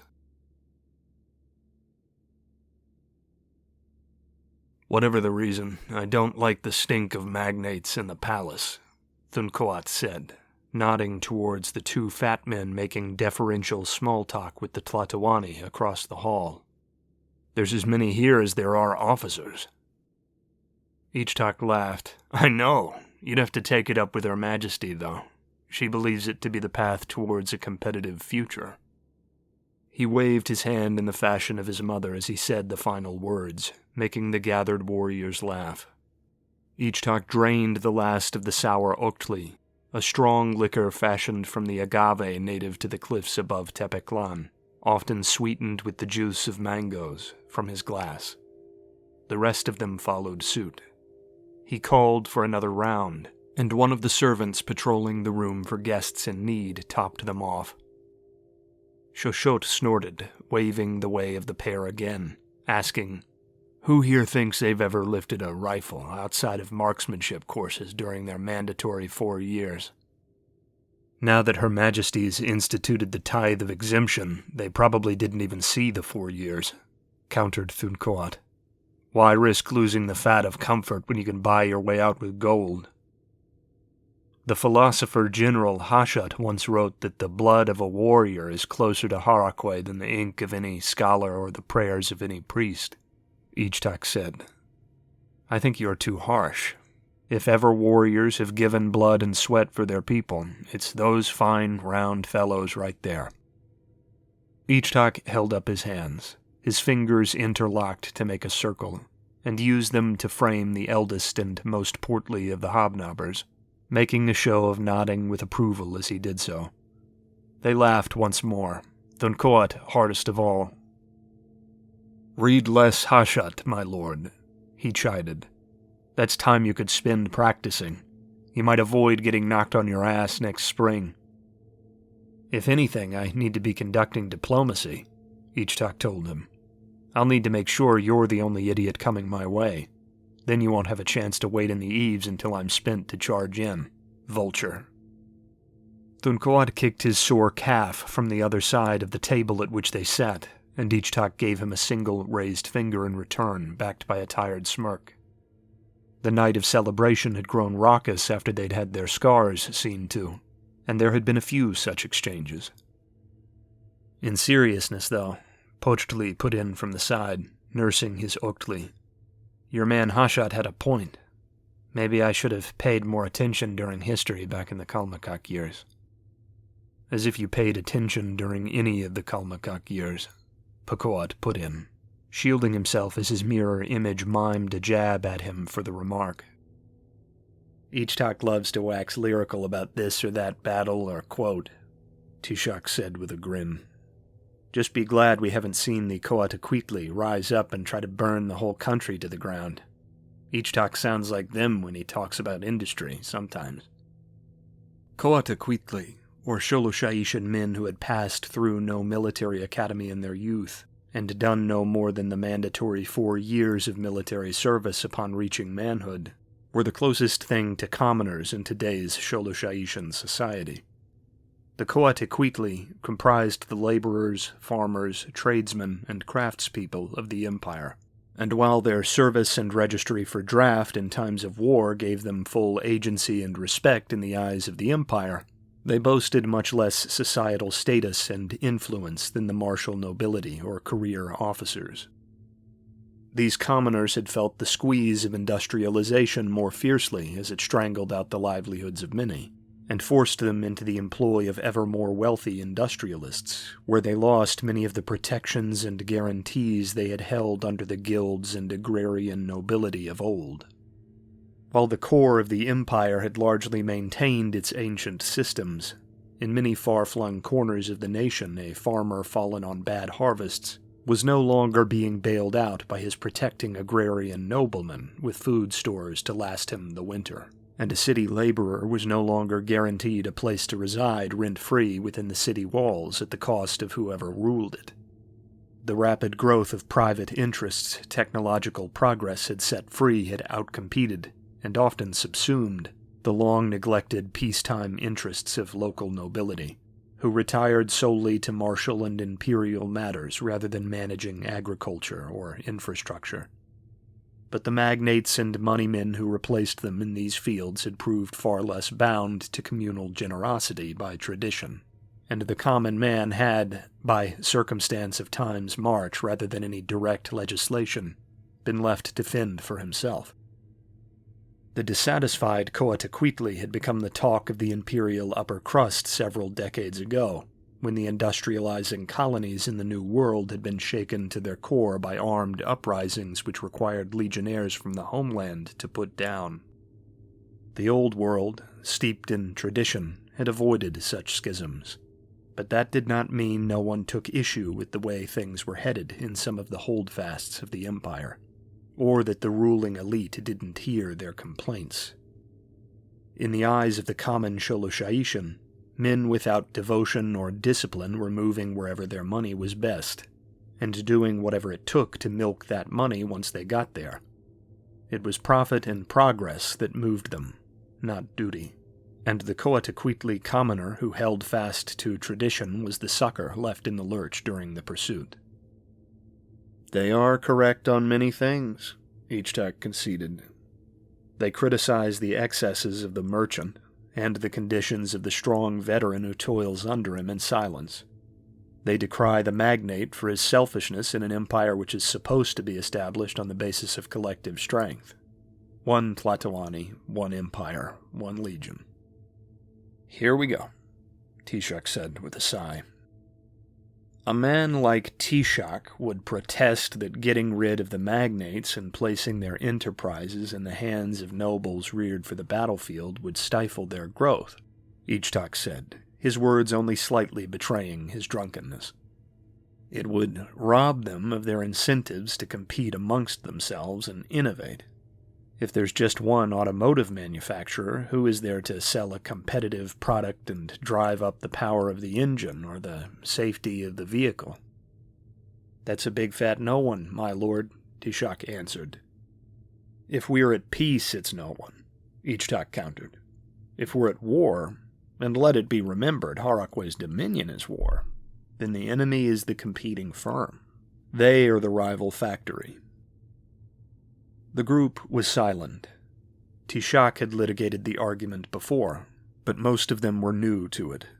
Even Thuncoat, hazed as he was by his enjoyment of his Oakley, was intent on the discourse. The Lautani Duumvirate, realizing they stand little chance on their own, have built a coalition of nations to stand against us, the Titan on their doorstep, Ichtak said, a sweep of the hand bringing a bit of liquored grandiosity to the words. "The world stands against us. The laws of history dictate that someday, likely soon, the levee will break, and we'll be awash with blood. The Big War." Thuncoat nodded across the table, as did most of the others. It was a concept driven into them by countless hours of lectures and strategic wargaming at the academies. "If we are soon to find ourselves in a struggle for our lives," Ichtak said, "why risk a hiccup in the chain of supply? Why risk the war machine's well-being on the profits of cozy men who have never heard an artillery shell?" "The issue is what happens when peace breaks out," Taoiseach corrected. "That's always what this comes down to. It's all fine and good to plan the war economy, but the shots will end eventually." Ichtak nudged his shoulder, his old friend tightening his expression in a mask of mock irritation. "Well, that question will be easier to answer once Sholosha'idi has all the globe to look for inspiration, won't it? When we own it all, there will be none left to engage in arms races with us. If there's no competition, there's no need for progress." Taoiseach waved the words away, saying, "Wishful thinking." "Ichtak the First was told much the same," Ichtak said with a laugh. "But the slave became an emperor." Taoiseach shook his head, saying, "We'll deliberate whether comparing yourself to Ichtak the First is heresy when we're both sober." The atmosphere of the table lightened once more, with more Oakley being ordered all around before conversation returned to the matter at hand, The mistake of the collectivists in the New World is that they wish for the Coatzacoaltli commoners to hold the keys, Xochitl put in, long having been in Ichtak's corner on the issue. This empire was not built by industry. It was built by conquerors. Industry is just a tool for their hands. Even Tishak could drink to that. Stone mugs clattered around the table. "Your Majesty," came a voice from the side, drawing Ichtak's eye. Pochtak, an old friend of Ruhualpa's and a long-time Ektal bodyguard for the royal family during their journeys together, stood to attention. He offered out a small note, which Ichtak stood on liquor-hobbled legs to take. "Another shit-nosed note from this or that industrial council candidate?" "I don't know, my lord," Pochtak answered. "It was given to a courier under Ruhualpa's command, then handed to me. Your eyes only, as I understand it." The bodyguard snapped to attention and then wheeled to leave, nodding silent acknowledgement to the other warriors milling about the table. "Xochitl's been pinning love letters again," said Tishak, receiving an elbow to already sore ribs from the lumbering warrior at his side. That kind of mockery would once have heightened Ichtak's nerves, but not anymore. It was the familiar, blind talk of friends trying to offend each other, rather than the subtle stab of uncovered secrets. Still, he felt he knew where the letter had come from, a suspicion which was confirmed when he cracked the folded paper to reveal a brief, vague message written in coded Lautani letters. "Harakwe, I hope not," Ichtak said with a snort. "I'll go over this in my quarters." He rose, pushing away from the table and rounding it to see Thuncoat, who stood to meet him. "Fine fighting to you," said Ichtak. "I long for the day we can shed blood as one." It was an old farewell, almost antiquated, and he worried its chivalric overtones would seem disingenuous to the brash prince of Kushkotlan. They did not. Thuncoat gripped his hand. "Same to you," said Thuncoat. "You'd make a fine friend in war." Ichtak said his goodbyes to his old friends from the academy, bowed a modest farewell to his new friends from Kushkotlan, and strode out the door of the hall, slowed by many well-wishers and schmoozers toasting his valor and skill. He was glad his mother didn't see him go, thanking Harakwe below he didn't have to sit through yet another speech as the focus of the room. He split the letter again the moment he was alone in the halls, his eye scanning the familiar handwriting, pinned behind a cipher with which he was familiar. Then, without hesitation, he swept off towards the outer wings of the palace, trying to shake off the night's drinking as he went.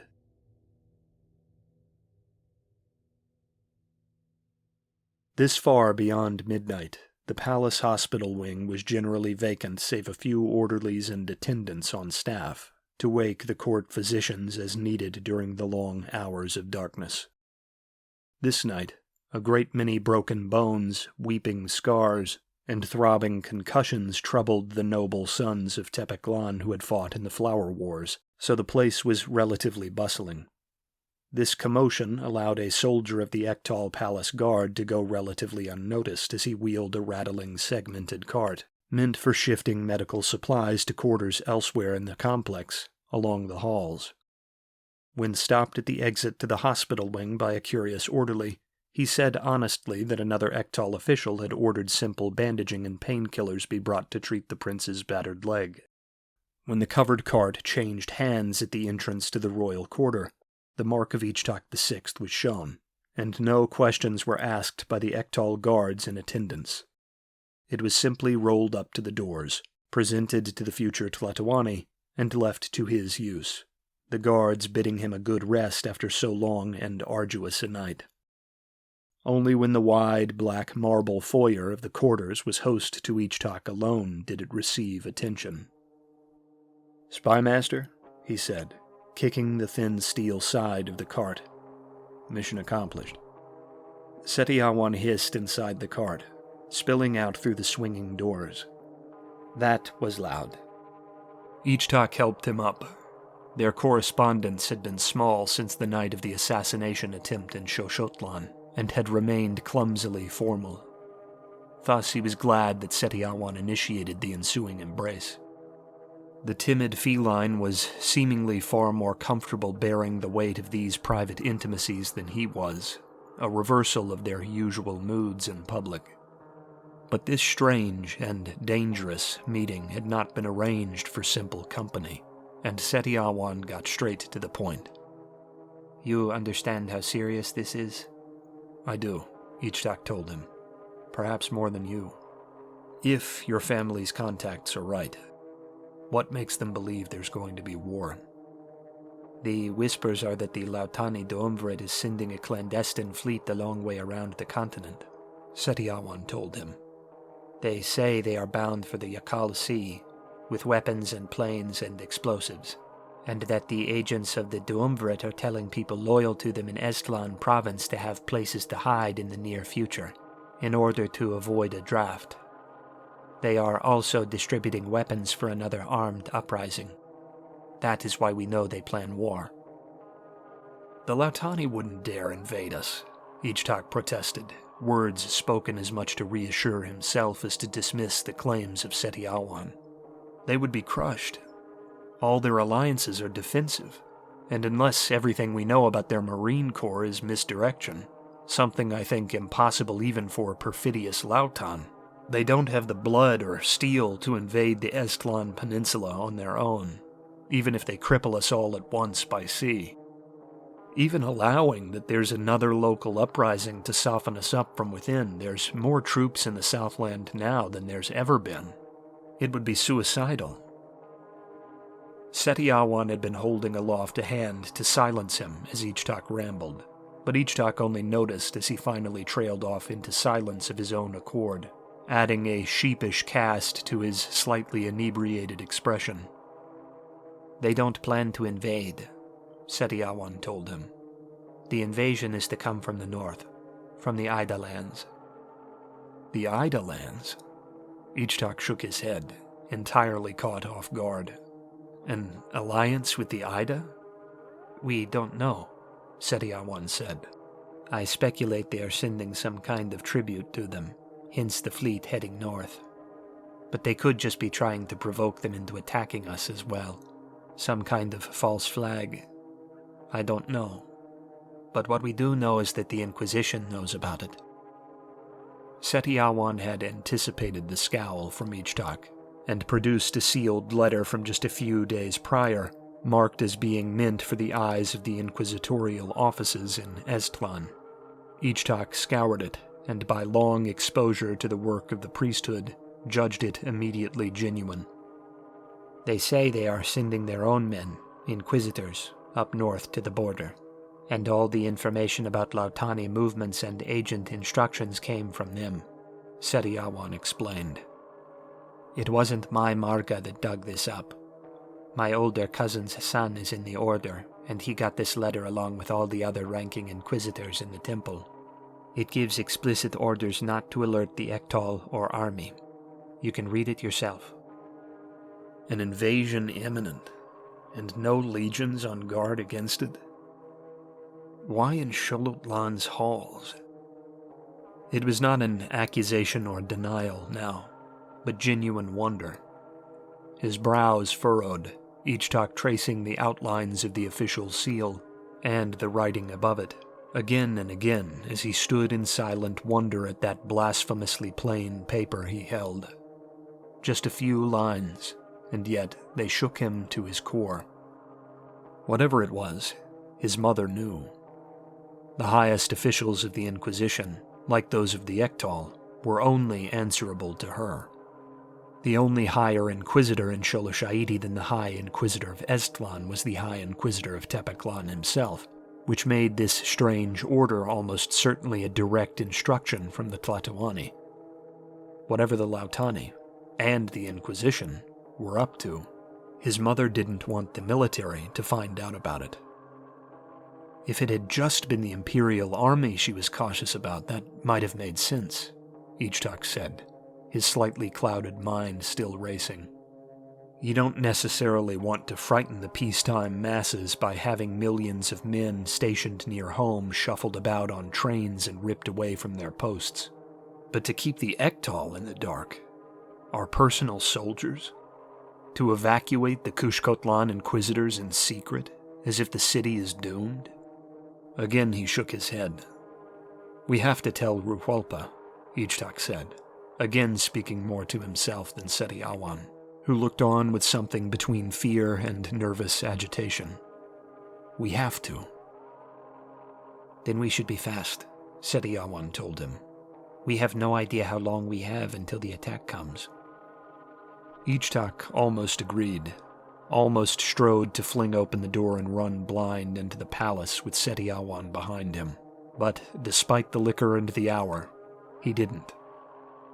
We can't, Ichtak said. No one can know you were here. Seti Awan fell still. He was no fool. He had known the dangers of coming there in the night. It was why he'd hidden as he had, but Ichtak could see the physician's apprentice had been as swept up as he in the revelation of it all. And as the weight of the situation settled back down upon the both of them, his eyes darkened. Can you send it to him? No, Ichtak answered. Not right now, anyway. I'll go meet a Koat in a few hours, just before dawn, when he wakes for the morning. Make some excuse to talk about the Flower War, maybe thank him for my scars. Then I'll go to Ruhualpa. I can tell Ruhualpa I got it from a priest who I value as an inside source, and he will assume it was a Koat, and leave me to my subtleties. By the time anyone follows up, he will have his own Ektal men on the case. They'll find out what's going on. Seti Awan nodded, the plan becoming clear to him, but Ichtak was not looking to see it. He crossed to the wall and leaned there, absent, lost in the thoughts Seti Awan had stirred up within him. Seti Awan crossed to lean beside him, but he did not speak, letting Ichtak weave past the potentialities that stalked the manse of his mind.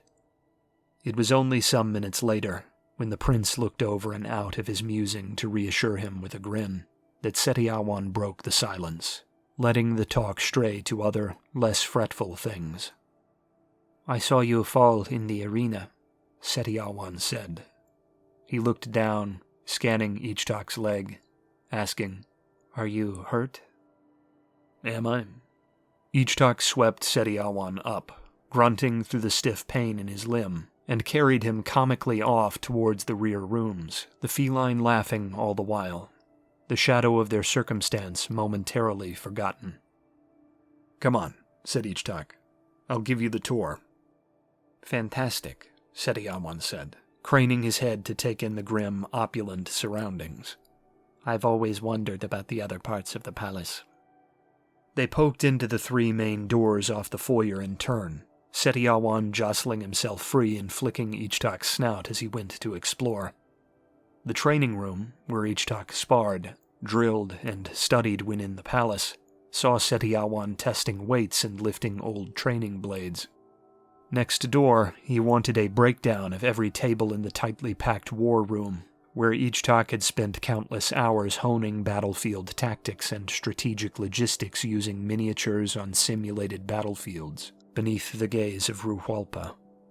He spent a long while fascinated with the tiny tin representations of Lautani soldiers mounted on war elephants, sinking down to table height to scan the modeled army at scale. The longest stretch, though, was spent in the Hall of Remembrance. That last door opened onto a barren room with uncanny walls of glittering, jagged obsidian. Ichtak lit a single candle, hanging low on a chain in the room's center, and the flickering light of that lone flame refracted from each glassy arch in the walls to cast the whole space in an eerie, juddering glow. Along those walls, cast in gold, were the death masks of 100 and more Sholoshaishans, all of them the direct forebears of Ichtak VI.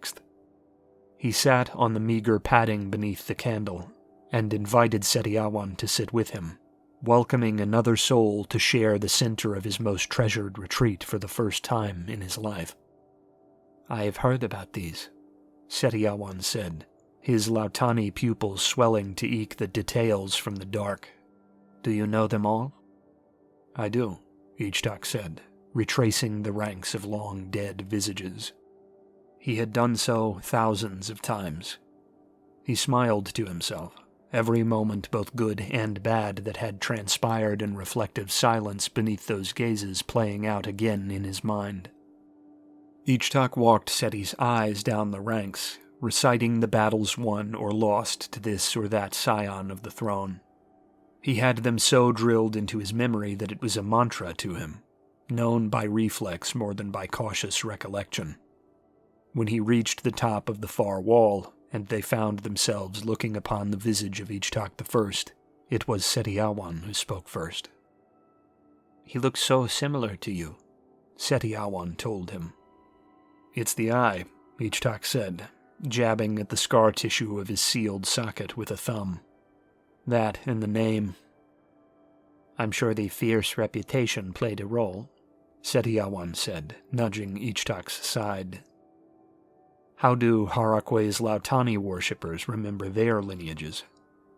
"In song," Seti Awan said. "I should have guessed," Ichtak said, nudging Seti Awan in turn. "Sing yours for me, then."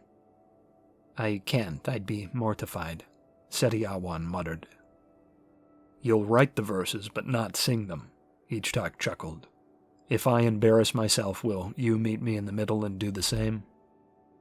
Ichtak produced a thick bundle of folded letters and handed his work over to Seti Awan. "I wrote them for you while I was in training for the Flower War," Ichtak told him. "I didn't risk sending them, so I didn't have to spoil all the words with code." Seti Awan smiled.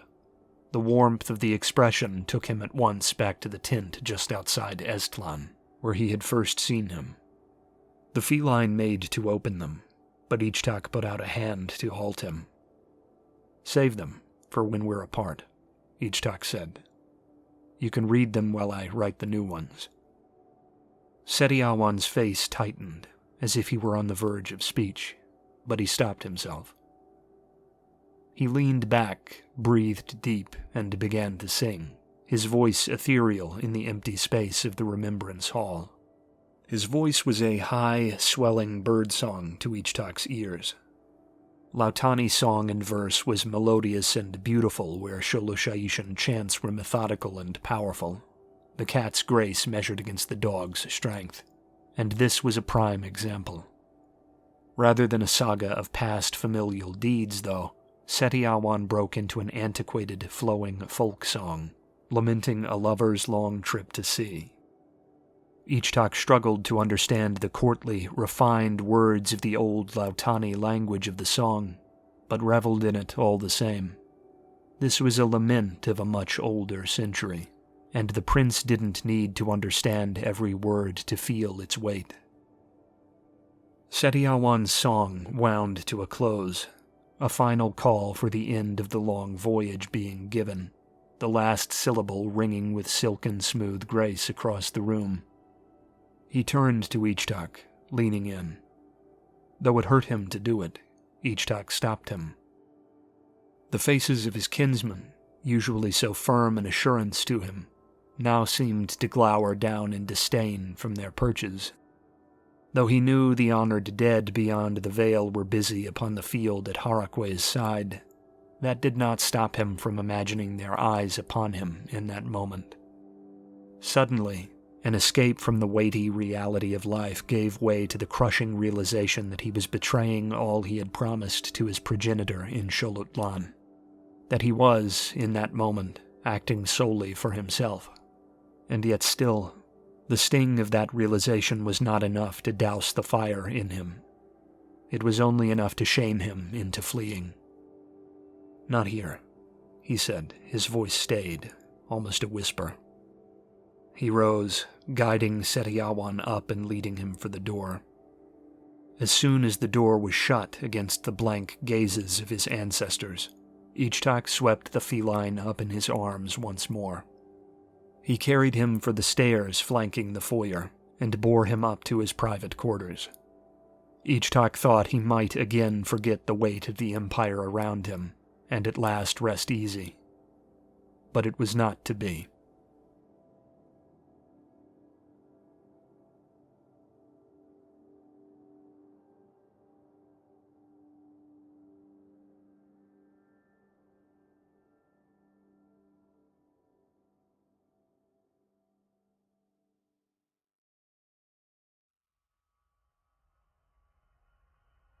Interlude Kushkotlan.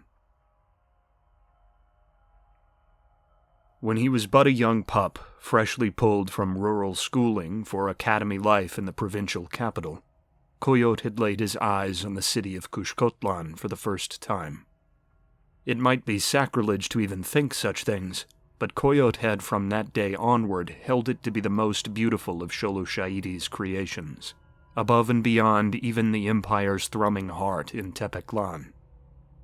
Its soaring, terraced stone streets seemed content to take their sweet architectural time, meandering up the sheer cliffs of the Kushkot Mountains, all while an envious sun baked the red rock with the intoxicating, dry heat so dear to Sholoshaishan hearts. After darkness, when the moon glittered from the obsidian shingles of the old quarters during the nocturnal hours belonging to Harakwe, it seemed all the more alive. Newfangled automotives and flickering streetlights danced through the stained glass of residential windows to play upon residents as they slept or laughed, loved or cried. It was rare for a son of the country, like Coyote, to willingly forsake the sprawling wilderland plantations and ranches of the backroads for the city once their mandatory service was spent, in the wake of graduation from the Kalmakak Academy.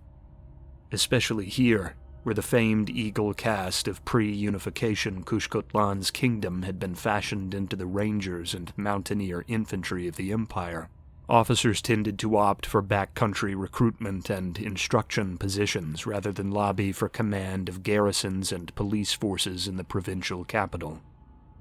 For Coyote, though, this had become home, in spite of his lingering love of the more remote peaks of the Kushkot Range. He might not have been born within the city's ancient walls, still marked by the sieges and shots of legions both foreign and domestic, but he had known it to be his place since riding by horse-drawn cart into the noonday shadow of brooding old Kushkotlan on that initial day, decades ago.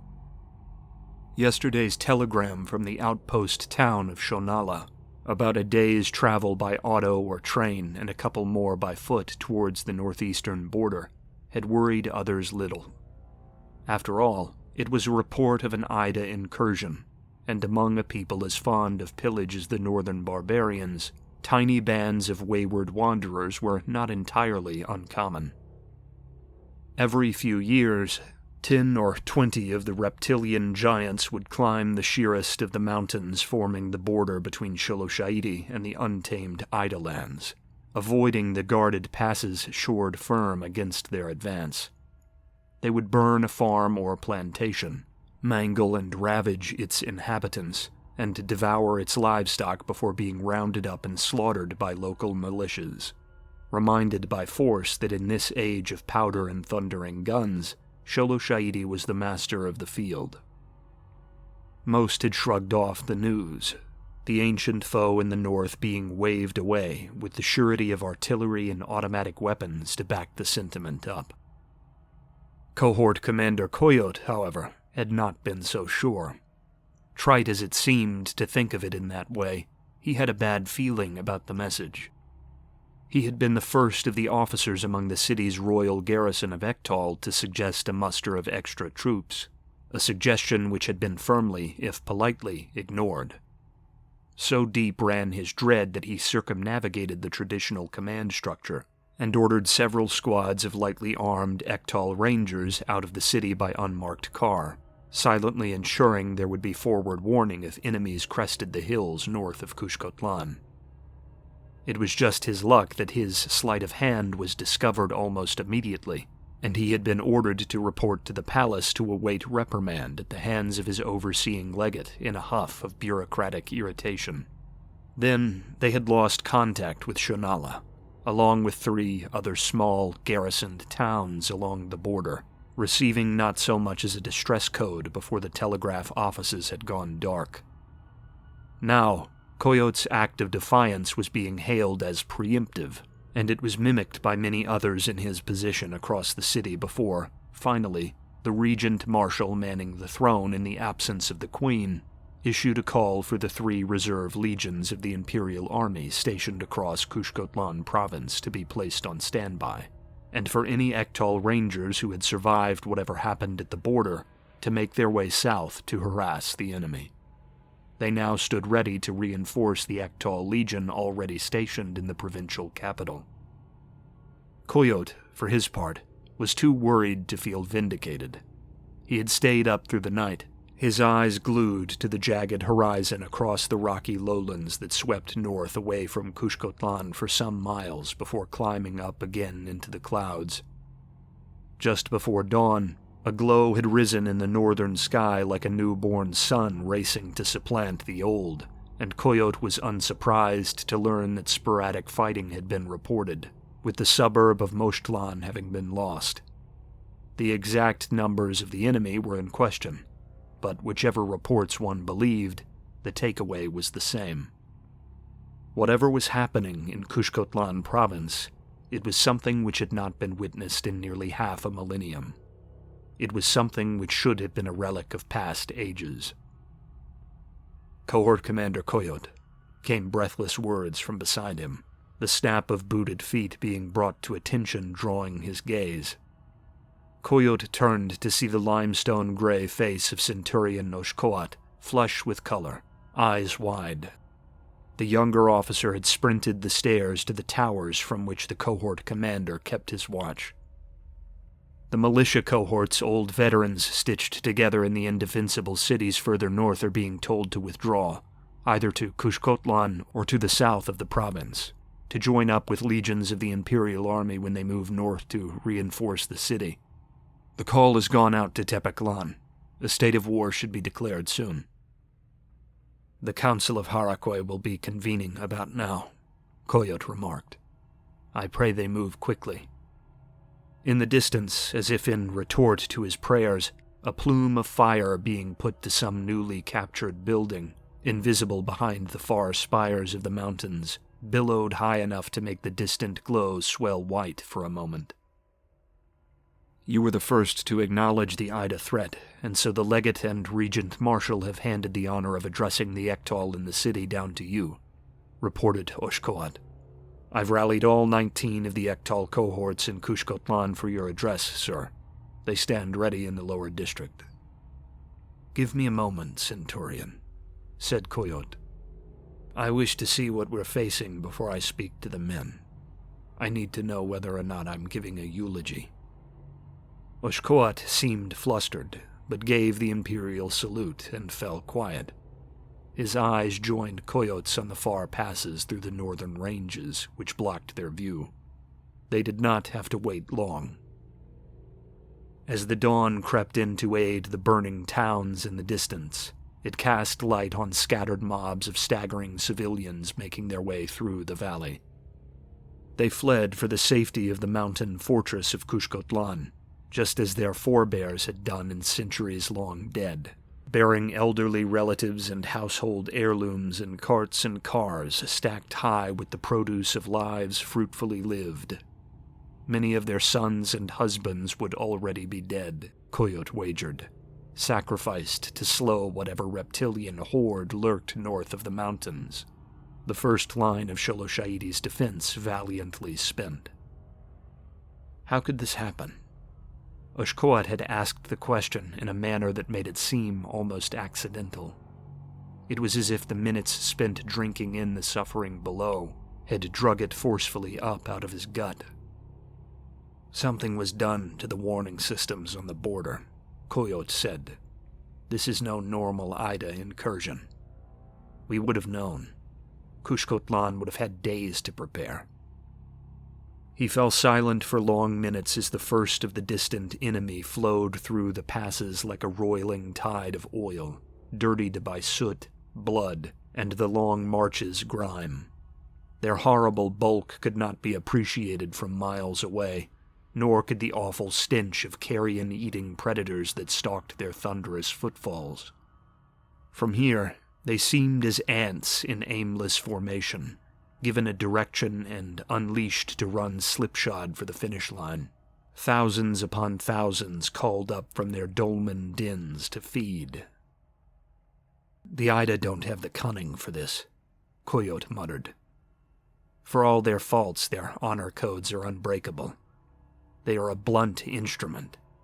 They would never learn the systems of warm bloods to knock out the telegraph lines or compromise the border stations. Ida are strong, bold, crude." Oshkoat was silent, watching in horror as a group of Sholoshaishans who had holed up in a small stone farmhouse upon seeing they would be overtaken were dragged out and either consumed or defiled by the roaring wave of scale and sinew. Their ends were abstract pinpoints and faint gunshots at this distance, but imagination filled in the gaps left there by intervening miles. "They were helped," said Coyote. "Someone compromised the gates for them." They could hear the gravel-rough chanting of alien reptilian vocal cords on the fire-haunted winds now. "Someone will answer for this," said Coyote. "When this is all over, whether Kushkotlan stands or burns, the Empire will sniff it out. Annihilation will find them."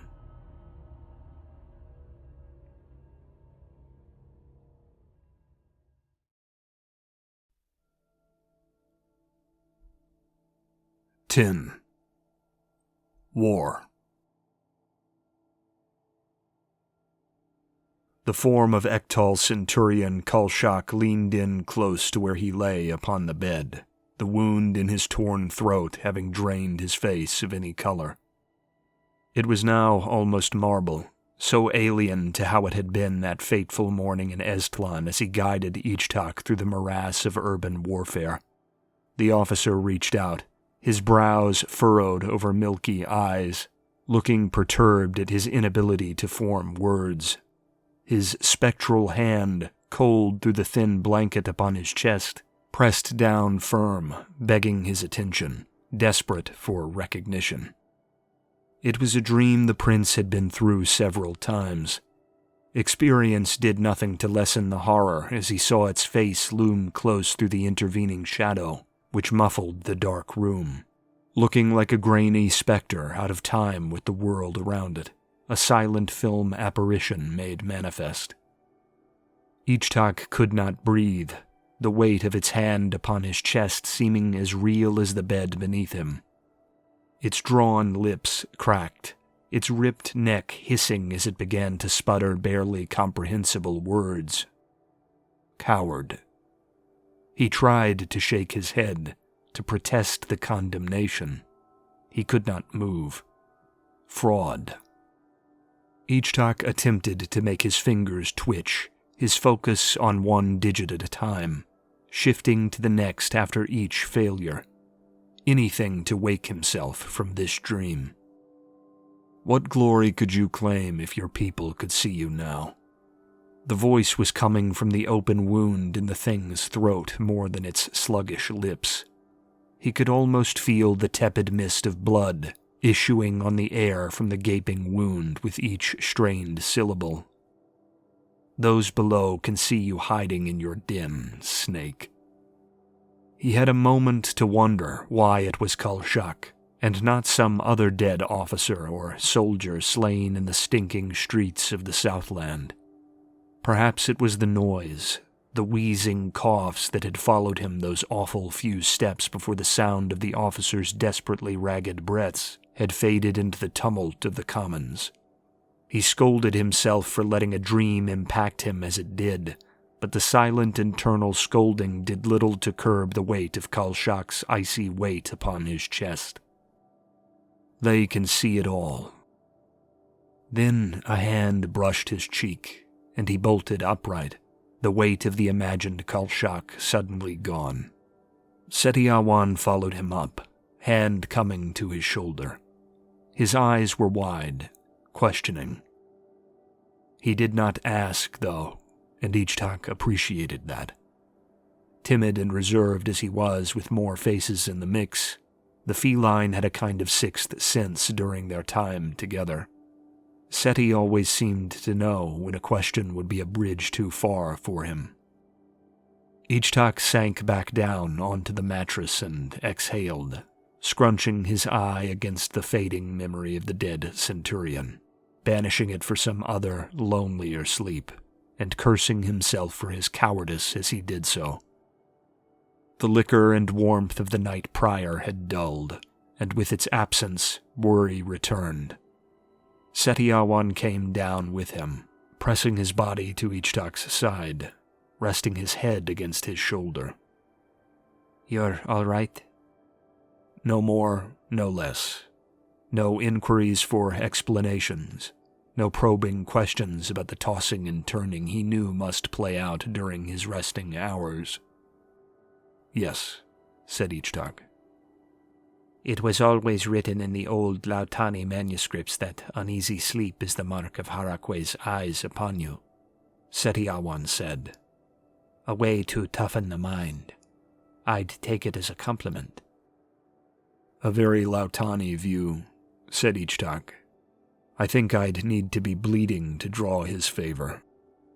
Setiawan flicked him on the nose, a comic retort to the dismissal. Ichtak smiled. "Harakwe is the Lord of War, so that he can be the guarantor of peace," Setiawan told him. "I think the Sholoshaishan view focuses too much on the battles he oversees, and not the order they bring." "Ichtak I wrote that we are to be his sword arm," said Ichtak. "It makes sense that the Sholoshaishans would focus on the sword, and not the silence that comes afterward." Setiawan's lips tightened, the feline considering what he had to say carefully. "Ichtak I was a great leader of soldiers," Setiawan said. "but I think his life blinded him to what it meant to live outside of war. Great conquerors like him might not have needed something to come home to, but most people do." Ichtak listened. Never had he heard a non-Sholoshaishan view of Harakwe's philosophy truly elaborated on by a believer of another kindred. "In the days before the Empire liberated the believers around Estlan on the peninsula, we, or my forebears anyway, had to practice in secret," Setiawan told him from his perch atop his chest. "But even in secret we had rituals and philosophers all our own. The worshippers of Harakwe there celebrated the mothers and wives that welcomed the soldier home from whatever rebellion or sabotage he'd carried out on the Duumvrat's governors as much as the soldiers. They wrote of artists and poets that eased the sorrows of war as much as the men who had won the day.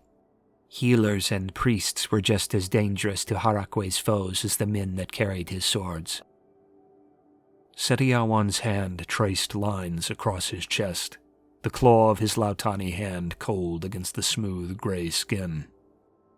"People like us could live without fear," he said. "As long as the warrior remained the warrior, the drive which brought him home didn't matter. It was between him and Harakwe." Setiawan craned his head to look at Ichtak. "That's the Harakwe we know in the Southland. Preserver as well as destroyer." "I like the sound of that," Ichtak said at last. "But I feel the reason I like the sound of that is because I fit better into the picture. Because it makes me comfortable. It isn't because the Southland's picture is more correct than the Empire's." "Archetypes have meaning," Setiawan told him. "Those old stories wouldn't exist if they didn't carry weight. They wouldn't have sparked the poems and the songs they did if they weren't true." "The same could be said for Ichtak I's empire," said Ichtak.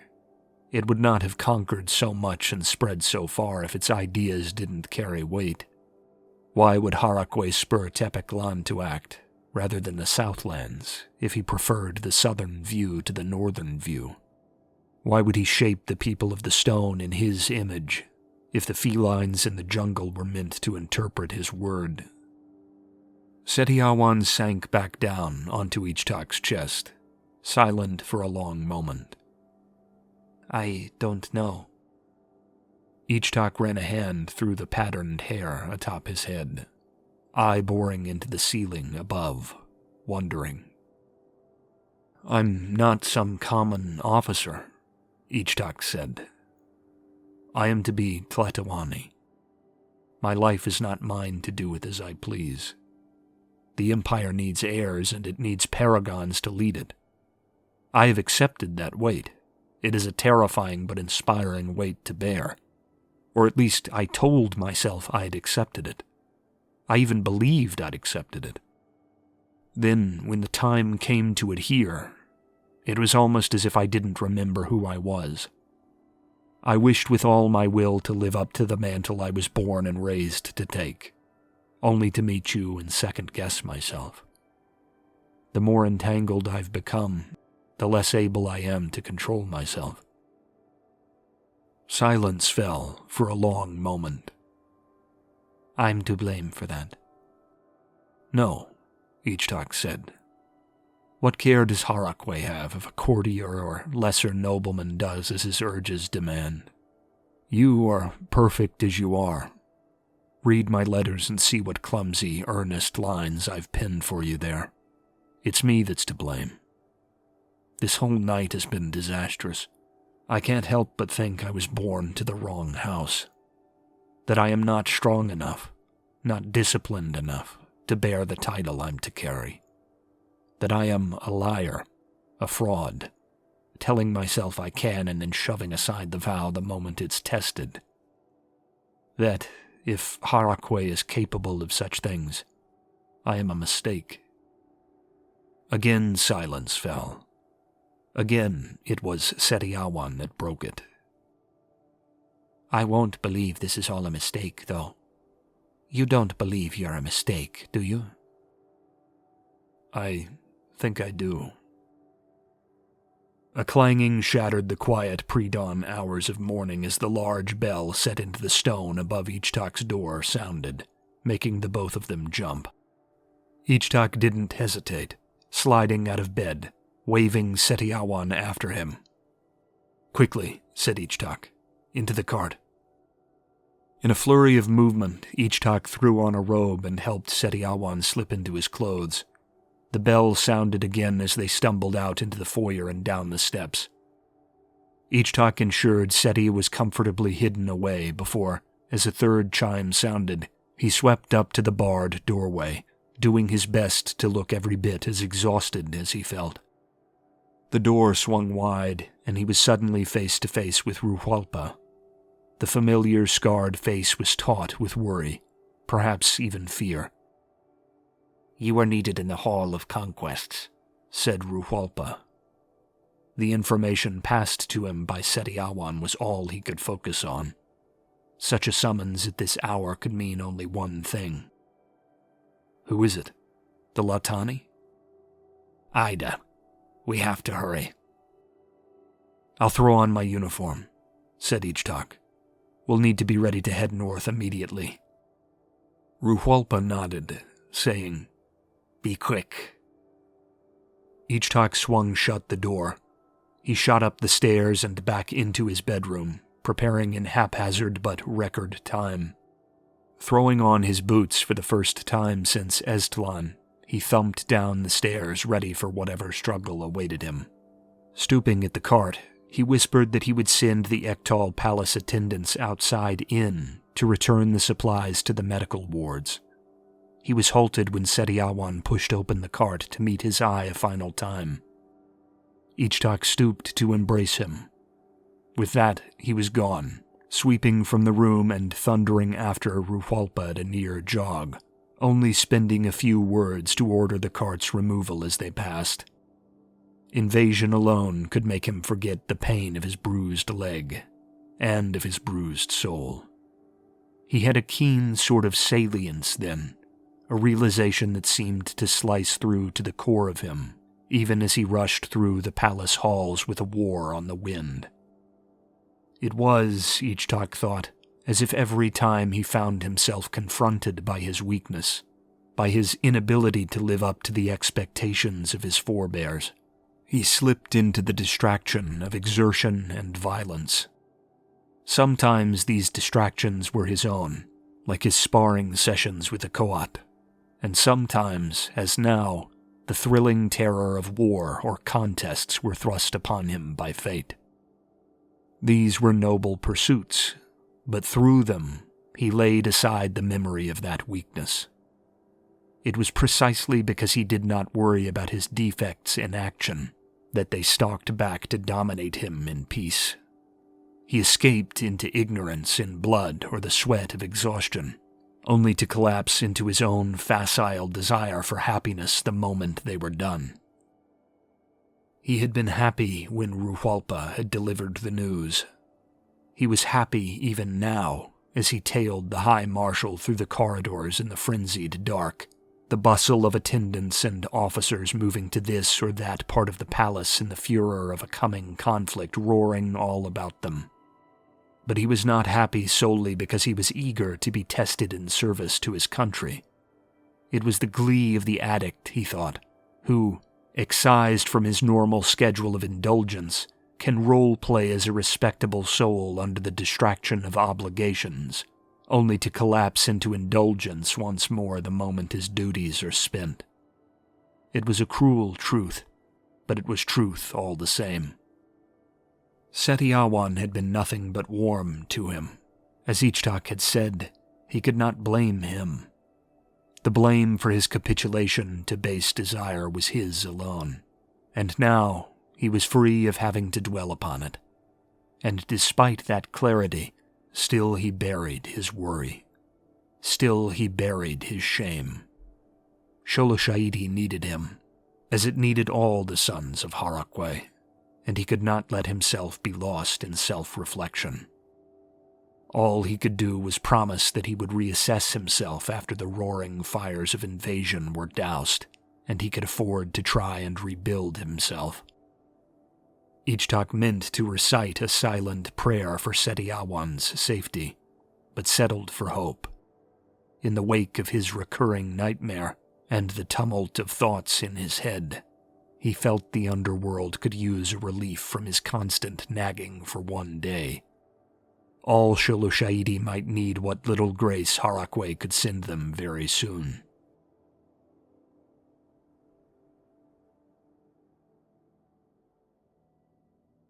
The palace's throne room was flanked by the Hall of Conquests, a huge amphitheater decorated with the captured banners and weaponry of Sholoshaiti's fiercest foes, and centered upon a firelit stone stage upon which the Empire's commanders relayed their reports to the monarch. The prince found the room largely vacant, playing host only to several highly ranked Ektal, Navy, Air Force, and Imperial Army officers who sat alongside Queen Tlali of Kushkotlan. Her face was pale, and her tired eyes were haunted with an anxiety rare among the nobility of so indomitable an empire.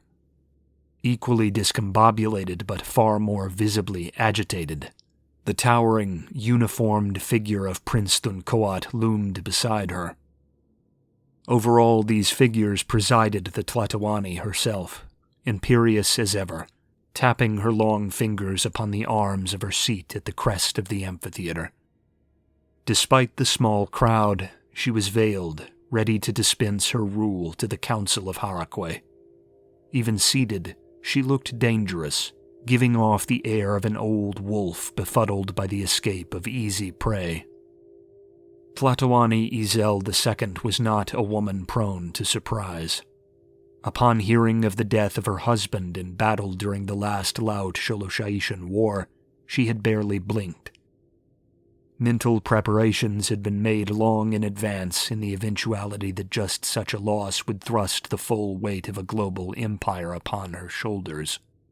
When the weight found her, she had refused to buckle. She had kept that empire aloft and watched it thrive, navigating each unexpected twist of the path towards her nation's betterment with a cunning she devoutly believed made Harakwe below proud. This morning, Ichtak noted that, despite her reputation, she seemed just as surprised as her company. "There is no question," the Tlatoani assured Queen Tlali. "The Empire must mobilize. We must marshal more men than we have seen marshaled since the end of the last Lao Shiloshaishan War. We must remind the northern savages that they lost the right to set foot in this land long ago. But it was not the sons of the winged serpent that brought this tragedy to our doorstep," she continued, her eyes drifting to the ceiling as if they might divine the will of Harakwe's skyborn antithesis through the stone. Her fingers still played aimlessly, doing what little they could to relieve the storm brewing within her. "Our foe is dull, a blunted hammer. If it is not intellect that makes it so, then superstition makes up the distance. The Ida are not meddlers and connivers." "The garrison in Kushkotlan expects as much, Your Majesty," said Ruhualpa. "We all do. I have Ektal rangers in Kushkotlan slipping over the northern border to dig up what they can even now. But this is not the time. We can answer our questions after we've filled the canyons outside Kushkotlan with dead lizards. I'll grant your request to place my son in command of the Ektal legions sent north to relieve the city," said the Tlatoani. "Prince Thunkoat will have command of all army or Ektal legions still in Kushkotlan once he has arrived home. The two of them will have the best of our officers in their ears to advise them on the warpath, as always. This is your task." "I will be here, watching from afar," she said with a wave of her hand about the hall. "I have a great deal of time to sniff out who is to blame for this. I can promise you, I will succeed." Ruhualpa saluted in the imperial style, his head dipping in acceptance of her words. He wheeled to go, and Ichtak fast saluted in kind, ready to depart alongside him. "Ichtak," the Tlatoani called, halting him in his tracks. It was so very rare for her to use his name. "Yes, Your Majesty." "When you marched for Estlan, I had intended for you to avoid the front," she said, "to preserve your safety. You went against that wish, with Ruhualpa's help along the way." Ichtak stayed silent. Ruhualpa, frozen in kind off to his side, followed suit. "Now the Empire murmurs your name," she told him. "The old general below made flesh above, they say. The one-eyed god's favored son. They are right to whisper these things."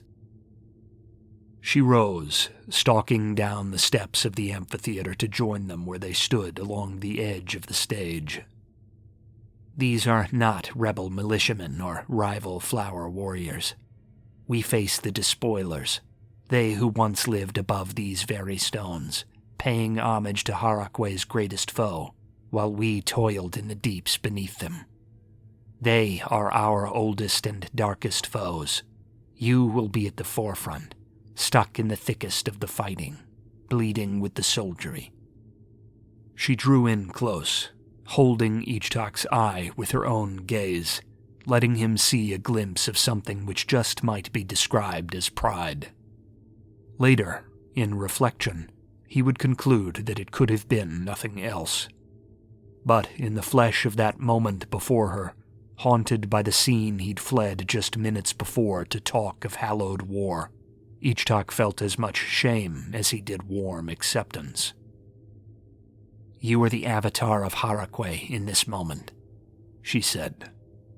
"Whether it be alive or dead, return home victorious." Despite their phrasing as an order, there was no trace of doubt in the words.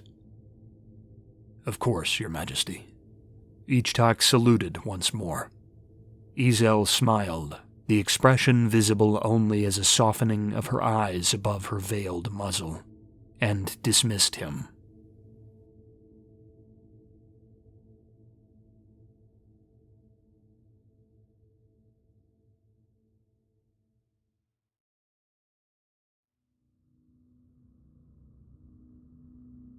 11. Destroyer.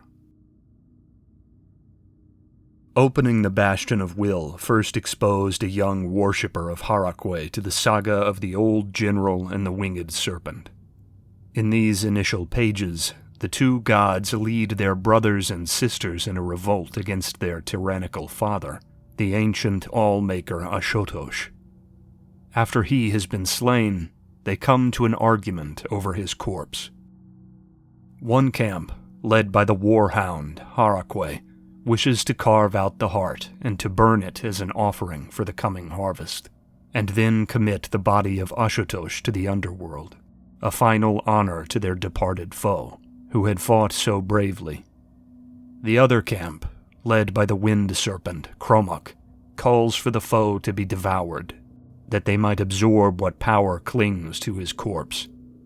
This argument comes to blows, and is thus termed in the Bastion of Will as the War of Earth and Heaven, a struggle between the sturdy discipline of the stone and the unbridled power of the wind. In this way, Kromuk struck down his younger brother Harakwe, taking his eye as a trophy before binding the old general to his will. Reflected in the mortal plane, the annals of earliest history record the Ida, not the Sholosha'ishans, as the masters of the highland desert surrounding what would one day become Tepeklan. Their canine slaves, the sons of the defeated Harakwe, toiled in the dark caverns and canyons beneath their feet, masters of metallurgy who fueled their reptilian masters with bronze and gold to stave off their devouring hunger for flesh. It was to these sons that Harakwe whispered in dream, and in time there came among their number a scion of their one-eyed god, he who would break the chains and scatter the ancient foe. This warlord king of the slaves, the first of the long line of the Tlatoani, had been Ichtak I. Forever afterward, he was to be called by many names, but his favorite was Ichtak the Liberator. This avatar of the old general would unseat the Ida from their thrones, found the eternal city of Tepeklan in the ruins of their capital, and erect the mighty pyramid Shahuitzul from the rubble of Ida civilization. Over the centuries, the descendants of Ichtak I would push them strike by bloody strike over the northern mountains that would come to be known as the Kushkot Range. In the alpine wastes and scarred tundra beyond, the Ida would struggle to survive, doing penance in the eyes of Sholosha'idi for their long dominion over Harakwe's sons. At least, this was how the Sholosha'ishans retold it. Ichtak assumed the Ida had their own take on the eternal struggle, and their own beliefs about the merits and demerits of Harakwe, the god of war, as he compared to Kromuk, god of fury. They were a people who favored old traditions of oral recollection, bringing to mind images of ancient, centuries-old reptilian wise men uttering ancient fireside sagas to broodlings about the lost paradise of the warm southlands beyond the mountains, while the harsh winds of their adoptive homeland whipped the stone of their barrow dens above. The prince had always found it the ultimate irony that, after so long lording over the children of the deep earth in Sholosha'idi, the sky-worshipping Ida had been driven underground by the cold of their adopted homeland. Now, the sons of Kromuk were destined to lurk in the soil, tending coals to stave off the winters of the far north, the Ida lands seeming as much a prison as a refuge. This had been stark relief to him during his upbringing, when predatory images of the looming Ida leered down upon him from bas-reliefs set into the walls of the palace. As the smoke rising over the distant Kushkot mountains came into view through the morning mists, and the legions around him buzzed at each stop with talk of the cold-blooded atrocities of the enemy, it felt a cheap comfort indeed. The mountain passes to the east and west of Kushkotlan proper are holding well, Ruhualpa said from beside him, his own eyes tracing the route from their train car to the mountains behind which the northern provincial capital waited for salvation. There is no need to press forward too aggressively. We can whittle them down on the battlements. You say this because it is not Tepeclan that is under threat, came the gruff tones of Prince Thuncoat from the next table. It is my city that waits under the snake's eyes, not yours. I feel your urgency, Ruhualpa said. My goal is to repel the invader with as little cost to us as is feasible. What you suggest will be costly. Moreover, it will not be you that leads the charge you're suggesting, but us. While you lead the defense of Kushkotlan, we'll be the commanders tasked with breaking into the valley. Thuncoat was silent. Ichtak could tell he wanted to protest, to suggest that he would gladly lead the breakthrough into the valley, but tradition would not permit such a thing. While a male heir to Kushkotlan's throne drew breath, it would be he that oversaw her battlements, no other. It is the Prince of Tepeclan's decision, said Ruhualpa. He is the executioner of this campaign. Ichtak looked down over the map spread before them upon the table, rattled occasionally by the slight shifting of the passenger car as it sped along the tracks. On it was Kushkotlan province, centered by the city which gave it its name, denoted in detail in its place atop the Northgard Range. This chain of brutal mountains, one of many in the region, formed a great band through the province from east to west, and had served as an excellent breakwater for the advancing Ida, much as it had in centuries past. In the river-rent valley of the Valorous, which yawned wide between this range and the ranges bordering the Ida lands, there were many thousands of the enemy, their exact numerical strength and supply situation unclear. Countless sieges just like this had been fought here during the eternal struggle, with numberless gallons of blood both warm and cold feeding the sparse grasses and scrub of the ranges. Ichtak had heard of many by name, and had even gamed a few of them out as scenarios with Ruhualpa in his youth. None of that knowledge seemed sufficient now that he was here, the weight of perhaps millions of lives heavy around his neck, the expectant eyes of Kushkotlan Imperial Army officers native to the soil heavy upon him. I am split, for I'm no native son of the land, Ichtak said. I don't know the ground as well as our brothers from Kushkotlan would know it, but the Ida in the valley seem ripe for an encirclement, now that we have the bulk of them between the border and the Northgard Range. He looked to Thuncoat's retinue of Kushkotlan commanders, asking, how feasible is an encirclement?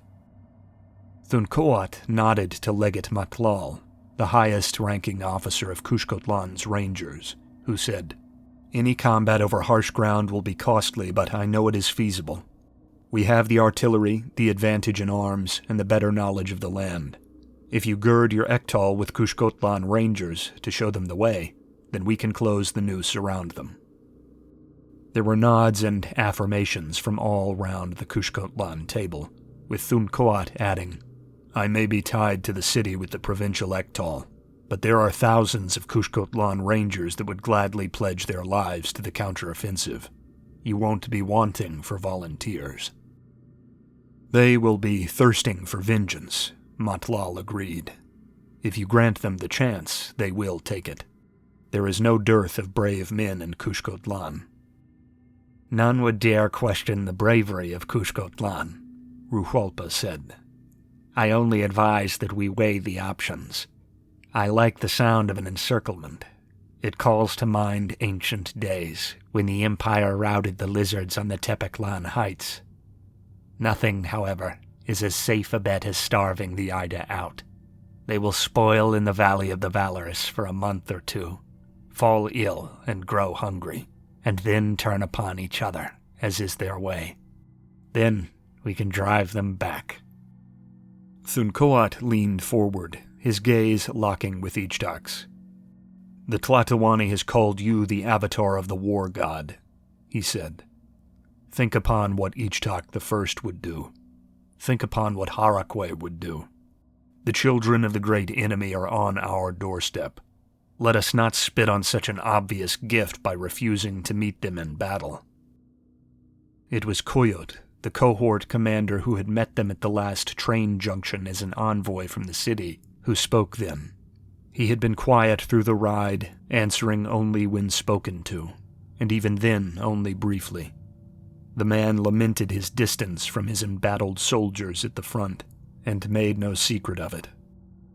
Let it not be forgotten that there are towns between the Idalands and Kushkotlan, Coyote said. I saw them ravaged and burned from the palace towers over the city yesterday before the dawn. I saw the farmsteads in the lower valley destroyed, and the people scattered through the hills to cower in the rocks when the Ida came for them. The train car was silent once more, most eyes creeping out the windows and towards the smoke over the rocky horizon. Coyote, though, had never looked away, his eyes ever on the destruction being threatened to the city he had left behind. Do not forget that every minute the Ida spend encamped in the Valley of the Valorous, and all the valleys between here and their wasteland, is another they have to drag Sholoshaishan children from where they cower in their cellars. Every scream on the wind is another scrap of fresh meat they've discovered. You can hear them from all over the city, carried up from the valley with the thrum of the river. The car absorbed the words. None spoke until Ichtak, looking once more to Ruhalpa, asked for a report on the readiness of the new weapons they had brought forth from Tepeklan. When Ruhalpa reported them loaded and crewed to the best capacity such short notice allowed, Ichtak nodded. He turned to Thunkoat, eye glinting as if already face to face with the enemy from the north. Have Legate Matlal muster your boldest mountaineers to guide the encirclement come dawn tomorrow, he said. We'll fill the river Kushkot with black blood by the day's end.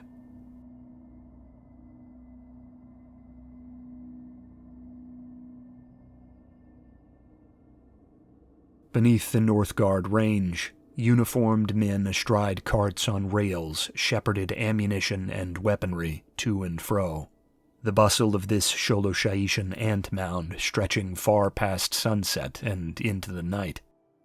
They had once been conceived as hiding places for the citizenry in the event of an Ida capture of the city in centuries long past, but now served as resupply routes hidden from enemy eyes. Even as the old walls of Kushkotlan proper suffered above, now manned by rifle and machine gun rather than bow and spear, the ancient tunnels beneath, fitted just the past year with an electric system of transit rails, ensured every choke point along the mountains was well stocked, and that no gun ever ran dry upon the disparate peaks of the bulwark.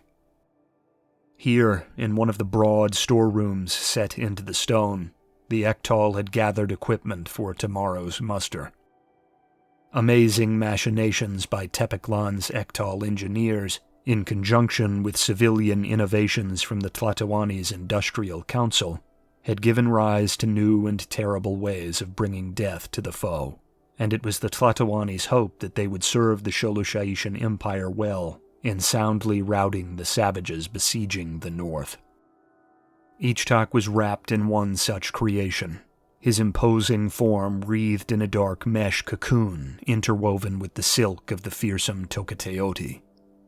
The giant spiders, local to these mountains, were renowned for their deadly venom, but ballistic experimentation had proven their silk to be quite resistant to bullet impacts when layered in light clothing over the body.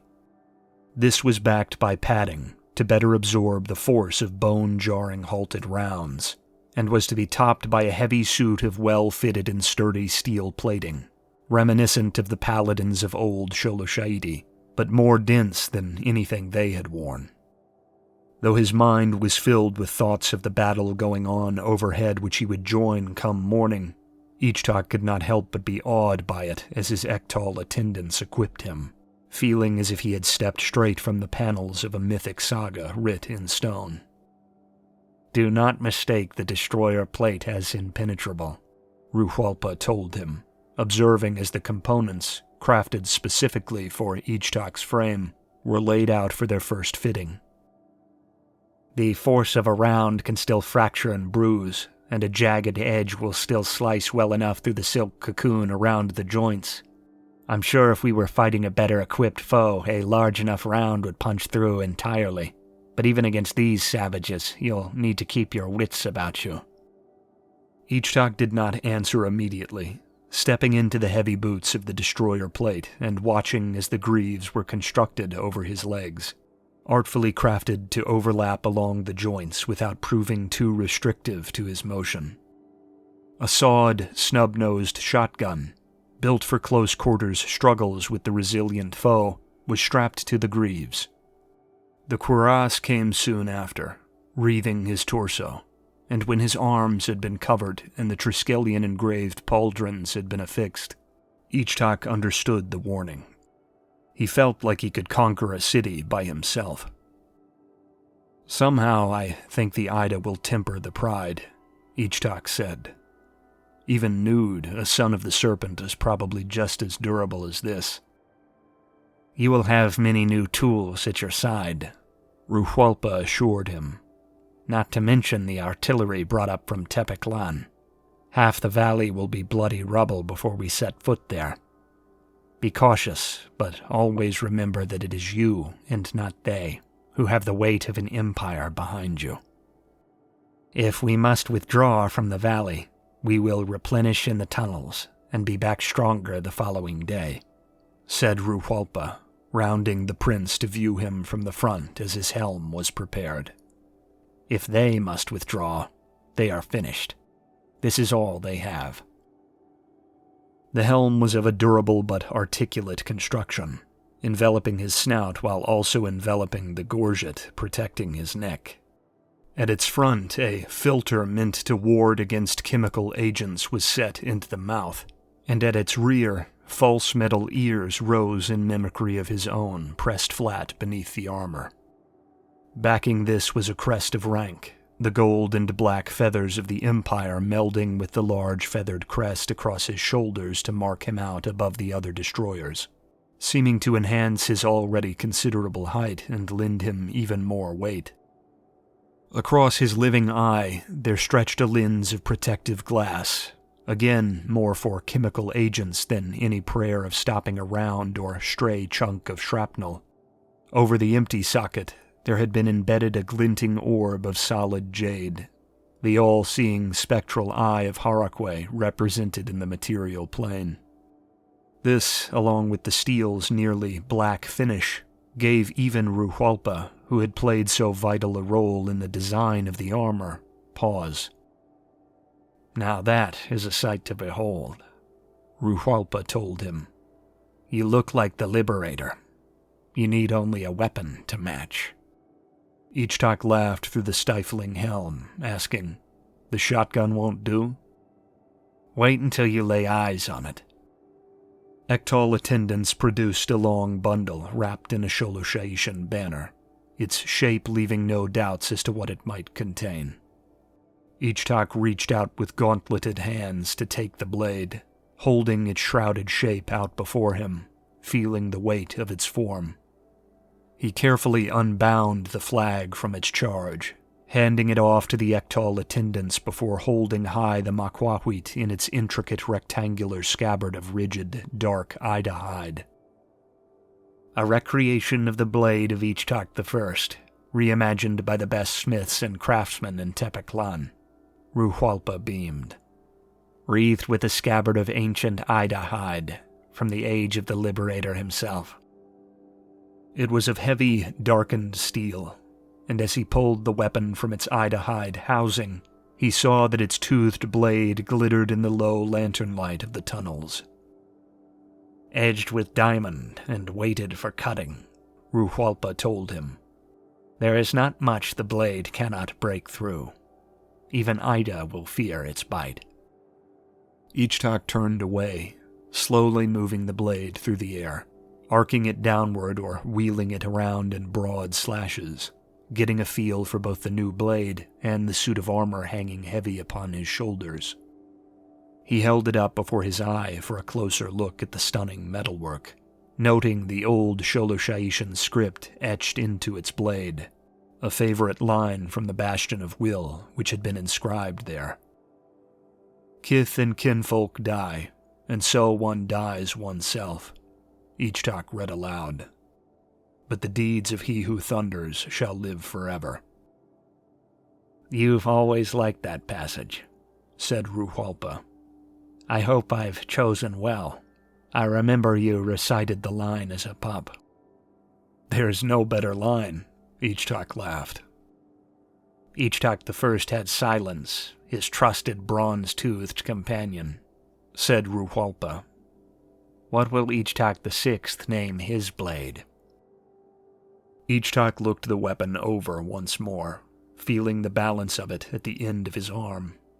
It was simultaneously heavier than any blade of that size he had ever carried, and the most expertly weighted and constructed killing implement he had ever witnessed. Forgiveness. That's dark. Ruhalpa grinned. But entirely true, said Ichtak, his own smile hidden beneath the mask of his helm. That's what makes it so fitting. Ichtak removed the muffling helm, handing it off to the Ektal attendants, and pulled back the coif of spider silk weave and padding over his skull to let his ears stand free. Thank you, Ruhalpa, Ichtak said, sure the High Marshal could see the warmth on his face this time around. I could have asked for no finer weapon, and no finer mentor. Ruhalpa rapped on the cuirass's cool metal surface affectionately, nodding as he looked over the stockpiled weaponry all around them. The Kandari exhaled, long and slow, and in that moment Ichtak saw the graying hairs along his snout and the tired cast of his eyes in a way he had never registered before. He was not far into his 5th decade of life, and though his Kandari vocal cords had always given him the rasp of an older man, Ruhalpa had never truly looked old to him until that moment. Listen, Ruhalpa began, seeming to struggle to find the right words for the moment. I'm to lead the western spearhead, and you the eastern spearhead. Your men will bait the arrogant foe into a deadly charge, and we will cut in from the far side once they are invested, the two fists that buckled the invader. I'm proud of that. I wouldn't have it any other way. Ruhalpa leaned back against a pillar of stone nearby, his eyes absently following a transit cart as it rattled past along the tracks on the far side of the chamber. Though I can't know why, I have a bad feeling about the day to come, Ruhalpa said, shaking his head. I have troubling notions, dark thoughts when I run the valley or the plan over in my mind. I've had dreams about this valley for years. It isn't like I haven't seen it before. I've seen it from the city 6 times over the years.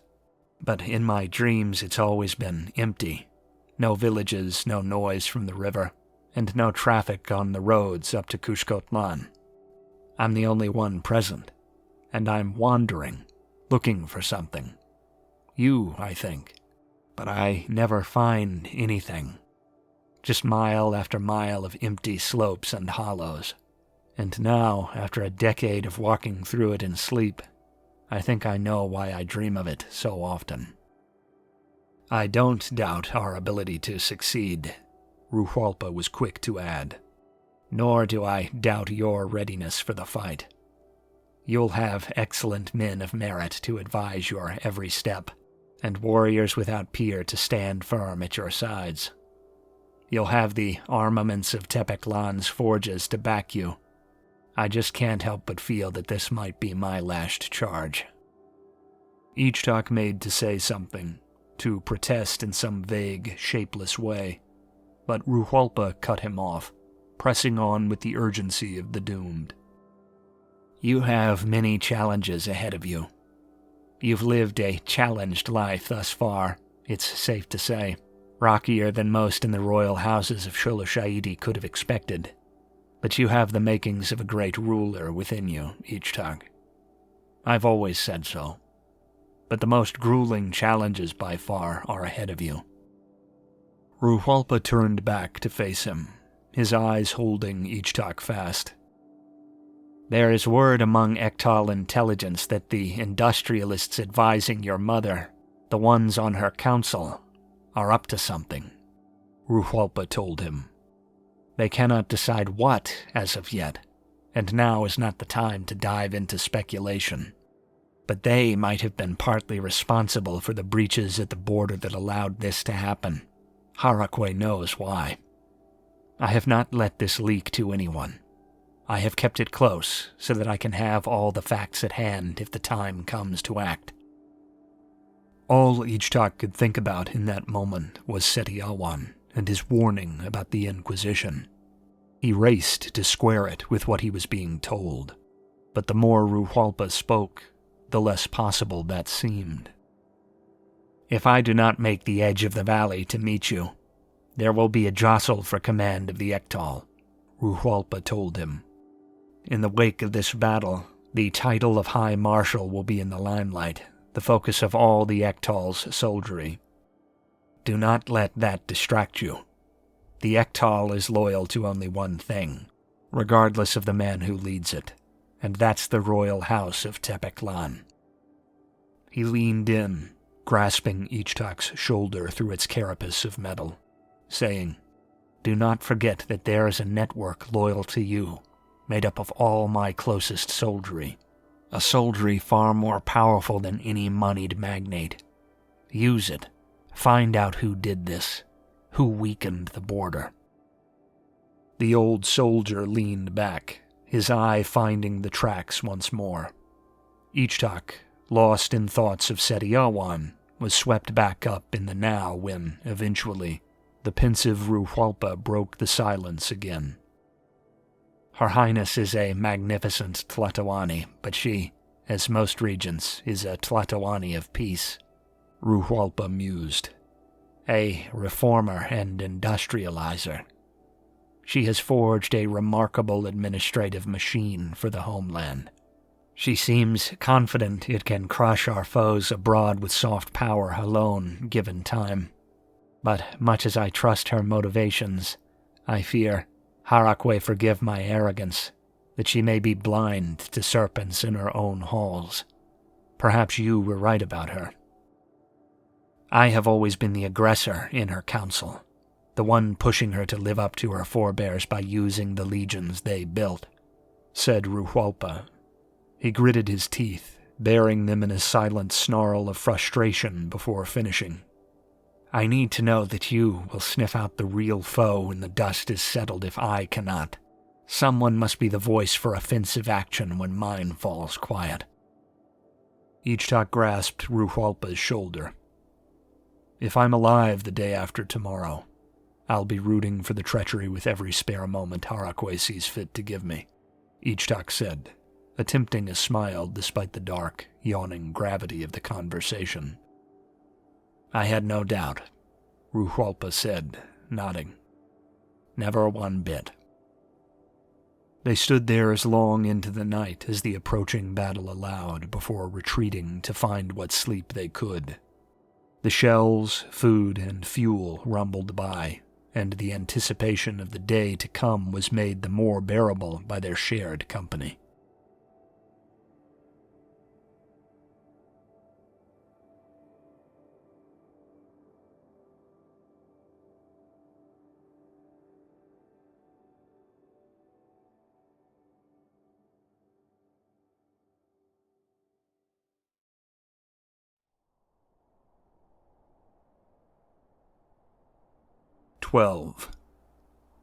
Siege.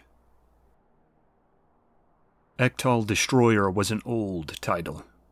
It had once been used to describe the paladins of the oldest scions of the royal house, protectors and enforcers, the gauntleted fist of the Tlatoani made manifest.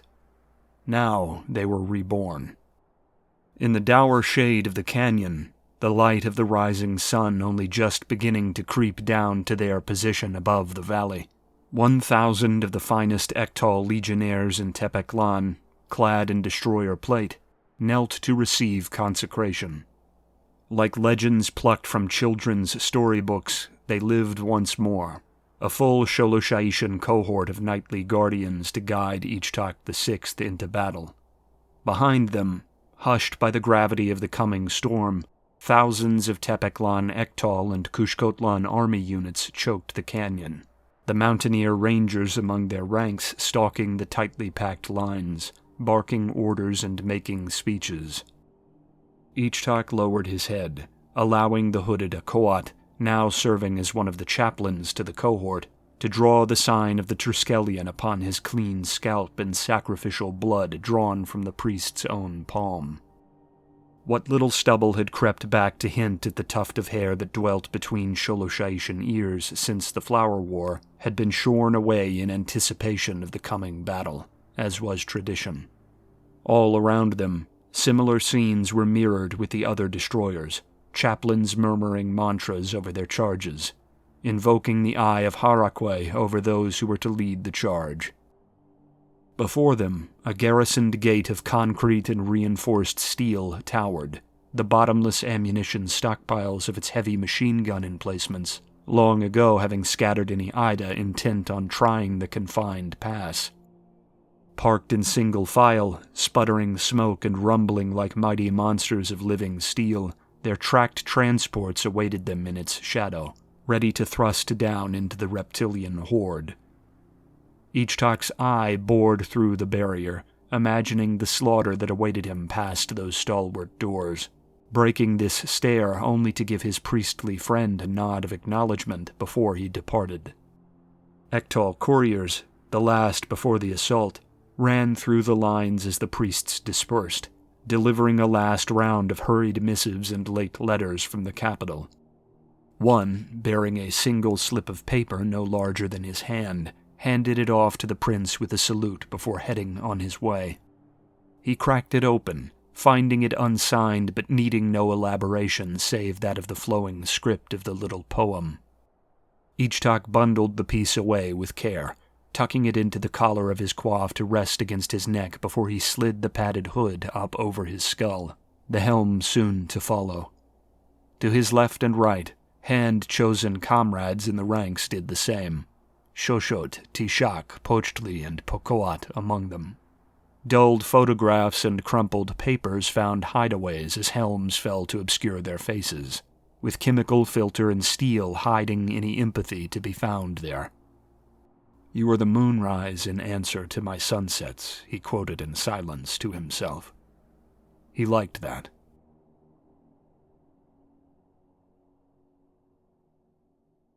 Ida, hearing being what it was, most felt the rumbling in the distance rather than heard it when the Imperial guns opened up around 7. They were just beginning to feel the heat of the day, their scrap-cobbled Jezzails or muskets coming up to loose blind shots at the distant battlements of Kushkotlan above, and the sparks of whetstones upon gigantic blades growling their way up to the perked ears of the defenders. Scaled warriors began mighty and treacherous climbs up rock faces and ancient walls to assail their Sholosha'ishan foemen. Then, all sunk into a haze, the whole of the Valley of the Valorous from east to west being rocked by shells aimed with frightening precision from miles south of the Northgard Range. The southern faces of the mountains constituting Ishtli's redoubt, the ridge marking the northern side of the valley, were so sundered by this bombardment that apocalyptic rock slides were let loose to worsen the smoke and confusion. Hundreds of Ida invaders encamped upon the slopes or making their way along winding trails and switchback roads were swept away down to their deaths in the river basin far below. Those whose tenacious physiology allowed their survival of the tumbling descent found the lowest spans of the riverbed haunted by a milky yellow poison, the vapor burning their eyes and setting them to roaring as they coughed up the interior of their lungs. Not much could be deployed, for the artillery officers wished to ensure the ruined towns farther up the slopes, where Sholosha'ishan survivors might lurk in cellars, remained largely free of the vapor. But what they did send down was more than enough to wreak a terrible toll. Above, near the ragged Kushkotlan walls or upon the Ida-occupied northern faces of the Northgard, The taste of the fearful pheromones the dying reptiles released reached the maws of their crocodilian kin. Confusion multiplied as more shells rained shrapnel and gas into the valley, no quarter going unscathed save those closest to the walls. Even here, mortars and siege guns within the city felt more at ease risking the short range, and the assailants were driven to the stone in huddling masses to pray for the intervention of their winged god. The thunder cracked over the valley for over an hour, the guns never granting a reprieve. Coordinated rotation of artillery south of the mountains that would make the old general himself think twice ensured that every malfunction or staggered reloading was answered by 10 more eager to bark leaden death at the foe. This was the testimony Sholosha'ishan pride demanded, a reminder to the great enemy of what modern war looked like in the hands of the most disciplined military on the face of Haraklan. This was no age limited by hammer and sword, by muscle and sinew alone. This was an age of iron and powder, of oil and steel. The very skies above spoke the language of Harakwe, and the sons of Kramak were damned to feel the bite of every furious syllable. When at last the din of bombardment fell away, the whistling death knells of keening Sholosha'ishan whistles sounded, and from the eastern end of the valley, the gates of several mountain holdfasts were thrown wide. Through each trundled leviathans whose steel bulks made them seem destined for the ocean, crude blocks upon treads which roared under the effort of even mild locomotion. In their wake, ordered columns of Sholosha'ishans advanced, Kushkotlan rangers guiding each step as their swift marches kept pace with the pondering armored vehicles. They moved using the machines as cover, the Jezzail fire of crude Ida weapons clattering off their surfaces all the while. Belching smoke under the strain of their progress, they moved along steep roads downward into the valley until the battered ground began to level out, not once firing upon the regrouping reptilian foe as they drew ever closer. After reaching more even ground, the tanks began to fan out, forming a makeshift barricade to guard the infantry advancing upon the northern end of the valley, their goal becoming clear to the observing Ida. The reptiles, already regrouping into rough-hewn mobs south and north of the river basin, moved desperately to intercept them, their otherworldly, almost earthen voices rumbling for miles across the mountain heights as they sang their songs of war in their alien tongue. The lands north of the river had been so badly chewed by artillery fire that less than 5,000 remained on that side of the valley, with reinforcements from over the northern ridge trickling down now and again as some belayed clan of the reptiles surged into the newly torn landscape to join the assault on the city across the way. As such, the tanks focused upon the southern horde, many thousands stronger, as it withdrew from the foot of the city walls to crush the dispersed Sholosha'ishans, marching down the slopes into view. Many cohorts of the Ektal broke off to join them, forming deep ranks behind the metal monstrosities, their soft, black and gold uniformed lines offering tempting targets to the baying Ida warriors, who sought them as meat to be savored. The remainder of the Sholosha'ishans marched onward along the upward paths towards the far side of the valley, mountaineers at the head, the flow of men from the newly opened gate in the eastern Northgard heights never slowing. Only when the Ida south of the Kushkod River drew in close, scrabbling and screeching upon the final shell-blasted hill towards their prey, did the tanks finally let loose. Carefully ranging the enemy, they released great plumes of fire from the crude hexagonal turrets set into their sides, dousing the closing crocodilians in a thick oil that clung to the scales of their skin, the animal hides of their clothing, and even the dry soil beneath their feet. There was keening and screeching the likes of which living Sholosha'ishans had only read about, and the stink of agony rose up from the ranks of the Ida, as those fortunate enough to have been to the rear of the disordered ranks felt the heat of the blaze, and scrambled backwards against the press of the crowd. Fortunately for them, the mighty uproar of flaming death was short-lived.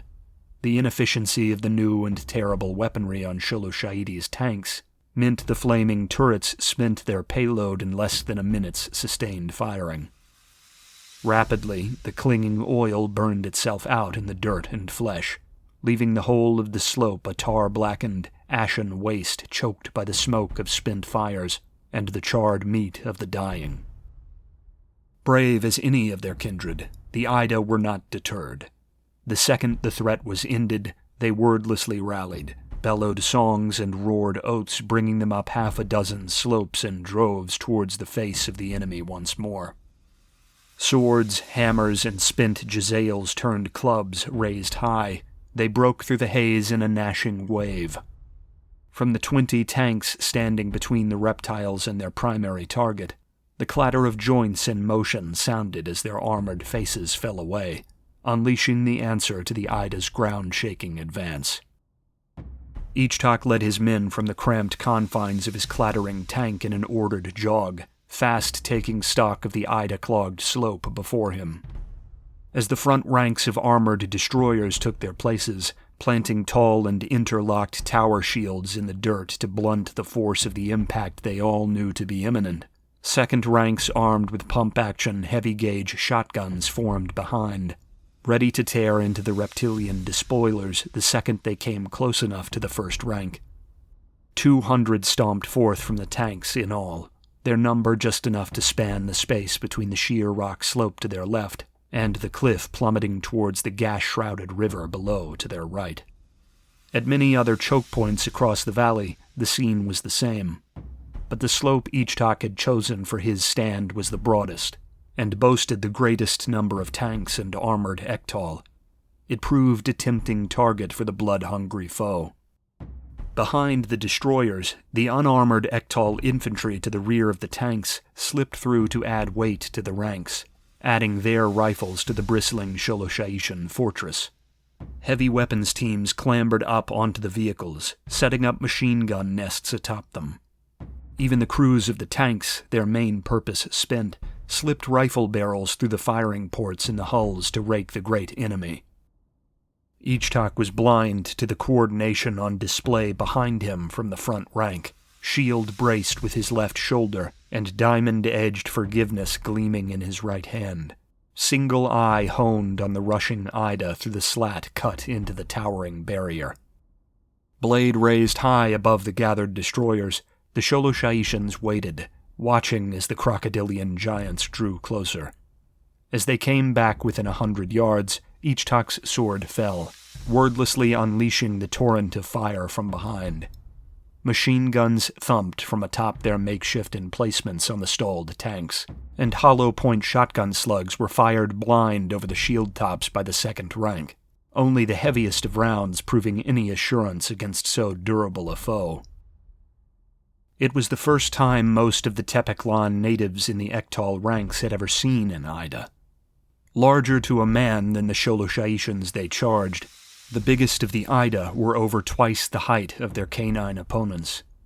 The giants each averaged the better part of 1,000 pounds. They were wreathed in animal skins and runic totems, with bone fetishes clacking against necklaces of teeth, their scales painted in meandering patterns of blue and white. The Ida language, if it could be termed such, was formed with lipless mouths, seeming shapeless hisses and guttural grunts to their rival kindred. Their war chants seemed the prelude to some wild animal's slaughter.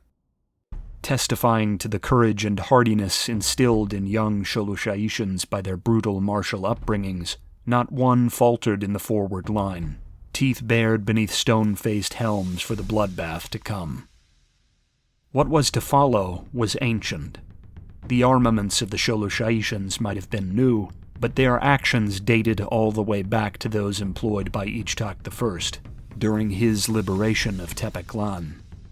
The ways of war amongst the settled peoples had dictated their abandonment long ago, but here, where the foe absorbed all but the most fortunate punishment from rifles or small arms without a second thought, the crush of the melee was not a transient, occasional thing. It was an inevitability, the hunger of the foe for close combat ensuring it would be found. When it was, the Sholoshaishans were ready. Thundering over their dead comrades with more falling each moment under the hail of machine gun and shotgun fire, the Ida rocked the line, the force of their impact buckling some of the tower shields and driving all of the forward rank onto the back foot.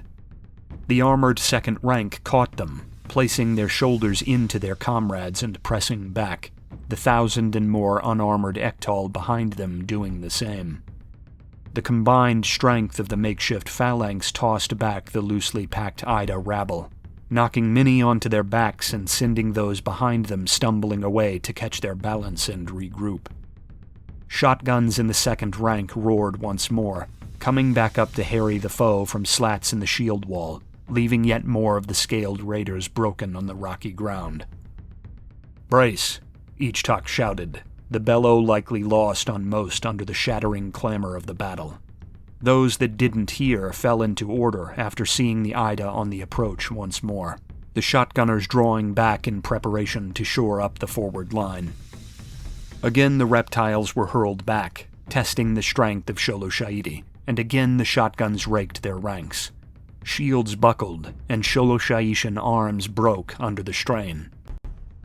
"Harakwe below," Shoshot grunted to Ichtak's side. "The shields won't take much more punishment."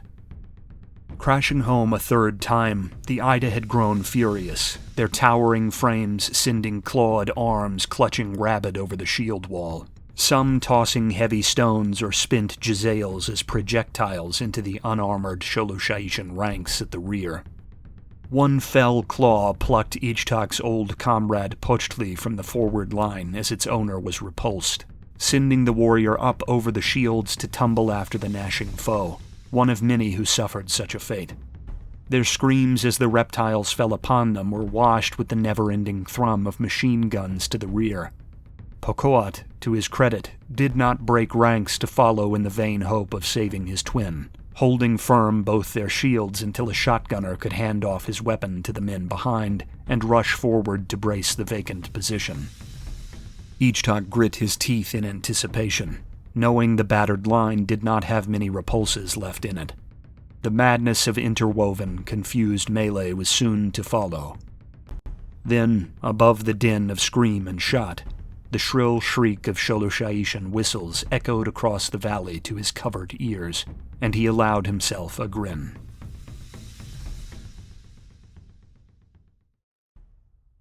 With the bulk of the southern force of Ida, which had encamped outside the walls of Kushkotlan, moving up to challenge the prince's phalanx in the defended column of Ektal soldiers bound for the northern passes, the time had come for the second spear to be thrown into the fray.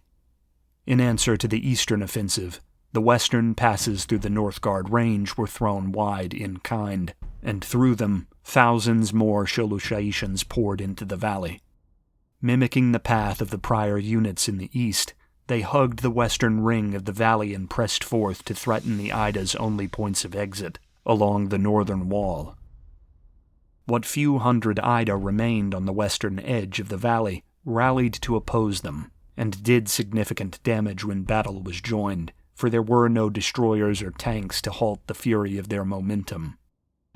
Early deployment in the east and the display of significant force had done its job, however, and the core of the Ida's invading army was dispersed in opposition to the prince on the opposite end of the valley.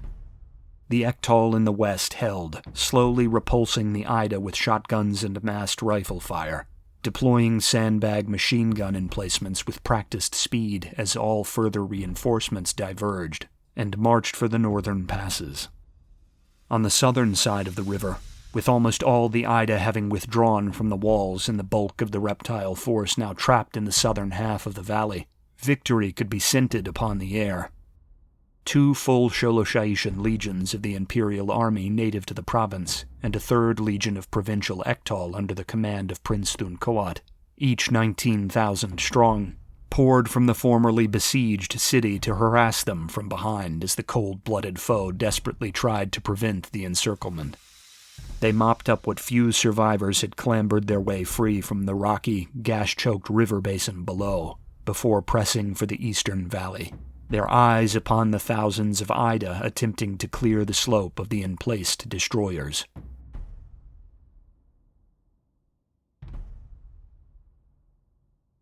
One last time. Ichtak bellowed the words just as the Ida began to surge forward, the call summoning up what strength remained in the phalanx, with all eyes in the ranks locked upon the mile-distant army issuing from the fields before Kushkotlan. Every minute they could gnaw at the enraged Ida on the slope was another closer to victory as the noose closed tighter around the foe.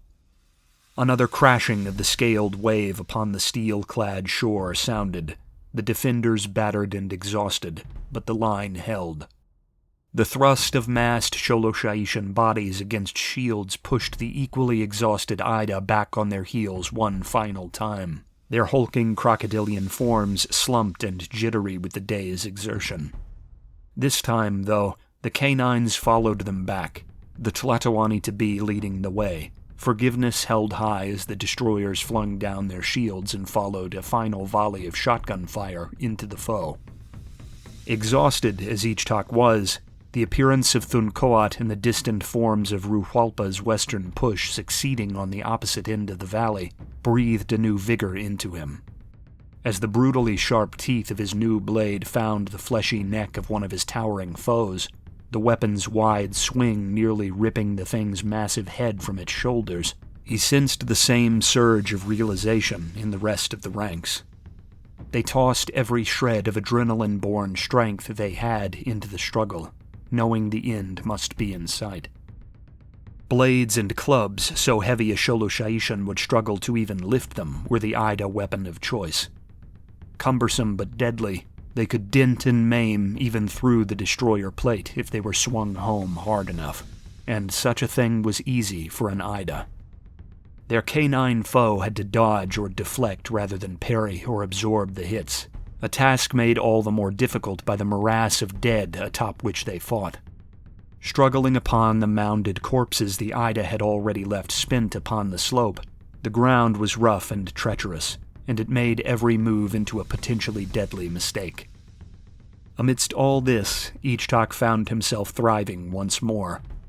Though the stakes were high, and his vision was sorely restricted by the sole lens in his helm, he felt the outcome of this struggle to be more important than any he'd been through before.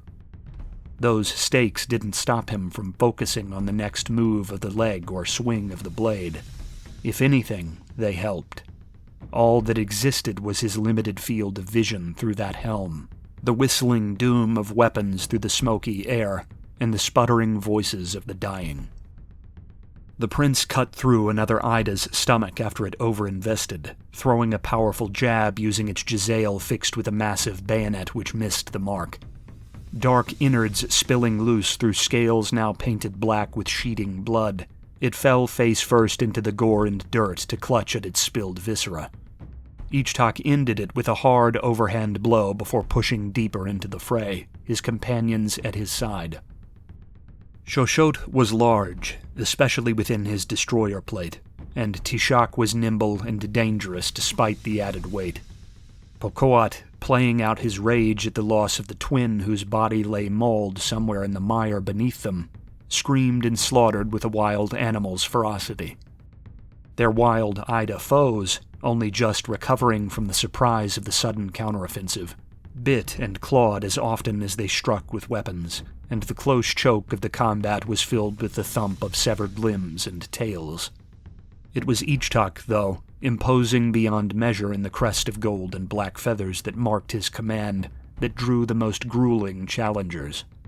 The Ida were as martial of mind as their warm-blooded counterparts, even if theirs was a culture of raw aggression rather than discipline. The sight of an enemy leader in the field was one which drew many reptilian eyes, all seeing the improvement of their own status as warriors through the slaying of a ranked foe. Individuals would push forward through the makeshift ranks, jabbering in their reptilian tongues to the lesser warriors around them, and burst into the prince's field of view, ready to try their strength. One such brute, the largest Ida the gathered Sholoshaishans had ever seen, roared its way into view, seeming to slow the entire battle about it with menace alone. Scaled with a strangely dark hide which bordered on black and studying the field through glinting red eyes, Its torso was stripped naked above a kilt of hide and mounded furs. All across its hulking chest and stomach, wicked scar tissue marred the ebon scales stretched taut over its corded muscle, telling wordless tales of a lifetime's struggle in a land void of luxury. For a people as potentially long-lived as the sometimes centuries-old Ida, longevity was rare, for brutality often curbed such venerable figures. This beast was an exception to that rule, an ancient eater of foes, its harsh runed sword of aged steel held aloft as it homed in on the latest in a long line of storied prey. The first to feel the wrath of the black basilisk was Shoshot, fresh from killing a wounded foe during its crawl for safety, who strode forward to meet the thing as it emerged from the ranks, fearless as he'd ever been. Jagged steel war club thundered into rocky scales as the Sholosha'ishan ducked a high swing and made to shatter the thing's ribs. Though the bone-breaking force of the strike was such that even a resilient Ida might recoil in agony, the dark Ida did not. Its free hand snatched the war club between vice-like clawed fingers with a terrible speed, drawing Shoshot into a tug over the weapon and dragging him easily off balance, before it brought the sword down upon him and caved in his helm with the brute force of the strike. Shoshot fell limp, blood creeping from the crumpled helm, and the ringing combat seemed to clear away from the ebon Goliath. Ichtak, having taken the leg out from under his current foe, eliminated his struggling opponent with several overhand strikes into its vulnerable neck where it writhed before turning his full attention to the newcomer. He lifted forgiveness and caught his breath, sizing up the mountainous task before him, closer to death in that frosty second spent staring down the demoniac eyes of the gnarled Ida Ancient than he had ever been before. Silently, he asked Harakwe for his favor. He would need every ounce of strength to squirm through alive. Then the Ida charged, and Ichtak leapt into motion. Colossal momentum let the crocodilian strike first, with Ichtak sliding from the path of a bone-crushing sidelong swipe by pushing past his charging opponent, gashing the side of the giant as he went. Blackish blood staining its rugged hide with the shine of fluids, it wheeled with grace that contradicted its bulk, roaring and bringing the colossal blade it carried around in another strike. Ichtak, acting upon the noise of the hefty weapon through the air more than sight through his restrictive helm, allowed his momentum to bring him into a tumble along the ground beneath the path of the mortal blow. Prone, he had to act fast, the crocodilian above him scenting death upon the wind. Rounds from the massed rifles behind the fighting were pestering it as flies might a bull, its titanic height making it an easy target above the melee. It must even then be trying to halt the blade, to bring it up for a finishing chop downward into the rolling Sholosha'ishan at its feet.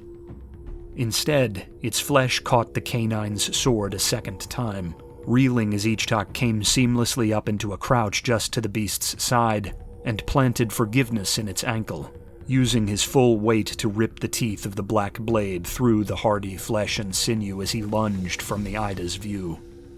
The dense foot was almost severed, but the thing seemed more agitated than wounded. The ebon reptile staggered, hissing its fury, but by the time Ichtak had righted himself off to the Ida's side, it was upon him once more. Using its thick tail as a ram, it caught the lunging prince as he made to come around behind the invader, throwing him back about to stumble under the Ida's raised sword. Again it fell, this time like a hammer to strike an anvil, and again a flash of breathless motion saved Ichtak in the final second. He slashed upward at its gnarled hand, a blur of pallid motion to his eye through the helm's lens, and nearly severed it at the wrist. The ruined sword tumbled down across the prince's armored arm to land amidst the corpse-strewn ruin below. Screeching a noise like a mountain trimmer, the Ida wrenched its ruined right hand free from the band of hide and gristle that kept it fixed to the stump.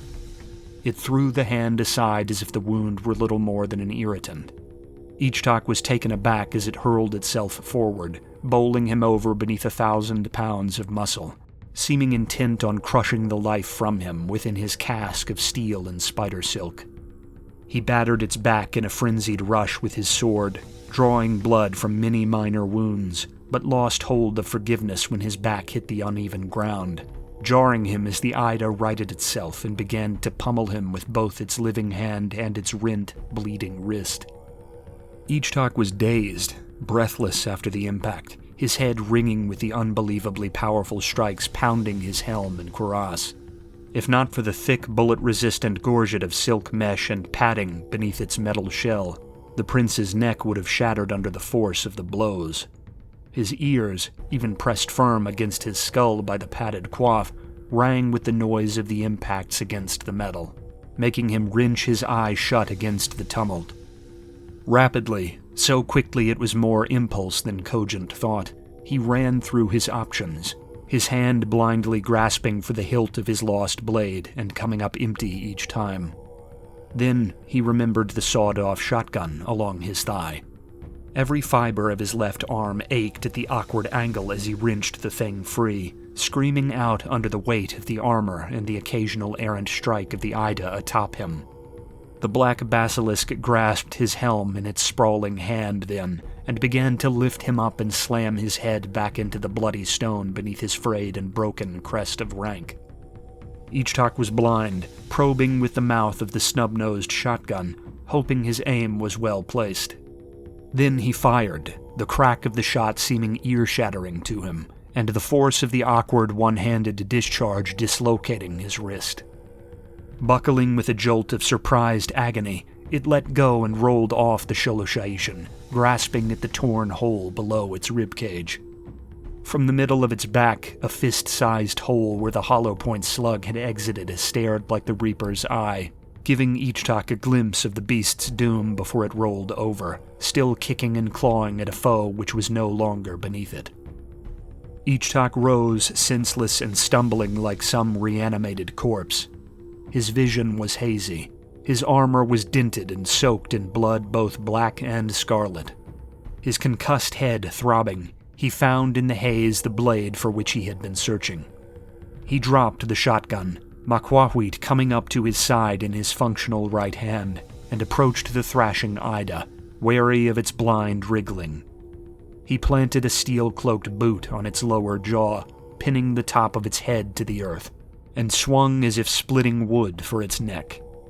Again and again he struck, withdrawing and dragging motions like those of a saw. Soon the task was done, the whole of the field around him, whether Ida or Sholoshaishan, looking on as one commander slew another. Ichtak kicked the heavy, almost prehistoric head into a roll across the bodies upon the slope, its momentum bringing it to the feet of the Ida it had once commanded.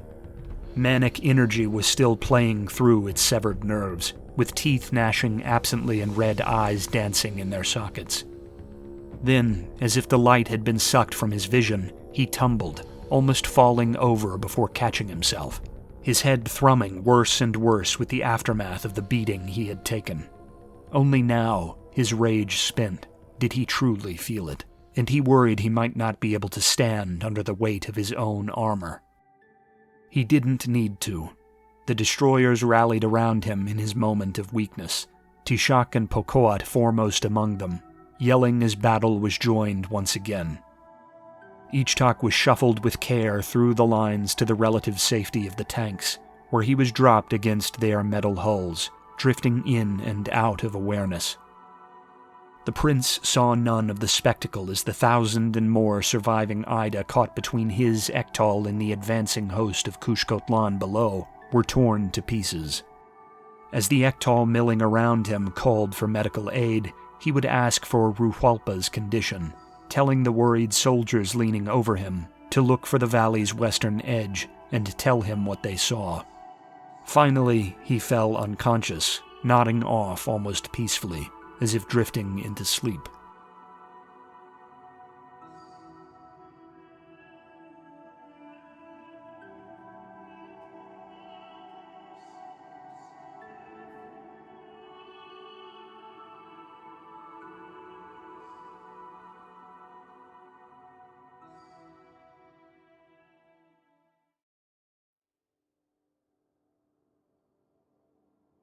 13. Enemies. No dreams clouded Ichtak's unconscious hours, nor did visions and voices jolt him into wakefulness.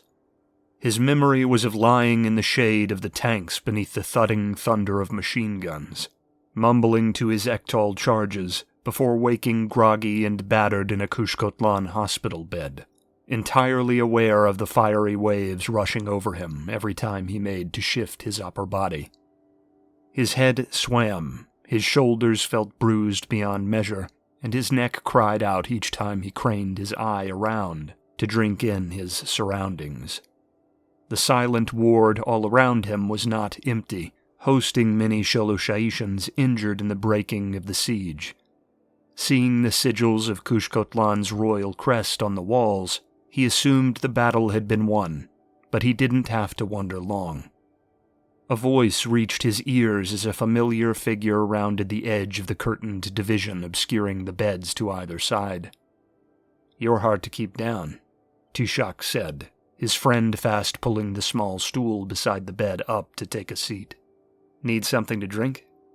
The lean warrior offered up a stone mug of steaming cocoa, its scent taunting Ichtak's nose, making him realize how hungry he was. His mind was carried back to Tepeklan by the treat for which the city was famed, and for a moment he was put at ease. He accepted, struggling into a sitting position on the bed before struggling just as hard not to burn himself, nursing the offered drink. "How's the push going?" "It's won, or close to it," Tishak told him. "Tanks and armored cars are helping to run the Ida north of the border, and mountaineer units are being reordered to shore up the passes until the defenses can be repaired." Ichtak nodded, once again scanning the windowless hall before asking, "How long have I been out?" "Since this morning," Tishak said. "It's just past sundown now." Ichtak nodded, clutching the cup and wrenching shut his eye. Even the low light of the ward made his skull ache. "And Ruhualpa?" Tishak lowered his head. Ichtak needed no explanation to know what that meant. He had been expecting the news, the belief that the High Marshal was gone gnawing at the roots of his mind, the worry haunting him both before and after his long, concussive sleep. That did nothing to soften the blow. The prince nodded, more to shake himself from the stupor the words had put him in, than to signal his understanding. "How did it happen?" "During the final push up the northern ridges, our men were being harassed with stones and Jezzail fire from above," Tishak told him. "Word is High Marshal Ruhualpa came forward to lead the rest of the charge up into the pass himself when the advance faltered. He made the top, but didn't survive his wounds." "Did he pass here?" "On the battlefield," Tishak answered, a bittersweet grin on his face. "Good," Ichtak breathed, taking some small comfort in that. "That's good. He'd have had it no other way." "Gone the way of warriors before he grew old and feeble," Tishak agreed. "Any Sholoshaishan would envy that, but Sholoshaiti is poorer without him." "The most Sholoshaishan Kandari on the face of the globe," said Ichtak. He turned the beginnings of a ruptured intake of sobbing air into a chuckle. It was well masked. If Tishak had noticed, he didn't acknowledge it. "Shoshot too," Tishak said. "I knew Pochtli must be gone, but I had thought Shoshot might make it. He was always tough as steel." "Good deaths for all of them, then." They fell silent a moment, Ichtak letting his mind rearrange the world around him without some of its most vital players. No night's drunken distraction in the capital would ever feel right again without Shoshot's almost profound cursing, nor would the sight of lone Pokoat void of his twin across the table sit right as the night wore on. Worst of all, he would have to slog through the realizations and reverberations of that cold new world without his truest and oldest counsel, snickering hyena-like before imparting the wisdom of a soldier's life well lived. Beneath all that, cold as the world might seem, the old, white-hot serpent of rage stirred within him. His head throbbed, as much with thoughts of vengeance against amorphous and nameless foes as with the concussive aftermath of the day's combat. Exhaling, he stifled the feelings as he had stifled the tears, turning his attention fully to Tishak again. "Are you unhurt?" "Pretty much," Tishak laughed, slippery as ever. "Just some bruises to show for the trouble. Pacoat has a broken arm, but he's still up and about. Ill-tempered as ever, though the feeling's well-deserved now, I suppose." "Harakwe knows we all have reasons to be ill-tempered," said Ichtak. "Have the Ektal been buzzing about investigations? Her Highness must be turning over every stone in the Empire for information." "There were Ektal reports sent up the chain through the telegraph offices this afternoon," said Tishak. "That's the rumor mill's fodder, anyway. Which reminds me." Tishak went into the pockets of his trousers, fishing around for a moment before bringing out a crumpled note and offering it up to Ichtak. "An Ektal courier brought it for you just as we were carrying you off the field," explained Tishak. "Your eyes only, as ever. Well, your eye." Tishak grinned wide, and Ichtak put on the mimed grimace of an old friend. He went to reading, once more warmed by the familiar coded handwriting. As he dug further into the text, the warmth fast fled, replaced by a nervous chill. "There were detonations at the border," Tishak went on, dragging Ichtak's eye away from the note. "Some kind of bombings before the invasion. There's whispers it was sabotage to soften up the passes for the Ida. The priesthood has had inquisitors snooping around the barracks and hospitals, which hasn't helped the rumor mill calm down much. The as-yet baseless assumption is that some steel or weapon manufacturers in the capital are to blame, maybe looking to drive up contracts with the state should a long war kick off." Ichtak's heart skipped a beat at the word inquisitor. Ichtak tapped the note absently. "Are the court physicians from Tepeklan here?" "Of course," said Tishak. "I doubt they'd trust you with Kushkotlans, even if they are first class." Ichtak slid from the bed, bruised head and neck wobbling, his balance taking a moment to right itself as the room spun around him. Tishak rose to move him back towards the cot, but the prince shoved him off. "I'll need to see him." Tishak snorted, following after the prince as he made his tentative way in nothing but a loose red gown into the corridor between the beds, asking, "Who?" "An orderly, apprentice to my court physician," Ichtak explained. "Setiawan, young Lautani man, the only orderly with fur in the ward." "We'll wake Tepecoat, then, if it's that important," Tishak said. Tishak led the way to a small hall of modest private rooms. The Ektal attendant at the entrance bowed slightly and let the wavering prince pass before pointing them to one of the doors. A knock brought an almost immediate answer, a stern, elderly Sholoshaishan with gray skin so pale it almost seemed alabaster coming into view. "Your Majesty," Tepecoat exclaimed, the tired wear of the day dismissed.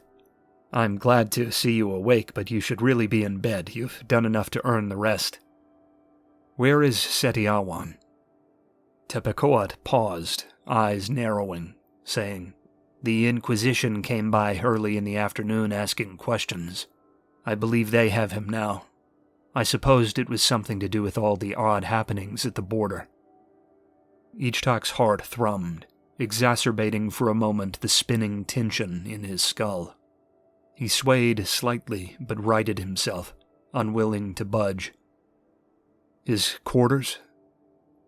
"Downstairs with the others, and totally looted," Tepecoat reported. "I've been with most of the men in assuming the Duumvirate might be behind it. Do you suppose he was a Lautani informant of some kind?" Ichtak turned with a wave of dismissal to the old doctor, saying nothing, trotting from the ward and into the Kushkotlan Palace complex beyond without word to anyone. Tishak followed after, keeping within arm's reach of the prince lest he spill over onto the old stone of the palace. Tishak sighed as they pushed across a moonlit courtyard and towards the makeshift officers' barracks, which had been set up in the storage cellars beneath the packed guard quarters, asking, "Who are we after?" "Someone in the Ektal I can trust. Thanks for the confidence. You know what I mean." His tone kept Tishak quiet throughout the rest of their walk.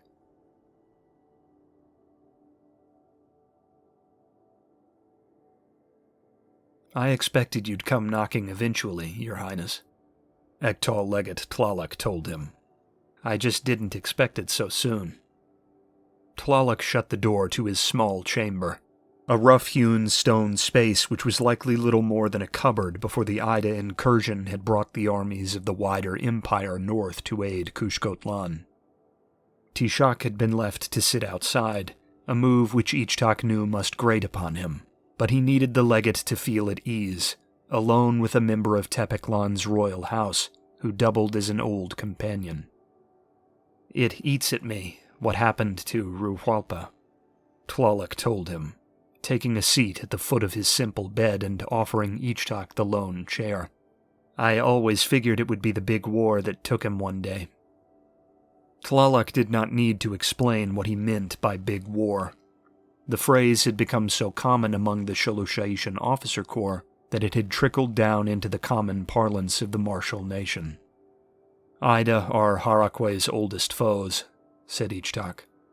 "I'm sure Ruhualpa is proud enough to have fallen fighting them." "I know, and I mean my old friend no disrespect," Tlaloc explained. "We just both made our bones in the last loud Sholosha'ishan war. I always assumed we'd break them the same way." Tlaloc fell silent, looking down at the floor for a moment, trying to gather his thoughts. Ichtak took the opportunity to speak. "I've come here with questions," said Ichtak. "I was hoping you, having been close with Ruhualpa, would answer them truthfully. Moreover, I was hoping you might answer them confidentially." Tlaloc's eyes rose to meet him. "What kind of questions?" "Did Ruhualpa share his doubts with you, about his suspicions regarding the border being so easily breached by the Ida?" Tlaloc considered the words, nodding slightly. "He has often mentioned his feelings on the Tlatoani's tolerance of wealthy civilian advisors, but this seemed different. Ruhualpa asked me during the ride north to keep his position clear with the Tlatoani if he could not, as if he knew he wouldn't be there to make the case himself. He knew the battle meant danger, and his dreams reinforced that," said Ichtak. "Whatever the case is, he told me much the same. Ruhualpa asked me to keep alive his opposition to peace, to represent his camp in the event of his passing. To do that, I'll need some help." Ichtak produced the paper he'd been handed in the ward. He shifted over to show Tlaloc, translating the simple yet obscure coding of the message, ensuring the gravity of the words were not lost on the seasoned commander. "I have great trust in this source," said Ichtak. "He happens, however, to be Lautani, a man of the southern peninsula. He thought the Inquisition were to blame for the breach. He elaborates on their movements before the Ida incursion here. Now, Inquisitors have whisked him away, ostensibly on the orders of my mother, and he's beyond my reach." Ichtak handed the note over and returned to his seat, his fists clenched tight. "If someone is really providing for and provoking assaults on the homeland by sea, whether it be the industrialists or the priesthood, we have to know," Ichtak told him. "I don't know whether I can trust my mother and her eyes in the capital's clergy to be forthright with the findings, for obvious reasons. I need Ektal men on the job, and I need them soon." Tlaloc looked the paper over, sighing. He nodded his agreement, still stewing over the new information. "Do you have contacts in the Navy that might verify the reports?" I do, Tlaloc answered. I'll write through Ektal channels and ensure the Admiralty is on the lookout for information. If there are strange ships, Lautani or otherwise, heading north for the Ida Lands, they'll know. Ensure the channels are closed to any exchanges of hands that bring them near priests, Ichtak warned him. Given the abduction of my own contact, I have reason to believe my Ektal-held messages might have been compromised. While it's inevitable they will find out what's happening eventually, do your best to delay it. Tlaloc shook his head, his expression conflicted, as if he were debating internally whether to continue with what he had to say. You're certain you want to walk this road? I've never been more certain, said Ichtak. There are few things more important to me than the honor of Sholosha'idi. If honor is to be forsaken in the name of profit or politics, I would know about it. Tlaloc smiled, the expression almost pained, saying, Ruhualpa really did rub off on you. I'll let the Admiralty know the orders are from the throne. I'll accept the ramifications if that comes back to bite me. Ichtak nodded, stricken silent for a long moment by the calm admission. I appreciate that. There are not many officers in the Empire who would risk the Tlatoani's wrath. My old friend is gone, said Tlaloc. Perhaps a bit of his foolishness has rubbed off on me as well. He would have done the same, and I won't leave you wanting. He smiled. Ichtak had not known the legate nearly as intimately as he had Ruhualpa, but it was given with the same kind of affection. When we were on the lines during the thickest fighting, Ruhualpa would always finish the day talking about how the soldiers and commanders of centuries to come would remember the fighting. He'd say, that was nothing like the siege of Tepeklan, or something just as grandiose, and tell us all how we should be jilted to have missed a real struggle. Ichtak smiled. Then we attacked Eztlan for the first time, Tlaloc said. If you think it was fierce when we rounded off the rebels, you should have seen it when the Lautani Navy ruled the harbor. I'm sure you've heard the stories. Ruhualpa would have told you. About conditions, about your father. The fighting lasted weeks, street to street, building to building. They would bring in men and we would bring in men. No amount of corpses would clog the grinder. I remember when the flag was raised on the bank near the commons, Ruhualpa was on top, ragged and wounded, Tlaloc recalled, his eyes far distant. All the fiercest had pushed through the building, room to room, clearing out the enemy. I was on the cobbles, head split open, looking up like a fool. Tlaloc nudged the old scar trailing lazily across his skull between his ears with his thumb, marring the place where his silvered tuft of hair would be if he were not on the warpath. It was worn with all the pride due such a mark by Sholoshaidi's traditions. The old officer smiled. That night when he was limping into the hospital tent to see us, all the medical staff yelling he should be on the cots, he'd say, that was something worth writing songs about, like he'd just had the time of his life. Tlaloc sighed again, scratching his chin absently, his eyes still far from the room on the distant streets of Eztlan. I was never that kind of soldier, Tlaloc mused. I was too focused on the men who'd died, the blood and the agony along the way, to think about how important what we were doing had been. There was something about Ruhualpa, though, something almost superhuman. He could parse out the most golden moments in a struggle. He never lost sight of what the lives had been laid down for. It was like he saw it all from the next century, from a mile high, with all the context and meaning laid bare for him. Tlaloc looked to Ichtak then. His eyes were warm, but stern. The weight of a lifetime's witnessed death was behind them, and the prince took each syllable spoken beneath that gaze to heart. Soldiers like Ruhualpa built this empire, Tlaloc said.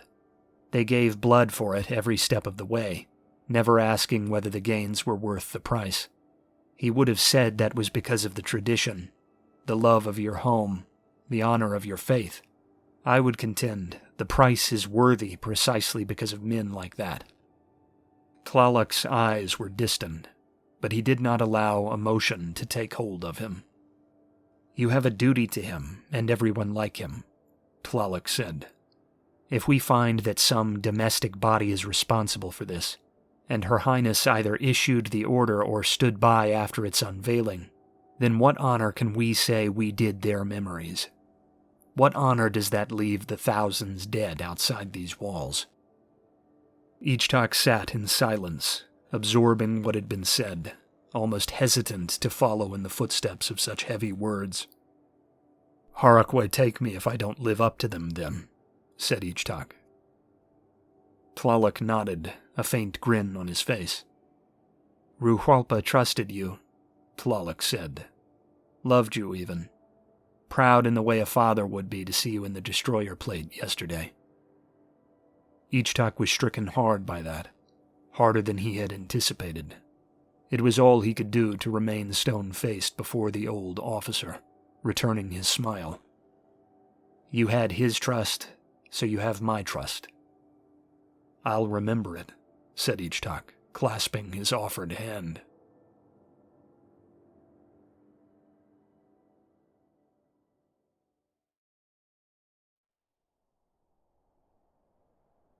"14.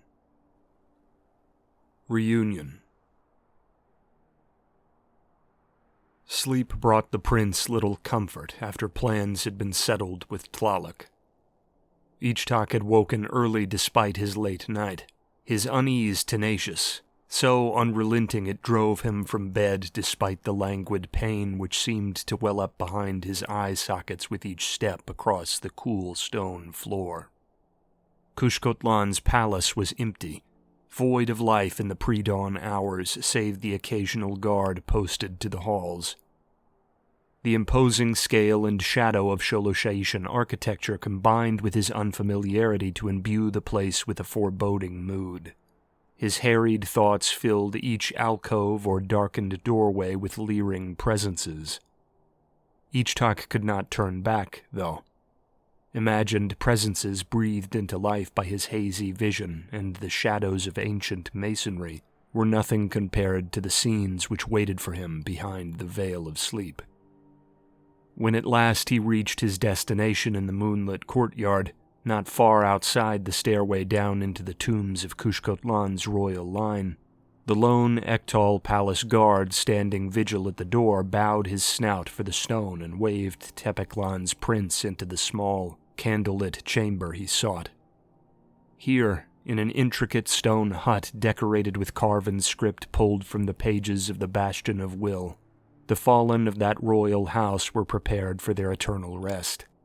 At least, that was the usual purpose of the resting house. Mummification was an act reserved for the most honored of Sholosha'ishan dead, for it was said to keep the spirits of the fallen rooted to the now as well as to the hereafter.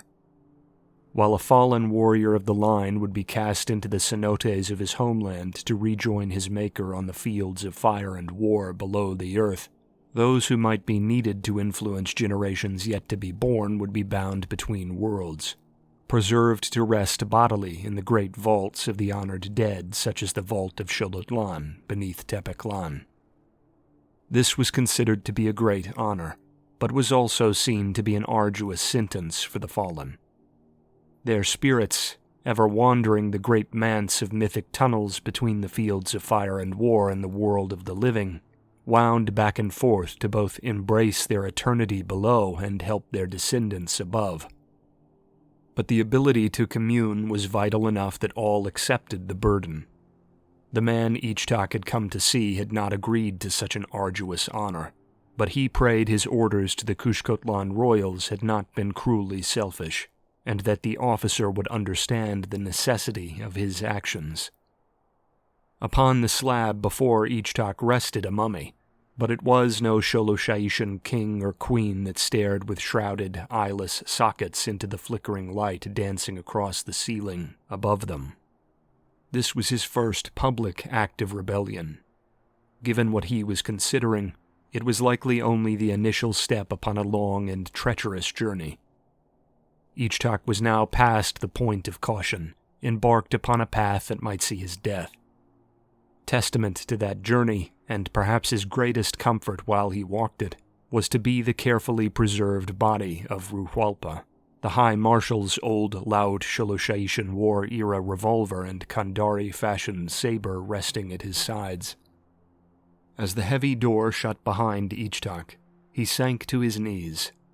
He did not kowtow, but simply sat before his old mentor in silence, gathering his thoughts, sorting through the jumble which had washed up like ragged flotsam upon the shores of his mind during the monumental storms of the past day. His life would be forged anew or shattered in the strange days still to come, and if there was one person which could calm him enough to clear the wreckage and find the path, it was the fallen warrior resting before him. "Words will never make up for having done this to you," said Ichtak. "Sholoshaidi's most devoted soul deserved rest everlasting, not purgatory." Ichtak swallowed, the scent of preservative oils still strong on the still air. "Know that I wouldn't have sentenced my oldest friend to such an eternity if I did not need him at my side. Know that I'll be wandering beside you sooner or later, whichever way this goes. You'll be able to scold me in person one day." Ichtak found it difficult to look directly at his old friend on the slab before him. It seemed just a moment ago he was standing beside him in the tunnels beneath the hills, smiling and chattering away with all the energy which had radiated from him in life. His eye instead found the Triskelion sigil on the wall above, tracing its familiar lines, keeping his focus contained. "I had questions," said Ichtak. "Questions I wish I had asked when you yet drew breath to answer me. I was too weak to ask them. I'll settle for talking it over now. I pray some of your wisdom will reach me through the veil. If I succeed in what I'm to do, then I will ask you again in the vaults of Xolotl, where you might truly have life to hear." Ichtak swallowed once more, not knowing where to begin. No amount of pondering could prepare him for what he was about to say. Even knowing the old High Marshal could not respond in the flesh, he was worried about losing the good grace of his mentor. Ichtak had no wish to conceptualize a hereafter where Ruhualpa had turned his back upon him. "I believe the Ida were let in, or perhaps even provoked," Ichtak began. "Many believed that, you included, but I have suspicions it comes from a different source than you anticipated. I have taken your warning to heart, and I have acted in your stead. I've sent orders to the Navy, reaching for answers about the vessels that sailed for the Ida lands not long ago, hoping I can force my mother's hand. I know it will play out differently, though. I have a feeling you knew that, too. It's why you warned me in the tunnels. You knew Her Highness would probably push back. You wanted this to be your battle, but you didn't live to fight it." Ichtak's eye fell to the chamber's intricately tiled floor. "I struggled to be honest with myself about the reason for the fight, though. I've told Tlaloc the goal is Sholoshaidi's honor. I've told Tishak and Pochtli the same, that the goal is honesty before Harakwe and his people. These are half-truths. Honor alone was not the thing that forced my hand." The prince finally let his gaze find Ruhualpa, drained of fluid, more gaunt specter than lean old soldier, a shadow of the diminutive yet formidable warrior he had once been. "You warned me about Setiawan," Ichtak told him, "that he'd distract me from my duties, pull my thoughts from the task of being Sholoshaidi's master. I cannot deny who I am, though. I would have laid my faults aside long ago if there were a way to mend them, but I believe more each day that, for better or worse, this is how it was meant to be."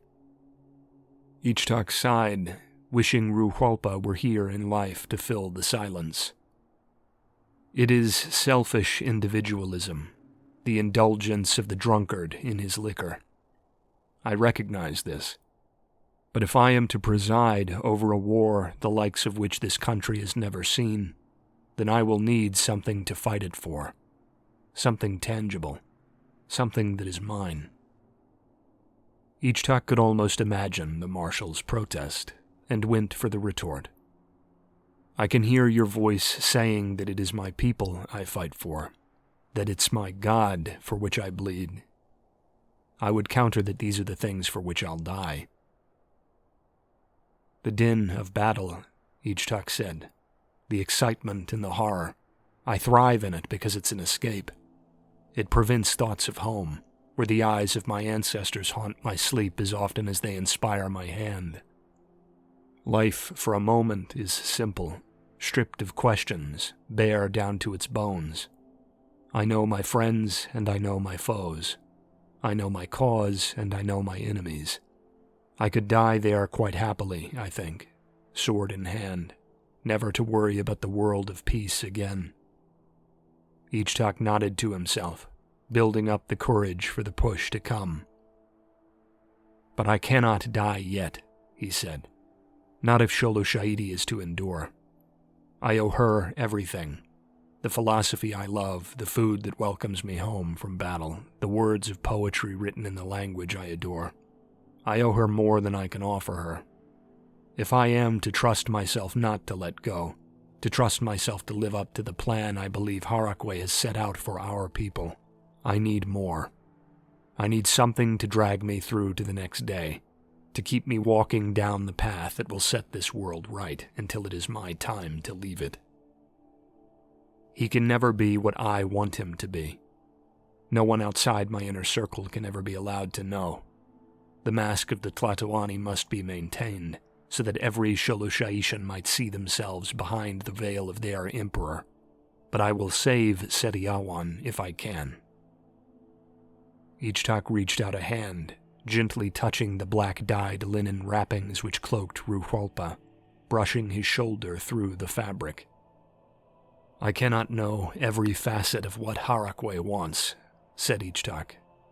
But I hope you don't think less of me when the day comes, and whatever he wills comes into being. I hope you still think of me as a son. Ichtak stood, wiping moisture from his eye, catching his breath before he made to leave. A weight had been cast off from his shoulders, and he could breathe just the slightest bit easier amidst the cramped aromas of the stifling chamber. I'll never forget what you've taught me. Every time I make an order in this life, your voice will live in its shadow. Ichtak saluted, thousands of years of Sholosha'ishan martial tradition locked in the gesture as he brought his fist to his chest, standing at attention before Ruhwalpa for what might be the final time. The prince about-faced and pushed through the door into the cool mountain morning beyond. He was greeted not with a vacant courtyard watched by a single soldier, but by the sight of a small, brisk woman pressing her way along the garden paths in long, flowing robes, her jet hair sweeping down over her shoulder, and her bare feet making a poised but decisive beat over the stone.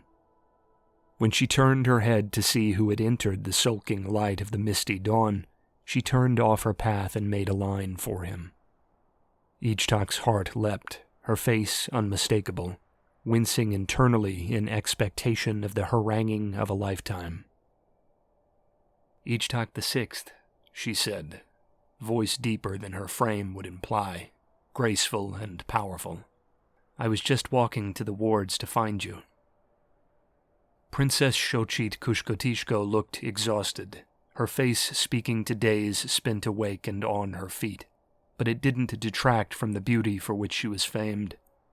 Neither did it steal the keen intellect from her words, spoken in Kushkotlan's dialect with a practiced pronunciation that would put linguists to shame. Ichtak waited for the hammer to fall. Kushkotlan is in your debt, she told him, lowering her head in respect for the greater royal.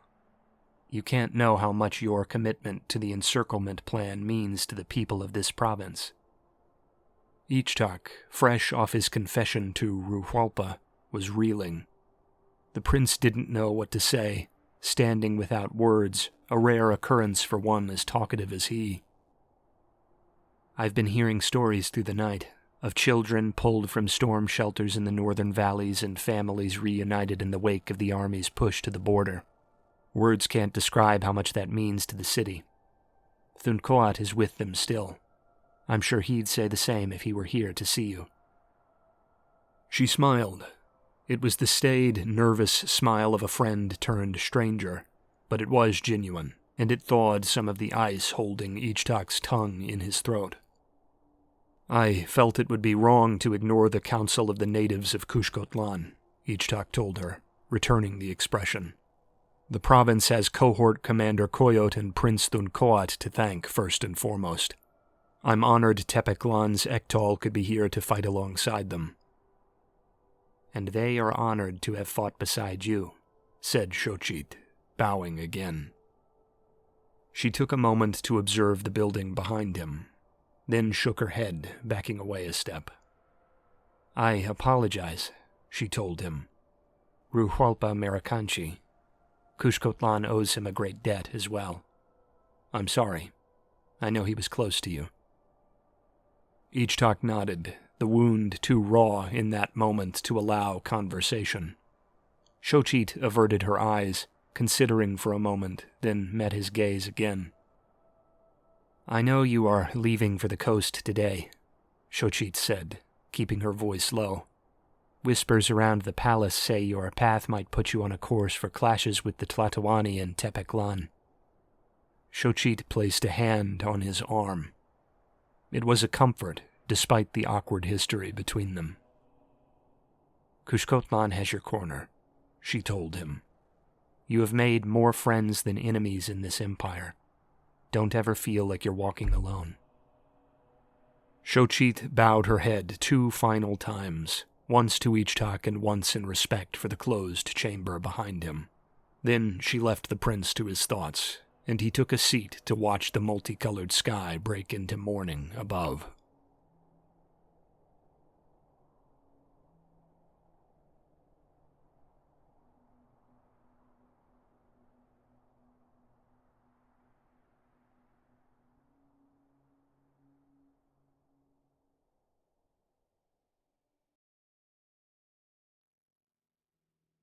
(15) Teotihuacan. Riding that night and right through the next day on the breakneck train ride to the city of Teotihuacan, mighty port city and home of the Imperial Navy, had seemed an eternity to the prince. Each hour served to lessen the ache in his skull and worsen the uncertainty lurking in his gut. Sleeping through the first couple nights in that storied seafaring city of canals and slipways had been worse, each and every dream a weighty enactment of things he feared might come. Every waking minute was spent pacing his room in prayer that his mother had not moved more quickly than he, reading and rereading the note he'd received before the breaking of the siege, tracing Setiawan's handwriting with his thumb. All he could do was wait, and that gnawed viciously at him. Things only grew more excruciating when the Navy's Office of Intelligence in Teotihuacan had received radio messages from its charges at sea.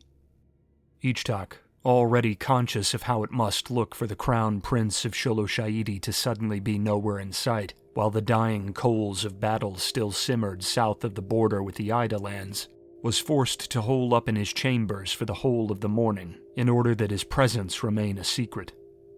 As the Imperial Navy's brightest minds fretted over whether this or that piece of information was reliable, he was deaf to it all, left isolated to play through the possibilities in his head. Even when he was scant dozens of feet from the information that would decide his fate, the prince had to wait for each and every word to be confirmed. Only after dusk had long passed into night did Tlaloc arrive at his door. "Sea Marshal Kantlani is ready to speak, Your Majesty," said Tlaloc. Tlaloc's eyes were sunken, as haunted as his must be, and the officer spoke with an air somewhere between dread and relief. Ichtak understood the feeling, for all of them were walking uncharted ground. He prayed that soon, for better or worse, Struggle would strip away all this worrying in the shadows and deliver them some much-needed focus. Ichtak's feet matched Tlaloc's brisk pace, and before long they stood before the portly, one-legged Kantlani, as renowned for his wit upon the waves as Ruhualpa had been upon the shore. "The wireless has been chattering all through the day, Your Majesty," Kantlani told the prince, hobbling on his artificial limb around the table to properly greet him. "I apologize for the delay. We've been meticulous, sorting through each and every word. We wanted to be absolutely certain." "I appreciate that," said Ichtak. "We need certainty now, perhaps more than ever before." Kantlani nodded, moving around the table to indicate the band of coastline to the east of the continent on the map which sprawled there, snaking first up the eastern edge of the wild Kandari steppe in the far east, then past the small inlet that marked Kushkotlan province's sole connection to the Yakal Sea, and finally arriving at the great wasteland expanse of the untamed Idalands. It was a treacherous span, haunted by strange currents, great continental masses of dark seaweed, and monstrous fauna which haunted the minds of sailors even in the age of steel hulls.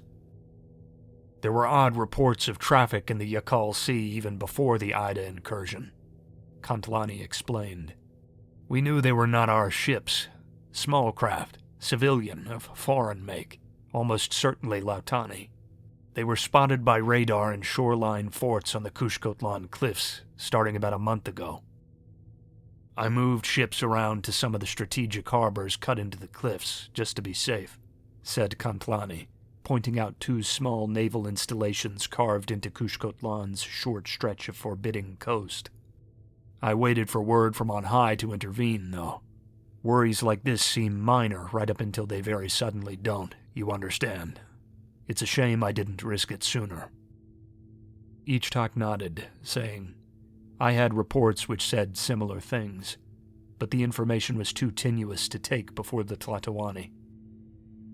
When the first rumblings of what had happened at the northern border trickled west into Teotihuacan, I sent messages to Tepeclan requesting permission to intercept the ships as they returned across the Yakal," Kantlani told him.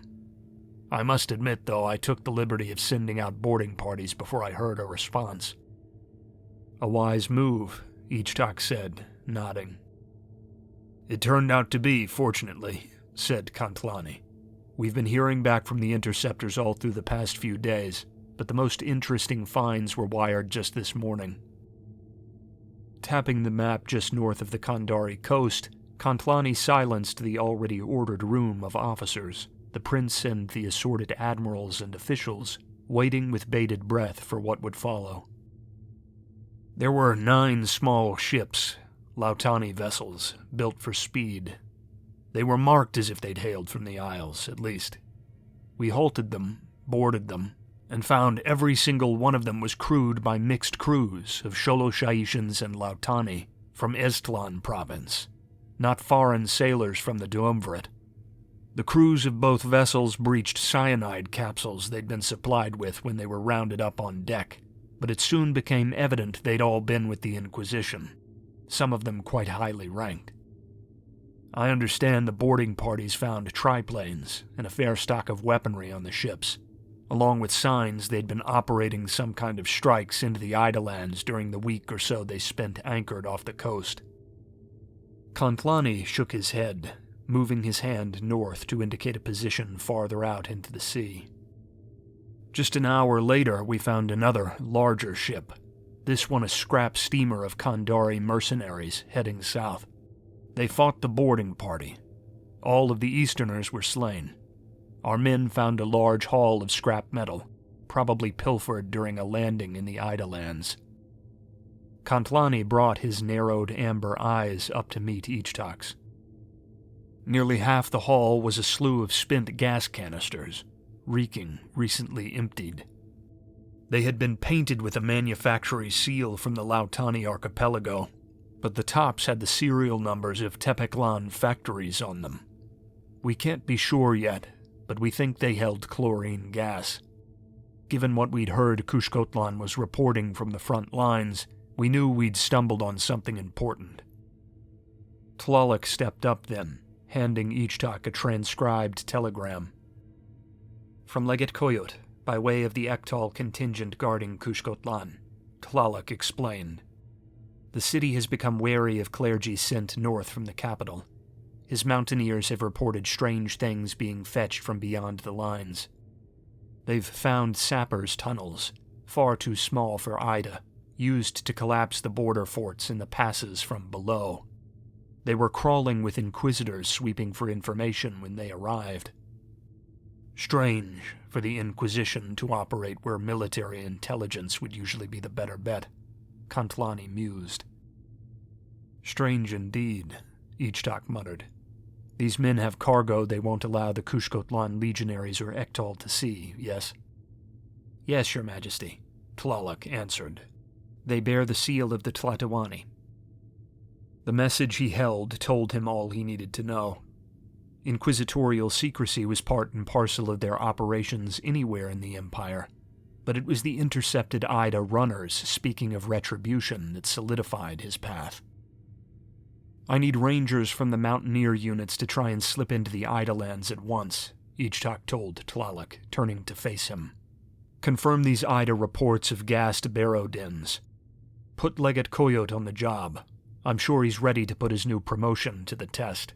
And tell him to keep the list of people who know short. Her Highness will already know we're sniffing around, but to the citizenry, this must all come out at once.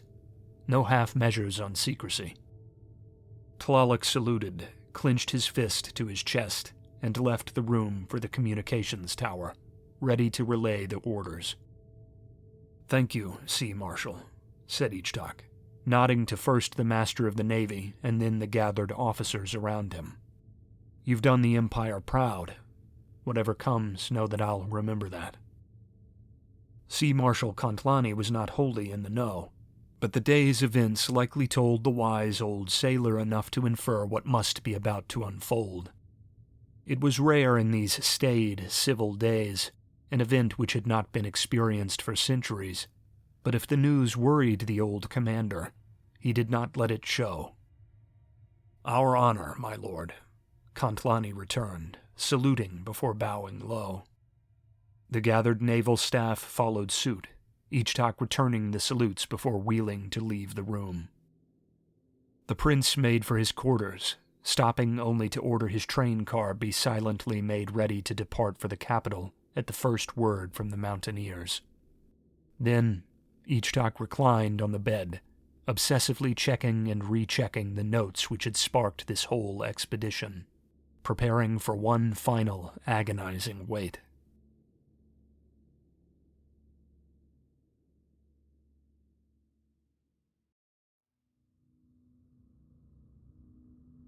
Interlude Tepeklan.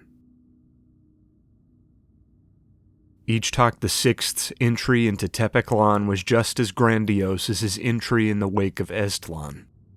The mood of the brooding city, however, could not have been more different. The crowds were just as massive, and the veneration just as genuine, but a shadow of anticipation hung over each and every wary soul in the capital's bustling streets. When the Industrial Council had been formed to better advise the throne on matters of mass production and commerce in the wake of Izel II's coronation, they had been given the privilege of declaring triumph when military campaigns were concluded, a symbolic representation of the deference they were meant to show to the legions of Sholoshaidi. But shots were still ringing out as the very last of the ravaging Ida were cast from Kushkotlan province in the north, and no Industrial Council proclamations of victory had yet been heard. Ichtak VI arrived of his own accord, at the head of all the combined Ektal legions sent north to aid Kushkotlan. The prince was dressed not for ceremony, but for war. It was a uniform he sported, not the paint and feathered crests of rulers long past. The same could be said for his Ektal escorts, bedecked with medals and ribbons awarded for prior service, tramping on booted feet towards the foot of Shahwidzul and the imperial palace below. It was not they who led the way into Tepeklan, however, but the dead of the Kushkotlan campaign who took pride of place. Opulent carts piled with offerings of highland wildflowers bestowed on them in the towns along the road from the front hauled the corpses of Tepiklan's war dead, already several thousand in number. Each had been carefully preserved for their final descent into the storied cenote at the center of their home city. The Ektal legionnaires had carried the heaviest of the fighting during the struggle in the Valley of the Valorous, and it made a solemn sight for the capital to see its honored dead so proudly displayed during their final ride to the underworld. One last reminder to a people who would soon be shaken to their core of exactly why the upheaval had to happen. In their wake came 1,000 caged Ida, hobbled to prevent escape, and destined for the bowels of the palace. They would make for fitting sacrifice, but only once the question of rule had been answered. Frantic did not begin to describe the rush of the past week. A coat had been here and there around the capital, speaking to official after official in an endless chain of interrogations and repeat interrogations. Much of it had been alien to him, new places and faces collaborating to exhaust his sleepless mind, but none had been as unsettling as the throne room. The imposing hall of warrior reliefs before the door had been bad enough, intimidating even to a man of Harakwe's cloth, but to kneel beside the dais of the Tlatoani was another thing entirely. The young priest's whole frame seemed to reverberate with nervous anticipation. Whatever was slated to be done about the prince with the information he had uncovered, Akoat did not see the point of his presence in the chamber.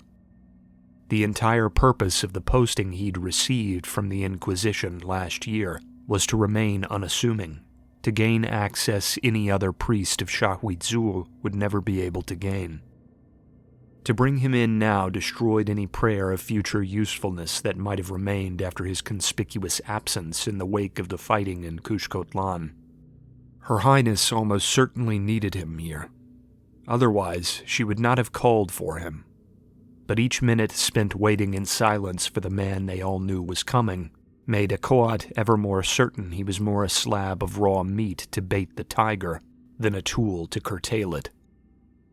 Seated with her queently hounds upon the dais, flanked by her summoned priests, none save trusted Shakoat had shared words with her before the order to convene had been handed down. If Akoat's tutor knew anything, though, the wizened speaker of the word was not to show it. For the 100th time, he scoured his memory for anything he might have done wrong, any mistake that might warrant a reprimand. Akoat had never once questioned his orders, and had never once slipped in the execution of them.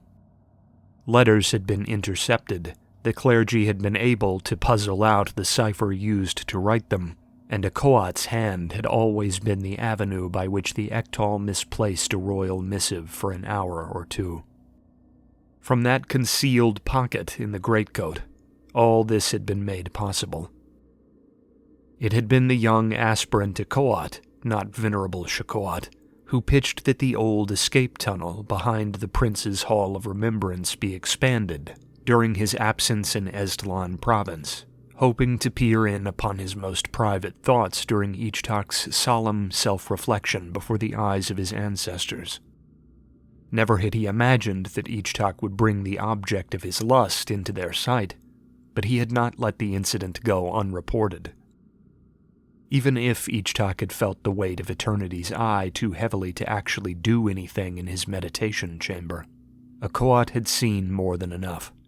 He had heard more than enough. For all the pain it caused him to see his childhood friend slip so low in the eyes of Harakwe, and all the worry he harbored over what relaying his finds to the clergy would mean, Akoat had never questioned his duty. Shakoat and the priesthood had not just saved him from humiliation after his leg injury removed him from the Kalmakak academies, but had ever been the moral and philosophical bedrock of his empire. If Ichtak was to speak the word of Harakwe one day, then it was necessary he speak it truthfully and openly by the day of his ascension.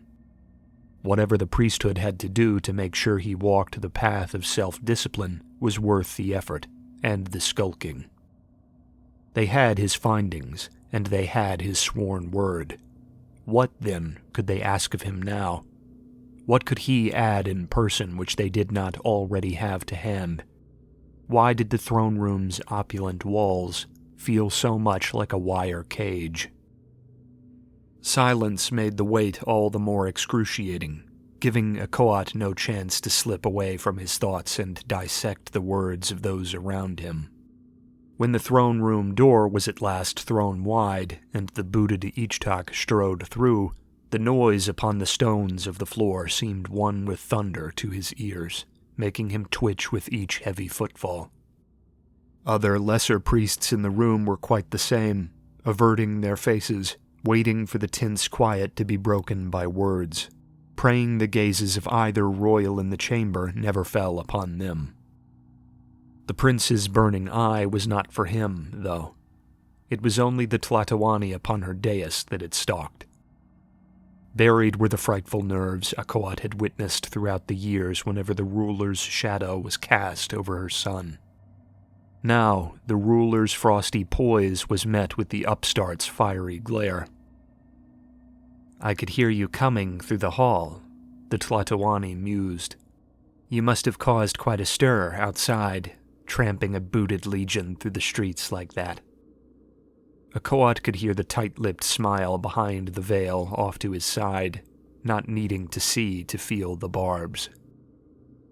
"Priestly sappers broke the forts along the border," said Ichtak, just as priestly hands laid the chemical charges that dragged the Ida from their barrows.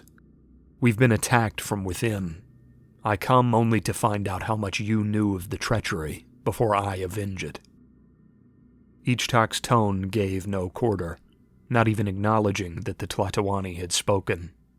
He had not kowtowed before the dais, nor had he lowered his head. There was no pretense here, no artifice suggesting things might be reasoned out. "I've heard rumblings from the north saying as much," Izel replied, tone flippant, as if the newcomer had delivered her linens. "It's such a testament to Shiloshaitian efficiency that the Admiralty's intelligence office launched an investigation into that of their own accord, is it not?" "You've heard the reports," Ichtak said. "They were wired as I was passing the gates. You know what they say." Izel nodded, Akoat catching the slow gesture from the very corner of his vision.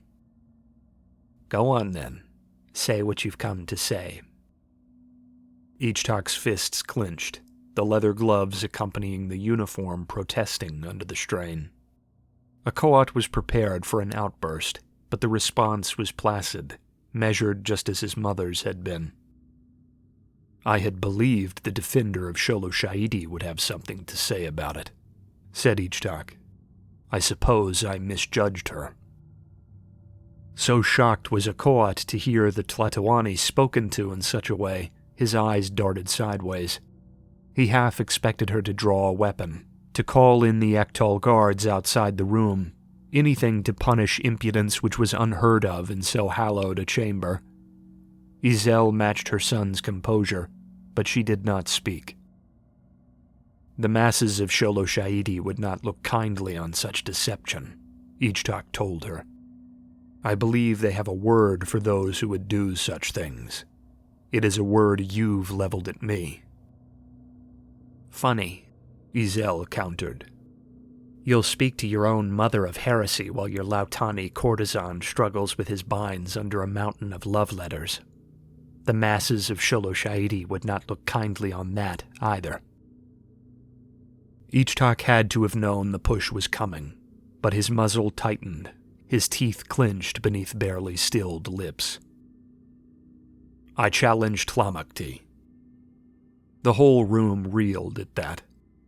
All had known it must be on the table, but none had truly believed it would come down to that bitterest of ends. Even Shakoat was wide-eyed, with only the Tlatoani keeping her glare centered, cool as a mountain cenote, beyond the cares of the frigid moment. "Harakwe's judgment," she said. Somehow, that is very fitting. Name your champion. Ichtak would not be distracted. The Tlatoani was a woman, not privy to the ancient, near-abandoned tradition of blood trial for the throne, meaning another would be needed to wield a blade in her stead. Inquisitor Akoat, Izel said, not a moment's hesitation in the words. Ichtak's eye fell on Akoat, but the priest did not have the presence of mind to worry about it in the moment, his heart thumping as if attempting to escape his chest. He had nearly blacked out at the sound of his name, his head spinning as if he'd been physically knocked senseless. When he finally did meet Ichtak's gaze, the prince looked as confused as he, mystified. His eye narrowed as his mind rushed to process what this meant. "You will give me time to convene the families, won't you?" Ichtak, his head moving as if he had been drugged, turned and nodded his acceptance. Then he wheeled around, strode for the door, and pushed through into the hall, his clattering booted footfalls drumming on the stones of the palace floors. My death knell, Akoat thought to himself, watching as the doors blocked his old friend from view.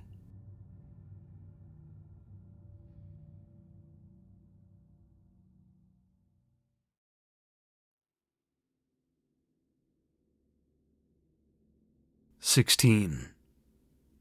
Secrets." Tishak strode into a sparring chamber of the main Ektal barracks of Tepeklan's old gatehouse, where the prince had taken up residence. Ichtak's every action in a city set ablaze with discussion in the wake of his call for Tlamakti would be scrutinized, and he meant to send a message with every moment's passing, the modest residence in a line officer's barrack room the foremost among them. Behind the closed doors of the barracks, days had largely dulled the wounds of Kushkotlan, and he was sparring with every Ektal legionnaire in the city who wished to tangle with him, receiving long lines of visitors eager to test their mettle and meet their famed prince each day. Perspiring and spent with the afternoon's visitors all bested or fought to exhaustion, he now sat alone on the stone floor, with his head resting against the wall, just 2 days remaining before his most vital of days dawned. Tishak had visited him in the cages at the Kalmakak, but this was somehow different. An unspoken air of nervous tension had fallen upon them in the wake of the challenge. It had been the case each time he had sought him out over the past week, and it certainly hung heavy now. Ichtak could see it in his eyes as he approached, the hollow lack of certainty that told him his friend was not entirely sure the prince had much time left to spend with him. "Hail, Destroyer," Ichtak breathed, grinning. He had used the old greeting several times since the two had worn the Destroyer plate in the valley. Usually it brightened the mood, but it missed the mark here in the low light of the empty room. "Hail, Tlatoani," Tishak replied. The smile returned, but the eyes glum, separated from the conversation. He sank down along the wall next to his friend, letting the air out of his lungs and craning his neck for the muted ceiling. "Thunkoat has just arrived in the city with the rest of the Kushkotishko family, fresh from the front," Tishak reported. "He's sent his support, and an offer to spar. I'm sure he'll be in the vault of Sholotlan to see you in, come the day." "It'll be good to get to talk over the campaign with him," Ichtak said, nodding. "I haven't forgiven myself for setting all this off with the Ida still eyeing the borders. I should have been with him." "You're a hero in Kushkotlan," Tishak protested. "That's got to count for something." Ichtak shrugged, unwilling to accept the compliment. Silence was felt for only a moment before Ichtak pressed in to fill it, not wanting to give in to the dour mood of his friend just yet. "You changed your mind, I suppose," said Ichtak. "Come to get your skull knocked in, friend?" "Not quite," Tishak sighed. "I'll leave that to the pups who haven't seen you kill an Ida warlord. I'm just here to chat." "What about?" Tishak shook his head, irritated gaze rolling around to face Ichtak. You shouldn't be so flippant, Tishak told him. The Empire's eyes are on you. I'd never have guessed. Is there anything else I've missed? Tishak made a show of banging his head back against the wall, eyes closed, teeth bared. The exasperation was real, but the theater was meant to be comic, just enough to remind Ichtak he was serious without scolding him like a bettor. You've been running yourself ragged. Will you be recovered for the Tlamakti? I believe so, said Ichtak. I'll spend tomorrow in meditation. A bit of calm before the storm is called for, I think. Probably a good move. There was a moment's lull. Ichtak worried he'd been too dismissive in his effort to deflect conversation from the looming Tlamakti, but Tishak seemed unfazed, pushing right along. I know you're probably wondering the same things I am, Tishak said eventually. You'd have to be. I don't trust that the challenge is what it seems. It can't be. That I agree with. Why would Her Highness choose a Koat, if he's so seldom come out the better in your duels? Tishak shook his head again, seeming more distressed in that moment than the prince who had to face the Tlamakti. What chance has a Koat? I can't know that, said Ichtak. She's plotting, as ever. She's no fool. My mother might be the sharpest person in this city of sharp people. She'll have a plan, and a Koat is part of it. Ichtak sighed, silently cursing the interruption of his mind-numbing exercise. There was no ill will towards Tishak, only frustration at the situation at hand. He doesn't know, though, Ichtak went on, eyes scrunched shut, almost pained by the lack of certainty. I could see it on his face in the throne room. He's as blown away as I am. That complicates things. Yes, it does, Ichtak agreed. He rose, feeling the need to play out some of the nervous energy creeping back into his limbs by pacing the dueling mat. Tishak let him be, allowing him to muse on his own time, the silent seconds ticking slowly by. Even if I knew, though, it couldn't change the path forward, said Ichtak. Whatever she's got planned, the only way through is to stumble right into it.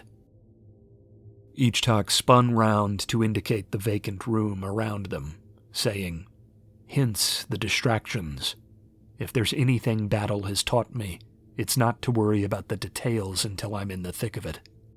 Then necessity will drag them into the light." Tishak was looking towards the far wall, tapping his knuckles on the stone floor, nodding along with his words. "Or until I die, I suppose," Ichtak mused. "Then it really isn't my concern. Not like I can do much from Xolotl.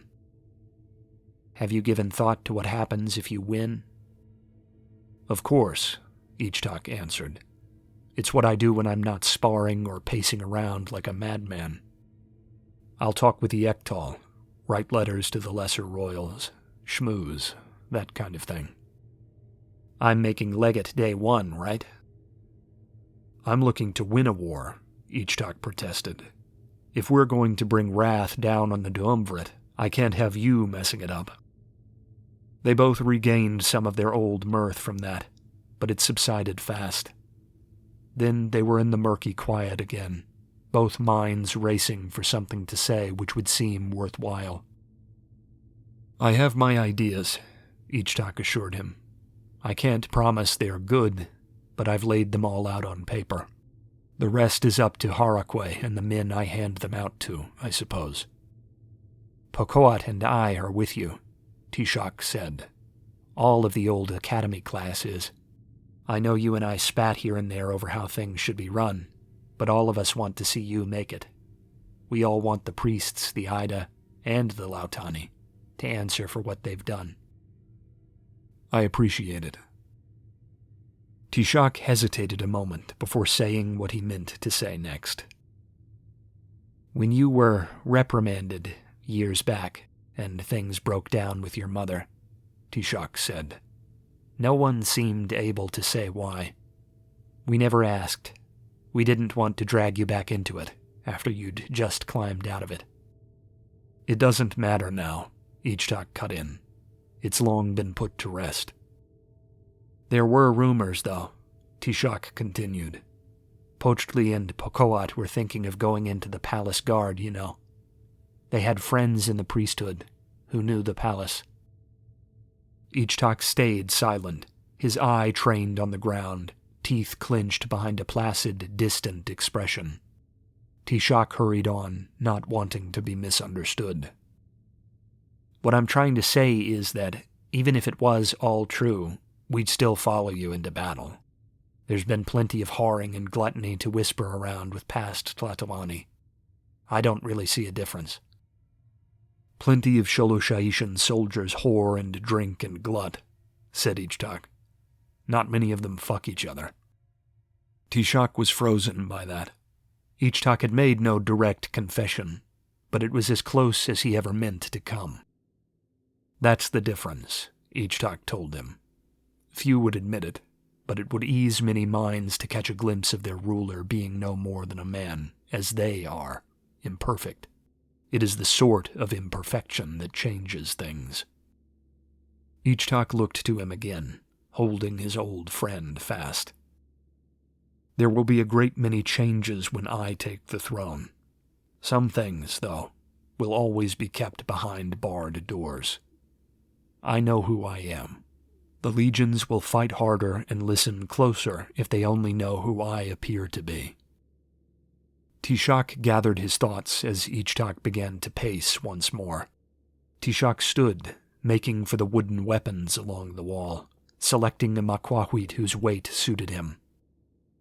I know you well enough not to get hung up on how weird you are, Tishak chuckled, trying to soften the sting of the molten air in the room. The same goes for all of us. Ichtak caught his breath, taking his own turn to gather thoughts. You'll do me a favor, as an old friend? Whatever you ask, Tishak assured him. It'll get done if I can get it done. There's a Lautani Southlander from Eztlan province somewhere in the capital, said Ichtak. I don't know where. Perhaps the palace, but Shahwitzul seems more likely. Maybe the prisons. The clergy will be keeping him, I wager. Ichtak exhaled, shaking his head, uncertain. If I don't come back from beneath Sholotlan, then try and find him, Ichtak said. There will be chaos if I'm killed. No living heir and a female Tlatoani doomed to die by her own hand in pursuit of her fallen husband the moment I'm not there for her to mind. There will be a convention of the lesser kings and queens to elect a new dynasty for the first time, and struggle within the military and priesthood as everyone takes sides. Use that chaos to retrieve him, if he yet lives. It was more a plea than an order, but Tishak did not hesitate to nod his agreement. If it's possible, slip him onto a train south, Ichtak told him. He's well connected. His family can get him to safety, I think.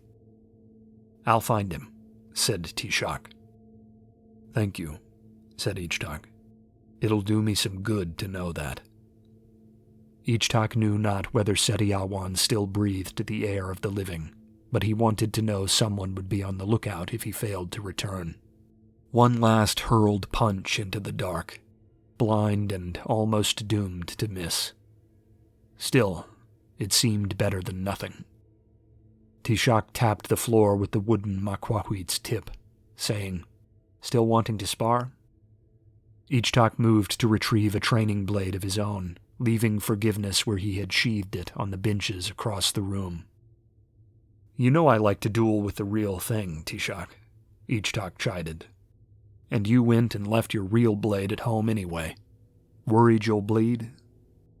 The two fought several brief bouts, all won by Ichtak, the spent prince still moving with a speed and ferocity that surprised his friend. Only long after the moon had risen and begun its march across the night sky above Tepeklan did they part ways, Tishak uncertain what the future might hold, and Ichtak simply glad he had at least some say in it, however brief it might be.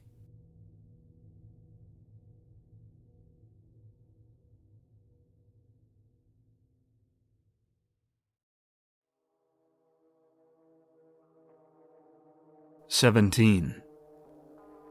Tlamakti."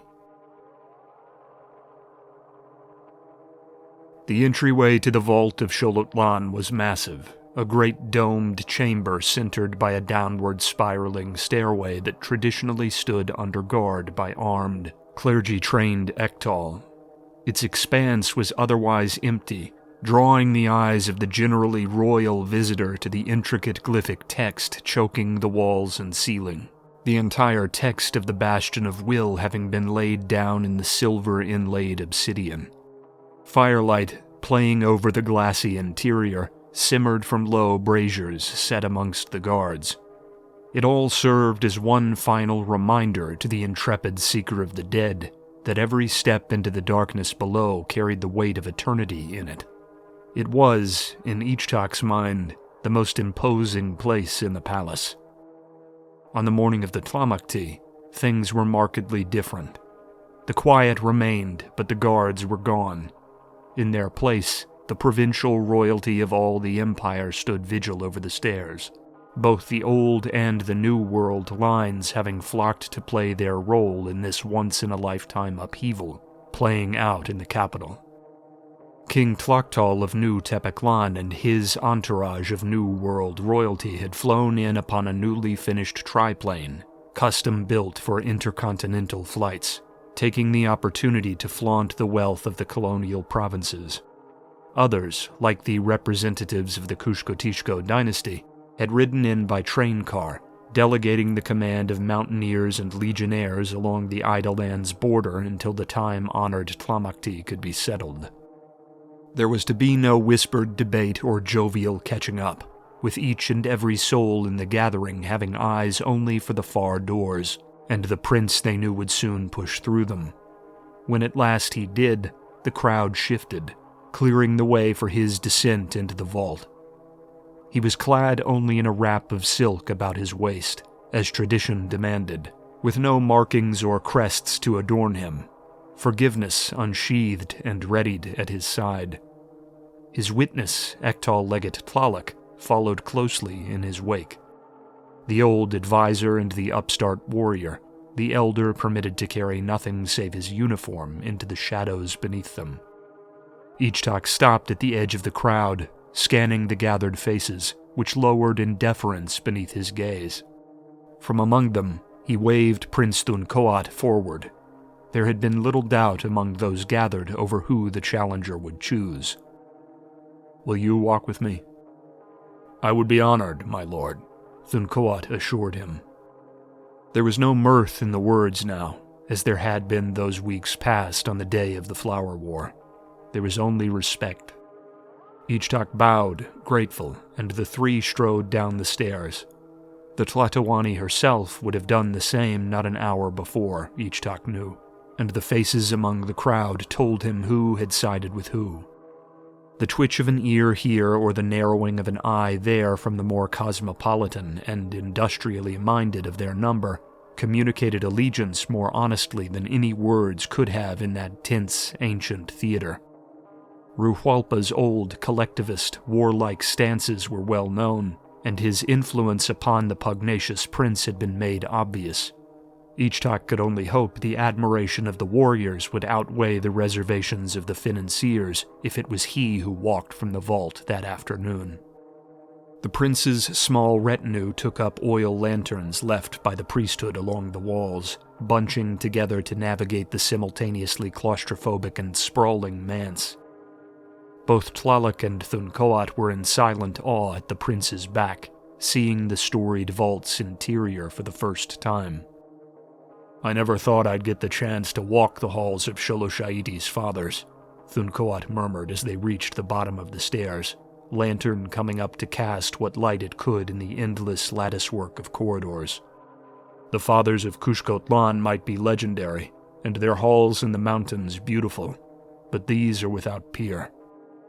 They began their long trek, Ichtak in the lead, the familiar path to Ichtak I's final resting place second nature to him, after all his years of wandering the tunnels. "Don't be too honored, son of Kushkotlan," Ichtak told him. "The conquerors who dragged Kushkotlan into the Tlatoani's dominion are down here with you. They can smell the mountain air on you through the veil, I bet." "Bold jokes," said Thuncoat. "Better our southern brothers than the Ida, though. You don't eat us." The trio's feet kicked up no dust, for the priesthood was meticulous in its care for the vault, but their passing did seem to waft the old scents of preservative agents and long-aged linen wraps into prominence. The shuffling patter of their feet echoed down intersections into the endless night of the distant halls, and each passed alcove made them feel farther from the world above their heads. Somehow, company made the place less comfortable to Ichtak, as if he had brought uninvited company beneath the noses of stern parents sniffing for trouble. The meditative calm the vault usually brought him swept away by his two companions. This was partially made up for by Thuncoat's talking, though, for it helped to distract him from the looming passage through fate's treacherous maw that yawned wide for him up ahead, ready to save or slay him as Harakwe saw fit. "I've heard my sister thanked you after the battle for the valley, but I want to thank you myself," Thuncoat told him. "You and your men threw wide the passes for us. Let us push the enemy back over the border with our own hands. Even the High Marshal, may his sword be keen in the caverns below, was not afraid to lay down his life for us. It was not his plan, yet he never hesitated, not once." "Tepeklan has a long history of brave souls," said Ichtak. "They're all around us. I can only hope we live up to their example." "I won't have that," Thuncoat chided. "Your Ebon Ida's ugly head the destroyers dragged back as a trophy for the ages. Ichtak I would shed a tear of joy at the sight of that ragged beauty. That was a stain on the world only Cromak could love." "It was ugly as sin," Ichtak agreed. "I'm hesitant to keep it preserved as a trophy. It'll ruin any room I keep it in, I think." "Maybe it really was you who was robbed in that contest during the Flower War," Thuncoat said. "I don't know if I could have killed it. Woe to whatever fool the Tlatoani picked to fight you down here, to have to follow that thing up." "My ears deceive me, surely," Ichtak protested. "Is that fear from Thuncoat Kushkotishko?" "I'll fight you in place of the priest if you like," Thuncoat laughed. "Maybe if I kill both of you, Harakwe gives me the crown. A Tlatoani from Kushkotlan sounds divine."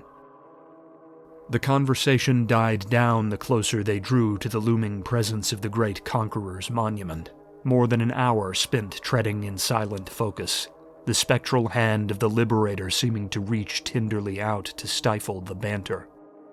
Ichtak was left to entrance himself within an endless forward gaze through the dark towards his unseen goal, his mind playing out every fight he'd ever experienced, every sword's fall and swing counted to the best of his memory.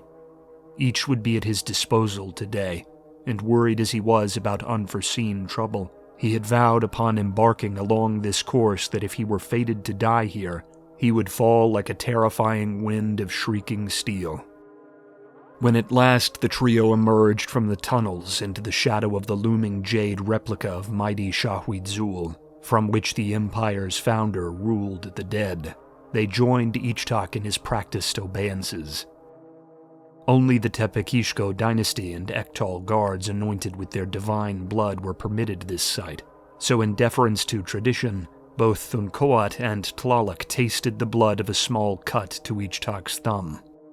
Symbolically imbued with the grace of Harakwe, they continued on, rounding the structure, coming to face the stairway down into blackness which sank beneath its rear face. It was alien to see the revered monument unguarded.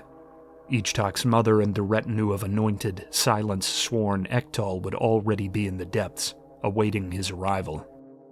The challenger halted, saluting Prince Thuncoat, meeting his eyes, suddenly grasping for a goodbye important enough to do the Mountain Kingdom's stalwart prince justice.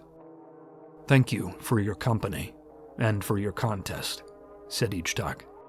"You might be the greatest fighter in Shuloshaidi, and a great slayer of Ida besides. You deserve every minute of your hour alone with the Founder." "I am honored to have the chance," Thuncoat told him, returning the salute before bowing low. "I await your return, my lord." Thuncoat grinned. Whatever doubts Ichtak might have, they were not shared by the Prince of Kushkotlan. They parted, Tlaloc following Ichtak while Thuncoat rounded the monument once more to sit in the shadow of the Liberator. "Leave the lanterns," Ichtak advised. "The candles will lead from here." Tlaloc did as advised, but both were slowed with the lights gone.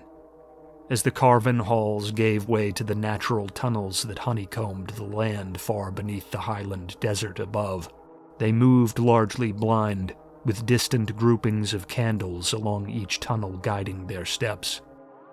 The smoothed floors made the task less arduous, and the natural predisposition of Sholoshaitians to the dark aided them in the task, but the unfamiliar territory was foreboding.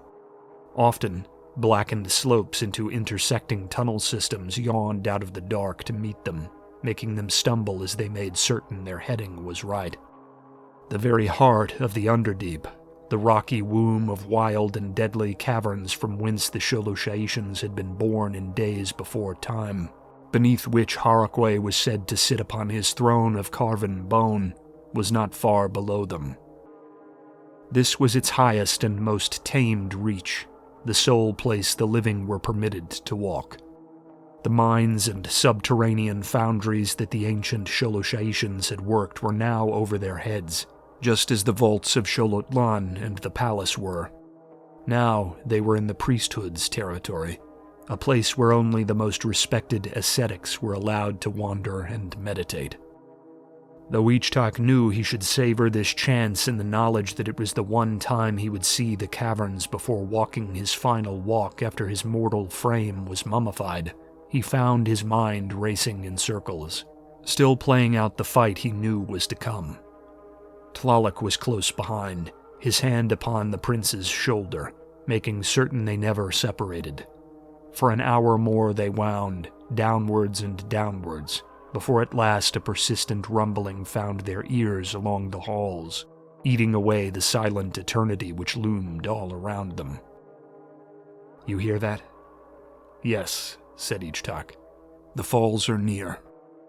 They soon exited the restrictive, uneven tunnels into a mighty cavern, its ceiling split at the roof by a strong spout of water, said to emit from the waterlogged channels beneath the cenote around which Tepeclan had been established. It thundered down through the gulf of misty, warm, earthen air into a modest subterranean cenote at the chamber's center.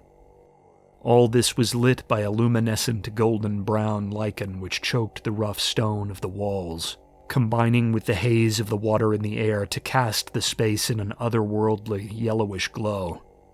In the still waters beneath the foam of impact, young Luska, the gigantic predatory cave squid which patrolled the deepest reaches of the nation's interconnected cenotes, swirled and flitted in their thousands. Across the pool, standing before a craggy exit on the other side of the cavern, was a Coat, his own blade in hand, clad to match his opponent. Ichtak turned to Tlaloc, saluting him in turn. "You've been a steadfast ally through all this," Ichtak told him. "I'll remember that, whether it's on the mortal coil or the next." Tlaloc saluted, the brisk and long-practiced salute of a lifetime soldier, before stepping back into the entrance. He was to watch from afar, just as Thuncoat was to mind Ichtak the first during their absence. The final steps would be Ichtak's, and they would be taken alone. Ichtak rounded the frothing pool, the cool mist upon his skin a relief after the warm, cramped tunnels, his eye never leaving Akoat. There were perhaps 40 yards between the two once they were face to face, and the prince ate through them slowly with measured paces, Makwahwit hanging ready from his hand, letting the roar of the waterfall die away and cutting out all but the face of the foe before him.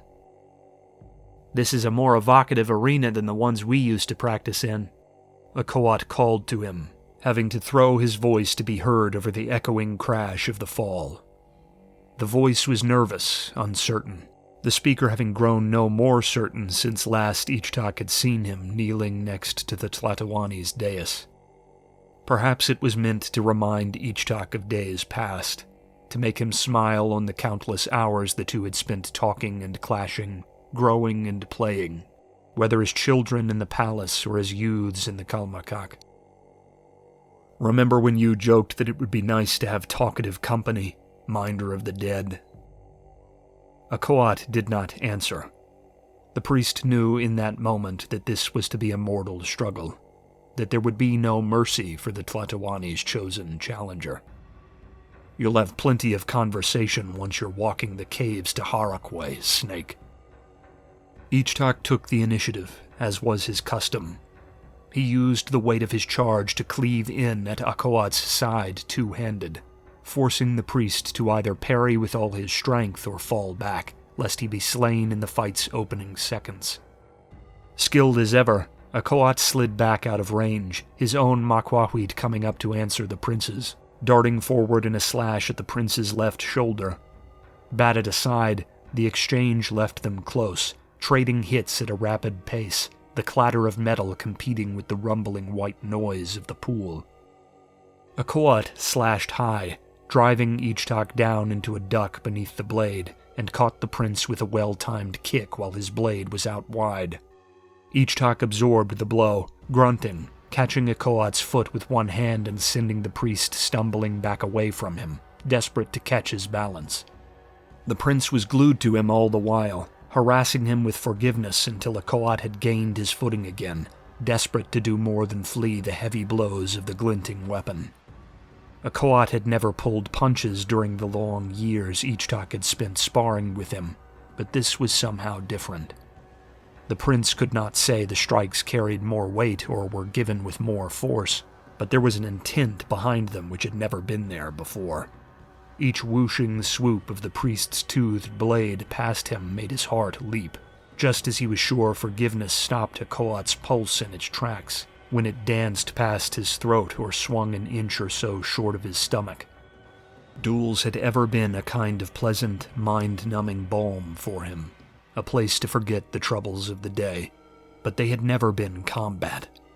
True combat was not pleasant distraction so much as it was necessary blindness.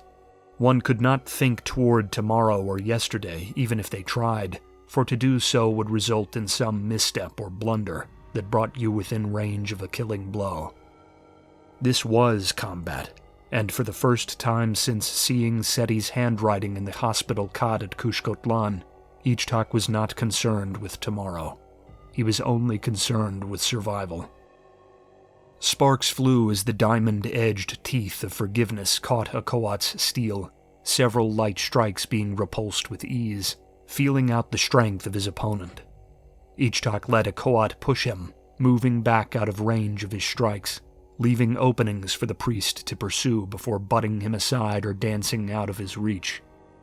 He could see the frustration behind Akoat's frightened eyes, but that did not guarantee him anything.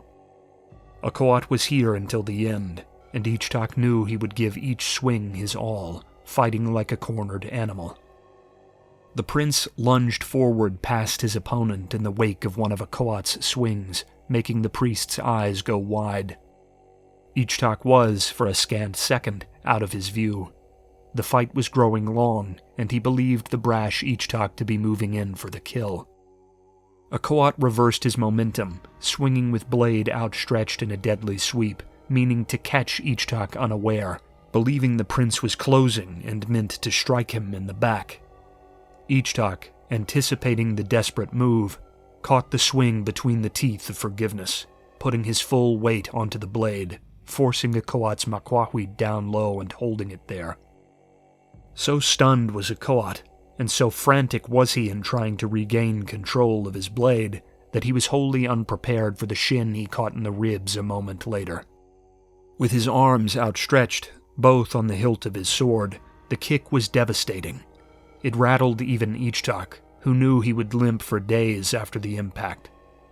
Gasping for air, Akoat wheeled to the stone, losing his grip on the makwahwit, struggling to piece together what had just happened. Ichtak kicked the hilt of Akoat's blade up and into his free hand and moved in to stand over the rasping Akoat. Ribs had been shattered, that much he knew, and there was no way to tell in that moment whether he had punctured a lung. Ichtak made to finish him, forgiveness climbing up high, ready to deal death, to claim the crown. In the moment, though, he could not make himself bring home the strike. Try as he might to place the sputtering, hissing Ida warlord's visage over the face of his injured foe, or to remember Setiawan, he could only see the silver-haired, mischievous features of Akoat, racked with breathless pain and clawing at the rock below him for purchase his fingers could not find. This was the face of the pup who had slipped stinking cenote fish into the sweet stew of the palace kitchens with him, the co-conspirator who had dreamed up how to sneak from the palace undetected inside trash bins, to explore the Tepeklan markets free of minders and Ektal guardians. The priest's eyes, seeming all pupils now, darted up to him, but Akoat had no words for his would-be executioner, only shuddering, labored breathing. This was Ichtak's choice to make, he told himself, the thoughtless necessity of battle fading away. He had agency here. Ichtak lowered forgiveness, half relieved and half ashamed at his inability to wreak the vengeance he had wanted to wreak just a day before. He knelt down as Akoat began to recover his breath, coming face to face with his old friend. "I will never forget what you did," said Ichtak. "You will never forget that I could have sprayed you across the cavern floor like a burst melon, had I wanted to." The words were in order. Akoat nodded, but Ichtak pressed on before he could manage to speak. "Where is Setiawan?" Akoat swallowed, hesitating. As he saw fiery color darken Ichtak's face again, he made himself gasp. "The Inquisition have him, in the palace dungeons." "Alive?" "Yes," said Akoat, "as far as I know." "Go there," Ichtak ordered. "Tlaloc will help you reach the vault, if you can't walk. Make sure he suffers no more. Stay with him until I have relieved you." Akoat, raising to a strained sitting position, brought a tender hand to his ribs. "I'm to wait until you've seen your mother," Akoat protested. "Only after you're the Tlatoani in name can you grant me clemency." Ichtak lowered himself down into a crouch, his nose almost touching Akoat's, his breath hot with the exertion of the duel. "I am the Tlatoani. What I say was spoken by Harakwe himself upon the fields of fire and war, and so it shall be done." He dragged Akoat up onto his feet, the priest staggering under his own weight. "Move." Akoat bowed his head before staggering away around the pools towards Tlaloc. Ichtak waved to the observing officer, who waved back in acknowledgement. Then he turned for the black opening leading deeper into the caves, blades in hand, and pushed onward into the shadow of the downward tunnel.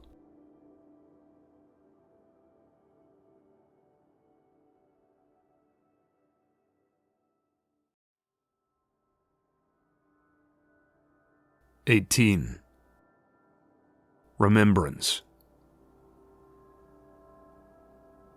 Ichtak had read of the falls in myth and memoir, but what lay beyond them had always been left cloaked in mystery, just beyond the grasp of a reader given glimpses of Sholoshaidi's primal underworld. Even the treatises penned for consumption by the Tepekishko dynasty's eyes alone kept vague about what awaited a successful challenger in the dark beyond the pool. Ichtak felt his way forward blind through the rough tunnel, finding it pitch black, untouched by the candles which had guided him above. He was alone with Harakwe and his thoughts, and that left him boiling. Fortunately for him, he did not have to stew in the isolating darkness for long. When again the tunnels went wide and light found his eyes, it was a much smaller chamber he had entered into. Here, the lichen or fungus that had lit the prior chamber in its dull, sickly glow had grown thick through a forest of stalactites on the ceiling above, and a chorus of pale crickets chirped their song in harmony, scoring the space with reverberating white noise. Across from him on the smoothed floor of the cave, seated in the middle of a triskelion carved upon the ground, was Izel II of Sholoshaidi, dressed in simple black robes and flanked by two silent, consecrated Ektal of the Sholotlan Guard. She motioned for Ichtak to sit just before her and lowered her veil of office, allowing him to see her clearly through the gloom. Ichtak hesitated. With no record of how such a meeting was to be conducted, he was unsure of himself. Though a dethroned Tlatoani was doomed to die, and the challenge was decided by his very presence in the chamber, he did not know what that meant for him. If he was to strike his mother down, he had never been told to do so. "Sit, please," said Izel. It was an alien thing, to be given a request rather than an order. Ichtak did as she asked. "Did you spare a Koat?" Ichtak took a long moment to answer, trying to read his mother. "Yes." "I hoped you might," she said, nodding. "He is loyal to his faith and his ruler, even when he does not wish to be. He will serve you well." "What are you up to?" Ichtak asked the question as flatly as he could manage, and meant every word. He held the power here, the deferential Ektal standing guard having bowed in acknowledgement of his ascension as soon as he entered the chamber. Still, it was an entirely new experience to question the woman seated before him. The same fierce frost haunted her vision, with the same flawlessly channeled aggression simmering just beneath the surface. "You're no fool. Why a Koat? What game are you playing?" She took a long time to answer. "There's nothing magical or shocking to tell," Izel told him. "You've always been an adherent of tradition, when outside the bedchamber. I did what I needed to force your hand, and here we are." Ichtak's grip tightened around the hilts of forgiveness and a Koat's makwahwit where they rested at his sides. His eye narrowed. "Break it down for me, then," Ichtak ordered, step by step. "You know it all, even if you have yet to piece it together and see the whole," Izel said. "The Duumvirate and its allies have been spoiling for a fight. They know that, if there is no war, Sholoshaidi will grow fat and strong behind her walls. Everything down to our birth rate scares the coalition. Ruhualpa knew this, and you knew this." Izel was almost gentle by the standards of her brisk, edged speech. "After Estlan, your reputation became almost mythic," she explained. "To the man on the street, Ichtak VI was already the face of a Sholoshaishan legion. They might respect the silent Tlatoani, but they adored the conqueror, as it should be. The same time this began to dawn on me, I read the writing on the wall with regards to the Lautani. Much as I might want to wait them out, the sea witch who commands their navy is no passive kitten, and Harakwe demands blood." "I know of the Lautani," Ichtak told her. "Tell me of the Inquisitors, of the Ida.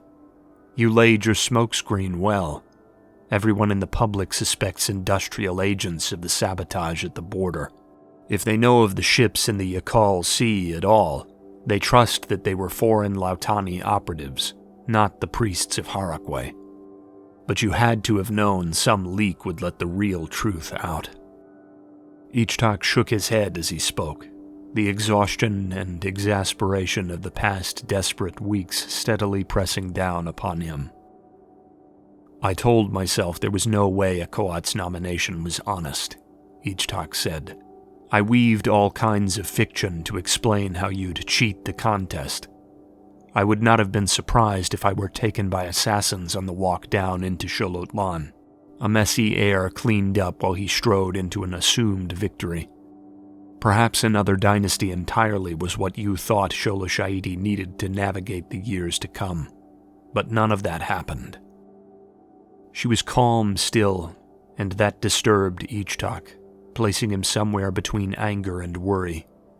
He was still unwilling to believe. I know you must be anxious to see the beginning of the big war, Ichtak told her. It's the only reason you'd pin the boats and the gassings on the Lautani.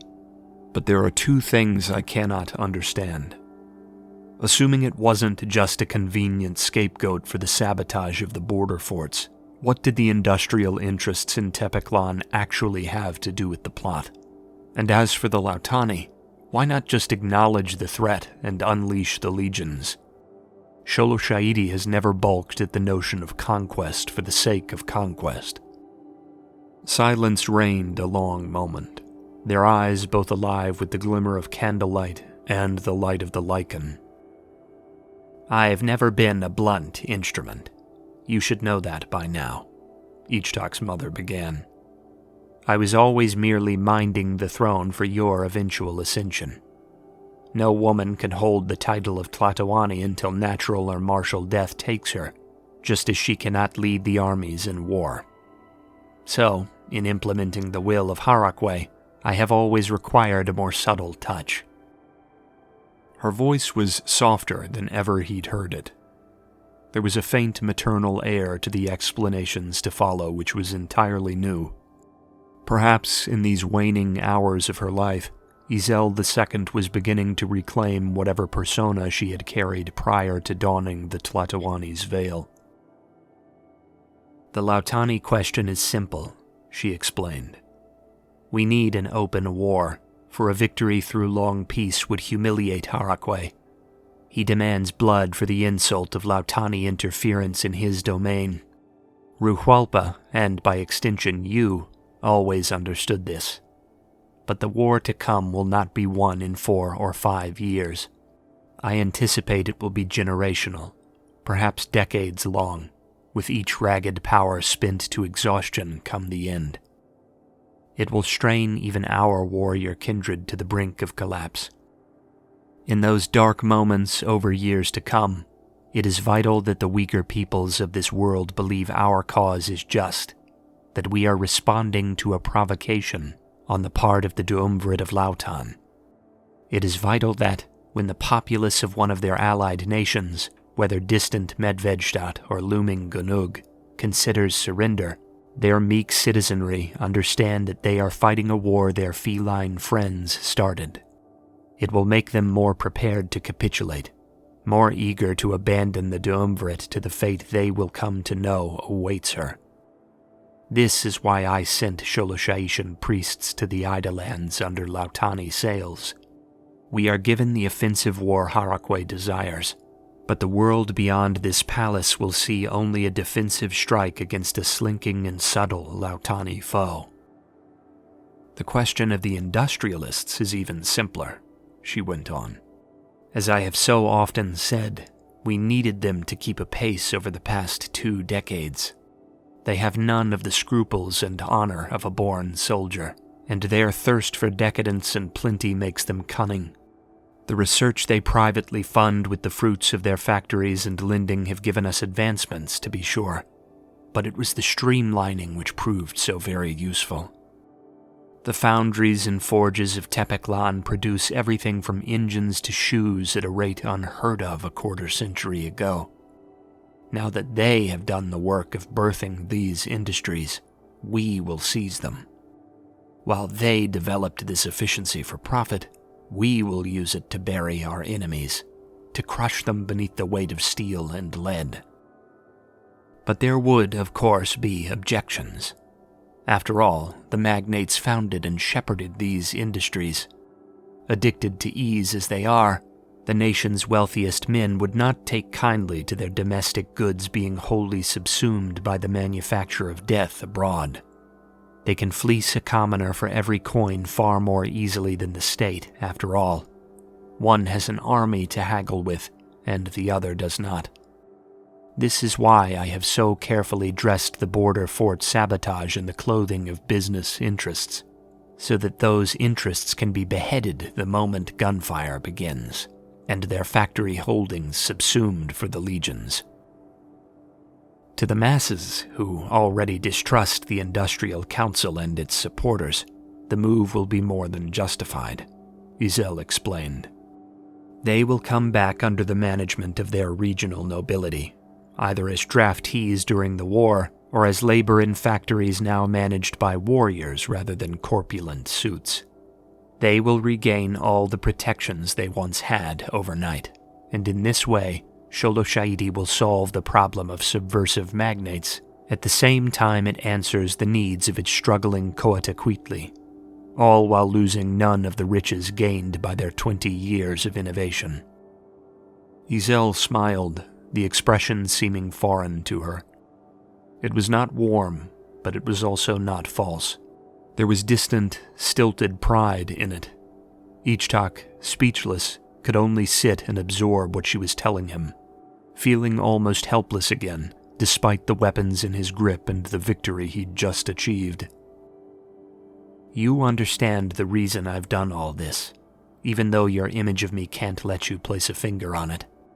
You write about it in letters with your courtesan, even if you've laced it with code. There is a duty that comes with holding as much power as I held, Ichtak, and you will inherit that duty. I did what was required of me with the time I was given upon the dais, and now you will do what is required of you, just as I did. Izel nodded to herself. She held Ichtak's gaze all the while, some unspoken comfort being shared there, as one ruler attempted to ease the passage of the next. I will not be remembered fondly by history, she said, but I filled a role for which I was not born after your father died in battle, ruled as best I could in the time that was given to me. I was a reformer, a peacetime leader, able to crunch all the numbers that needed to be crunched in the wake of our victory in the loud Sholosha'ishan War. I did well, but I grew blind to the struggles of the masses, history will say, tempted by the influences of magnates, too soft on the Lautani abroad, and too clueless about the internal enemies at home. So they will write. But then the chronicles will note that her stalwart son, hero of Eztlan and Kushkotlan, saw what was afoot. That he stormed righteous into the capital, took to the dais of the Tlatoani before his scheduled ascension, and took up the sword of justice to avenge the wrongs done to his people under the mismanagement of his mother. Ichtak VI will inherit the wealth and production of Izel II, with none of the ties that bound her, and he will use it to conquer Haraklan. This is how it must be. The sun takes the reins just as war flares to life, a warrior king to lead where a queen might not. Ichtak shook his head, cutting into the reflective pause. Many women have ruled Sholosha'idi during war, Ichtak protested. Have you no eye left? Are you blind? The old flames were back. She bristled, and for the briefest of seconds, Ichtak was a child before her again. The issue is not whether I could have ruled during the coming crisis, she explained. The issue is not that I'm undecided on what could be done to keep the Empire afloat through the years of total war ahead. I could have done all these things. Moreover, you would have ascended within the year regardless. You are already 19, and your year in waiting is almost spent. We are all actors, and this is all theater, she said, regaining composure. It doesn't matter that I could helm the ship if given the chance. What matters is that I don't look the part at the wheel. I'm a peacetime industrialist, a woman forbade from the front, a civilian in all but name. If some great Sholosha'ishan poet of old had penned a saga about the greatest war ever told, would Izeld II be Tlatoani during the struggle? Ichtak did not have to answer that question, and Izeld didn't drive the point any deeper. There was no point in twisting the blade. She could tell Ichtak understood. She could tell he knew where she was leading him. "Don't waste the opportunity that's been handed to you," his mother told him. "You are a perfect candidate for the throne, marked by the one-eyed god in his image, and given the same name as the founder of our line. Young as you are, all in your empire can only sing your praises. If you ask them to march, they will march, heedless of the pain they endure." She rose from her seat.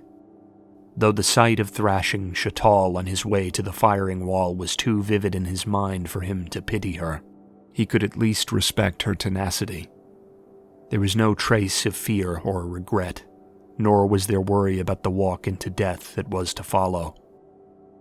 Izeld II, the sole living person on the globe who had shared the throne to which he had ascended, leaned low with the bow. She did not kowtow, but it was as close a surrender as he would ever see from her. "This is the place in history which has been laid out for you, by myself, by your father, and by Harakwe," Izeld said. "I go, at last, in pursuit of your father. Do not gamble your place in history by holding to your desires. The Tlatoani is the voice of Harakwe, but this only means something because Harakwe is the mighty lord of a strong, honorable people. You are merely the intermediary between the two. It is their needs that matter, not yours." There was no final goodbye. Ichtak rose as she had, head spinning with the enormity of the moment, realizing Izeld II had said all she wished to say. She reached out, brushing his chin gently with a small palm, a reassuring hand, withdrawn only a second after it arrived. Their eyes lingered just a moment. Then she broke away. Izeld II strode through a passageway marked by an aged silken shroud of ebony. Within, Ichtak could glimpse Tepeklan's place of preparation, much like the small, secluded hut he had visited in Kushkotlan's palace courtyard. Priests, prepared to embark upon the rites of Sholotlan within, welcomed their former Tlatoani to the stone slab. From his place in the next room, Ichtak could see that her beloved queently hounds, ever her shadow in life, were already among the dead, preserved with the same care she would be given at the foot of the ritual site. Then, the shroud was released, and the scene was obscured behind the curtain once more, Ichtak's mother passing from his sight, and the world of the living behind it. The prince had imagined what their final encounter would look like many times in the aftermath of Kushkotlan, uncomfortable as it made him. Ichtak had always pictured himself giving a righteous tirade, some recounting of the wrongs done to him at her hand and the failures of martial tradition under her reign, that he would tell her the rising new Tlatoani would assert authority over the old. In the flesh, it had been she that had done all these things. In the aftermath, he could hardly breathe, the full responsibility of both his ascension and his mother's self-sacrifice striking him mute as she went to her quiet end. Silent minutes passed, the muffled noises from behind the curtain growing gruesome as Izeld II fearlessly found eternity by her own hand. But it was not long before another priestly attendant of the halls below entered the room.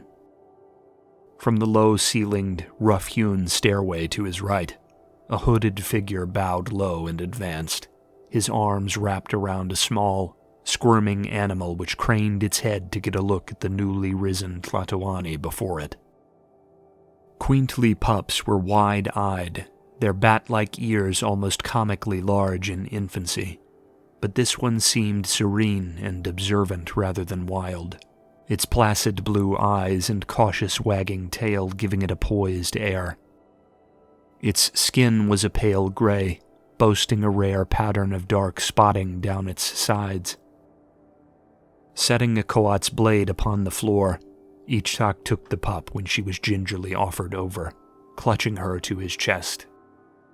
His first sign of station, this was to be the hound that would one day scent his path in death through the endless halls of the Underdeep. Chosen from her litter based on divinations known only to the deep-born brotherhood who bred the dogs in the darkness below, she was a more poignant token of office than any crown or jewel. Kehuili. It was a name, the title of this new companion. Barring another ascension to the throne in the near future, it was the final time the blind, aged priest before him would ever speak. The elderly holy man then produced a veil, fashioned to obscure the whole of his muzzle and sit like a broad scarf about his neck. With careful surety that seemed to contradict his milky eyes, the priest applied the veil to his Tlatoani, ensuring the Triskelion-patterned fabric over the mouth was perfectly positioned by sensation alone. He bowed once more, touching his snout to the floor in deference, and then retraced his steps down into the darkness of the tunnels below. Forgiveness in his right hand and Kehuili clutched to his side with the left, Ichtak began the long walk back up into the light of the surface, two unspeaking Ektal guardians flanking him all the while.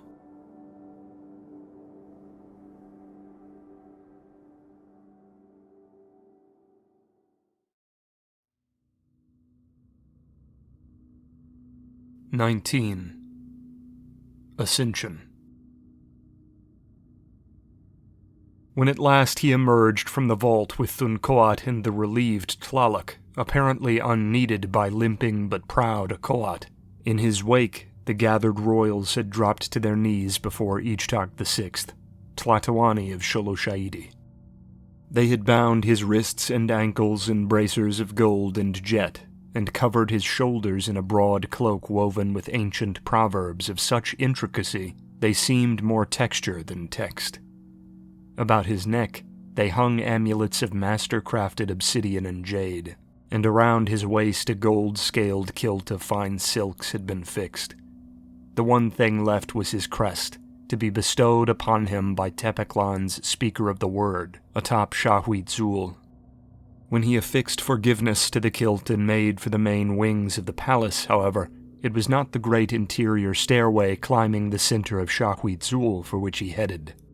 His eye was for one thing only in those heady first moments of rule, and no protest from the trailing nobility of Sholosha'idi would stop him. Thunkoat had led the gathered royals to the summit, and Tlaloc had been dispatched with orders for the legionary high command, carrying the royal seal. That left Ichtak alone to wander the palace halls with Kehuili in his arms, all strangely vacant. The world above thrumming with life as it awaited news of the succession, even as the emptied nerve center of Sholosha'idi sat cold and lifeless below. Only as he entered the halls downward into the inquisitorial penance chambers did he encounter other souls in the gloomy passages. First, they were no more than echoed arguments from up the way. Then, figures jostling in a shadowed doorway came into view. Two men trying to shout their way past several palace Ektal and an agitated inquisitor barring their path. They were Tishak and the battered, exhausted Akoat he saw, the prior supporting the weight of the latter when the argument allowed. Upon his approach, Tishak looked glad, as if reinforcements had arrived. It was only when he saw the veil that he dragged Akoat backwards out of the way, bowing low. "Hail, Tlatoani." The Ektal fell to their knees at the words, eyes averted. The Inquisitor did the same, touching his snout to the dark stone, muttering a mantra from the Bastion of Will. He had done so in the center of the doorway. Ichtak handed Kehuili to Tishak, who took the honored queently hound with the same care her master had shown her. "Out of my way." Ichtak's hand was on the hilt of forgiveness, but the Inquisitor needed no more motivation in his tone to scramble as if stricken. The Ektal gracefully backed off in kind, and he strode into the halls of penance, his nose assailed by the scent of spilled blood, and the omnipresent incense haunting the Inquisition's presence. Years had passed since those tumultuous days after Chatal's execution, but the mere existence of this part of the palace never let him forget the sights and sounds of the penance chambers. Ichtak had never felt the caress of their knives or the weight of their irons around his wrists, but the threat had always been there, left roiling over his head like a gathering storm. When Shakoat would visit him in the night, keeping him sleepless and immersed in the mantras of Harakwe, the ancient priest would guide him down these corridors, to hear the screams of the repentant as their flesh was marked with their shame. Ichtak's memory imbued the rooms with those screams even now, when the stifling, blood-damp quiet of the wretched place seemed so oppressive. There were 4 alcoves before him in a semicircle, foreboding pockets of dark stone, fixed with drains, centered with racks which could be laid low like gurneys or swung high, to leave the penitent dangling by raw ankles, their curved walls boasting ornate shelves which proudly displayed the gleaming tools of the Inquisition's craft. All of them were now empty, all save one. Ichtak barely recognized the slight man before him, face down on the slab, his neck craned at an awkward angle, half conscious in a pool of his own blood. The coat stripped from his back left the raw flesh beneath exposed to the dim lantern light, where scars had been opened and reopened, ensuring the pattern would forever be visible once the wounds were allowed to heal. The feline's dazed face, bruised and swollen, was somehow worse. The orbital bone on the left side was broken, and the face and eyelid about it were horribly swollen, the eye itself having disappeared in a mass of blood-matted hair and bruised, bloated flesh. The mouth hung open, many of its sharp teeth broken, a wet sputter of mucus-strained breathing accompanied by a languid stream of blood trickling from raw gums and torn lips. Ichtak turned for the Inquisitor, still prostrate in the hall outside, and dragged him to the slab by his robe. The man fumbled with the binds that kept the prisoner prone, not needing to be ordered. Setiawan coughed, the noise wet and exhausted, and Ichtak brought a hand to the feline's head in a staid attempt to calm him, uncertain whether he knew who had arrived. The wounds on his back came into focus then, rippling in the gloom as Setiawan tried to stir with a body stricken dumb and frail by days of excruciating stillness. They were passages from the Bastion of Will inscribed in mortal flesh, condemnations of lust surrounding a broad, still bleeding Triskelion. A final reminder from his mother, he thought. Dutiful as her actions had been revealed to be, this seemed a low thing. But Ichtak took some small solace in the fact she had not had Setiawan killed. He had a fleeting moment to wonder why she hadn't, why she had left him this reminder of a time before his ascension. But wrath fast washed such wonder away. Ichtak sank into a partial crouch, bringing his nose almost to Setiawan's as the Lautani struggled to move.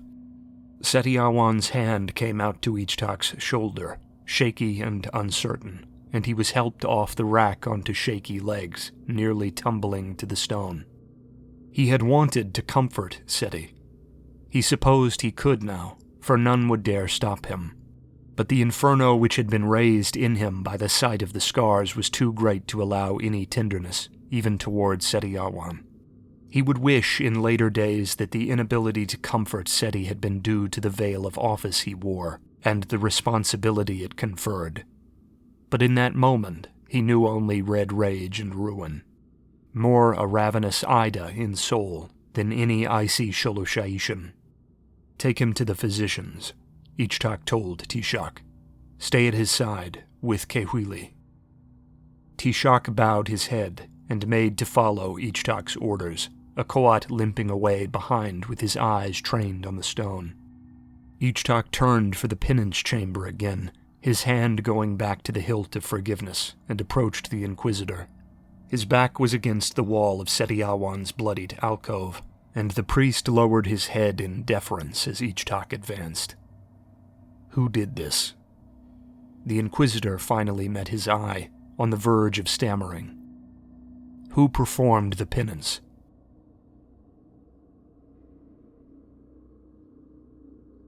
Tepeclan's media had been as speculative as the Ektal overseers allowed in discussing the recent events at the border. Naturally, the public had been a great deal more speculative, abuzz with chatter about internal conniving and external espionage. Moths to a flame, a good tale involving the threat of war was a favorite Sholoshayishan pastime, and this had been no exception. With the Tlamakti being issued, their chatter had become a tide, sweeping across the empire. Breath collectively held, Sholoshayidi waited as one to see who was the last standing and what the cause of the struggle had been. Streets were packed and houses emptied, all eyes in the capital straining upward to the peak of Shahuidzul. Since the morning they had murmured and speculated in its shadow. It was not them that Ichtak stormed out of Shahuidzul's internal stairway for that afternoon, however, eye glinting above the veil. Much as he was obliged to them, they had to wait. He came for Shikoat. The appearance of their Tlatoani sent the gathered royals, senators, and officers to their knees. Those kings, queens, and priests too aged for the full prostration bowed as deep as they could manage, averting their eyes. The wizened Shikoat had no such issue despite his years, dipping with practiced grace to his knees before the stand which held Ichtak's waiting crest of gold and ebon feathers, and touching his snout to Shahuidzul's ancient surface. He never left that pose. Forgiveness had been ready in Ichtak's grip when he crested the winding stair before the eternal flame. Shikoat, if he realized the danger, never had time to do more than gasp before the diamond-edged teeth struck his head from his shoulders. The gathering froze. As the wrathful blindness slowly ebbed from him, Ichtak could feel the confusion playing silently through their ranks, some aghast and some simply shocked. Tlaktal, the brutal king of New Tepeclan, seemed almost impressed. Their faces were of no concern to Ichtak in the moment, though. He had a second to realize that he had just spilled Sholoshayishan lifeblood for the first time. Never had he killed a man of his own kindred, much less a priest. He had not even considered the fact before striking the blow, and now, with eyes upon him and his fury spent, he could spare no time for reflection or regret. The crowds in Shahuidzul's shadow, invisible to him from the center of the temple's peak, could not be kept waiting any longer. Shikoat, speaker of the word, would traditionally have placed the crown upon the risen Tlatoani's head. Ichtak had a moment to consider the propriety of being crowned by no man save Harakwe as he placed the feathered helm upon his own head. But it was a fleeting thought, a rationalization of the reddened rage only now ebbing away from his vision. He could try and convince himself this had been the will of Harakwe when he had done what needed to be done. The priestly attendants of the flame shrank away as he spun, but it was not for them he turned. Ichtak looked to Tlaloc where the officer stood amongst the Ektal's finest. The old officer nodded, telling the Tlatoani that all was prepared. Then Ichtak stepped to the stairs, bloodied forgiveness in his hand, into the eyes of Tepeclan. A microphone, newly adapted for use in ceremonies atop Shahuidzul, accentuated the already excellent ancient acoustics, prepared to carry his every syllable to the waiting ears of the nation before him. When the Ida marched south through the Kushkot Range, no soul in Tepeclan spoke for peace. We met blood with blood. We rode north to meet the enemy outside the gates of Kushkotlan, in the footsteps of our forebears. We reminded the children of Kramak what the price of trespass is in Sholoshayidi. The crowd was silent as the grave. There had been no call of the Tlatoani's name, nor any recitations of the deeds of his predecessor. There could be no doubt, however, as to who had emerged the victor. "You have borne the brunt of this punishment," said Ichtak. "The fires that were snuffed out on the heights battling the great enemy were your husbands, your fathers and sons. They demand answers. They demand to know who threw wide their gates for Kramok's hungry sons." Ichtak let the weight of the words sink in, gathering his thoughts, polishing the speech he had prepared on his climb from the Underdeep on the fly. It came easily to him, expanding and flourishing with a life all its own. Later, he would come to believe it had been breathed into him from below, that a greater intelligence had been speaking through him. "You have heard rumors, and they are true. By ship and by infiltrator, chemicals were loosed in the barrow dens of sleeping Ida clans by Lautani hands, driving the beasts south in search of vengeance, where they crashed upon our bulwarks. Knowing this, the agents of Izel II's Industrial Council, seeing promise of profit in war upon the far horizon, kept intelligence about this treachery to themselves. Indeed, they sent operatives north to soften the passes, to ensure the furious Ida would strike true. The crowd roared, Ichtak raising a hand for silence. Tired of the assassin's bullet in the agitator's pulpit, the Duumvirate has slunk down to the lowest of deception. They sick the scaled butchers of the north upon us, secure in their coalition, hiding behind their navy in the Isles. The magnates in our midst believed they might fleece the empire of our wealth at the cost of warrior lifeblood. They believe the toothless children of Harakwe will not bite back. There are those amongst us, the affable and the meek, who would appease them," said Ichtak.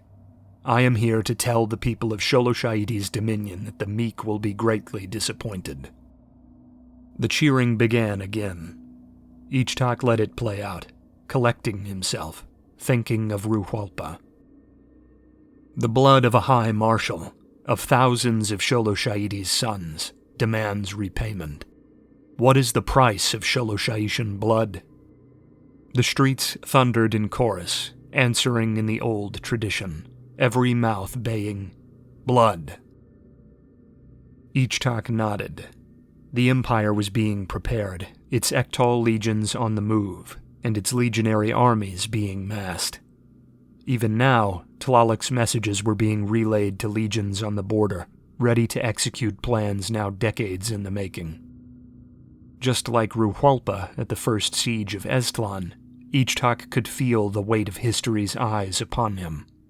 It was surreal, like being carried, his syllables automatic. "I am Ichtak VI, 114th of the House of Tepekishko," Ichtak pronounced.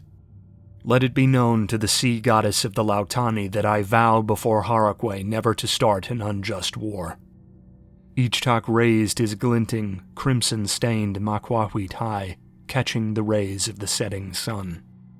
"But never will I end a just war save by annihilating our enemies." Even the most stunned of the gathered nobility behind him joined in the raucous cheers, the fire of old Sholoshaidi awakened in them. Ichtak was blind to this, though, his eye fixed not on the golden banners waving above the celebrating throngs beneath him, but upon the southwestern horizon. Beyond the curvature of the globe, thousands of miles distant, brooding Lautan stared back. "The Titan stirs," he thought. "I hope you're prepared to meet it."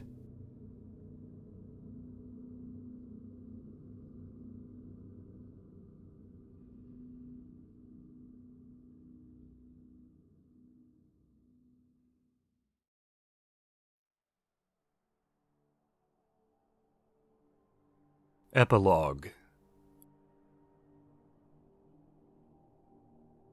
Ichtak had insisted he stay at rest through the first departures, but Setiawan had refused.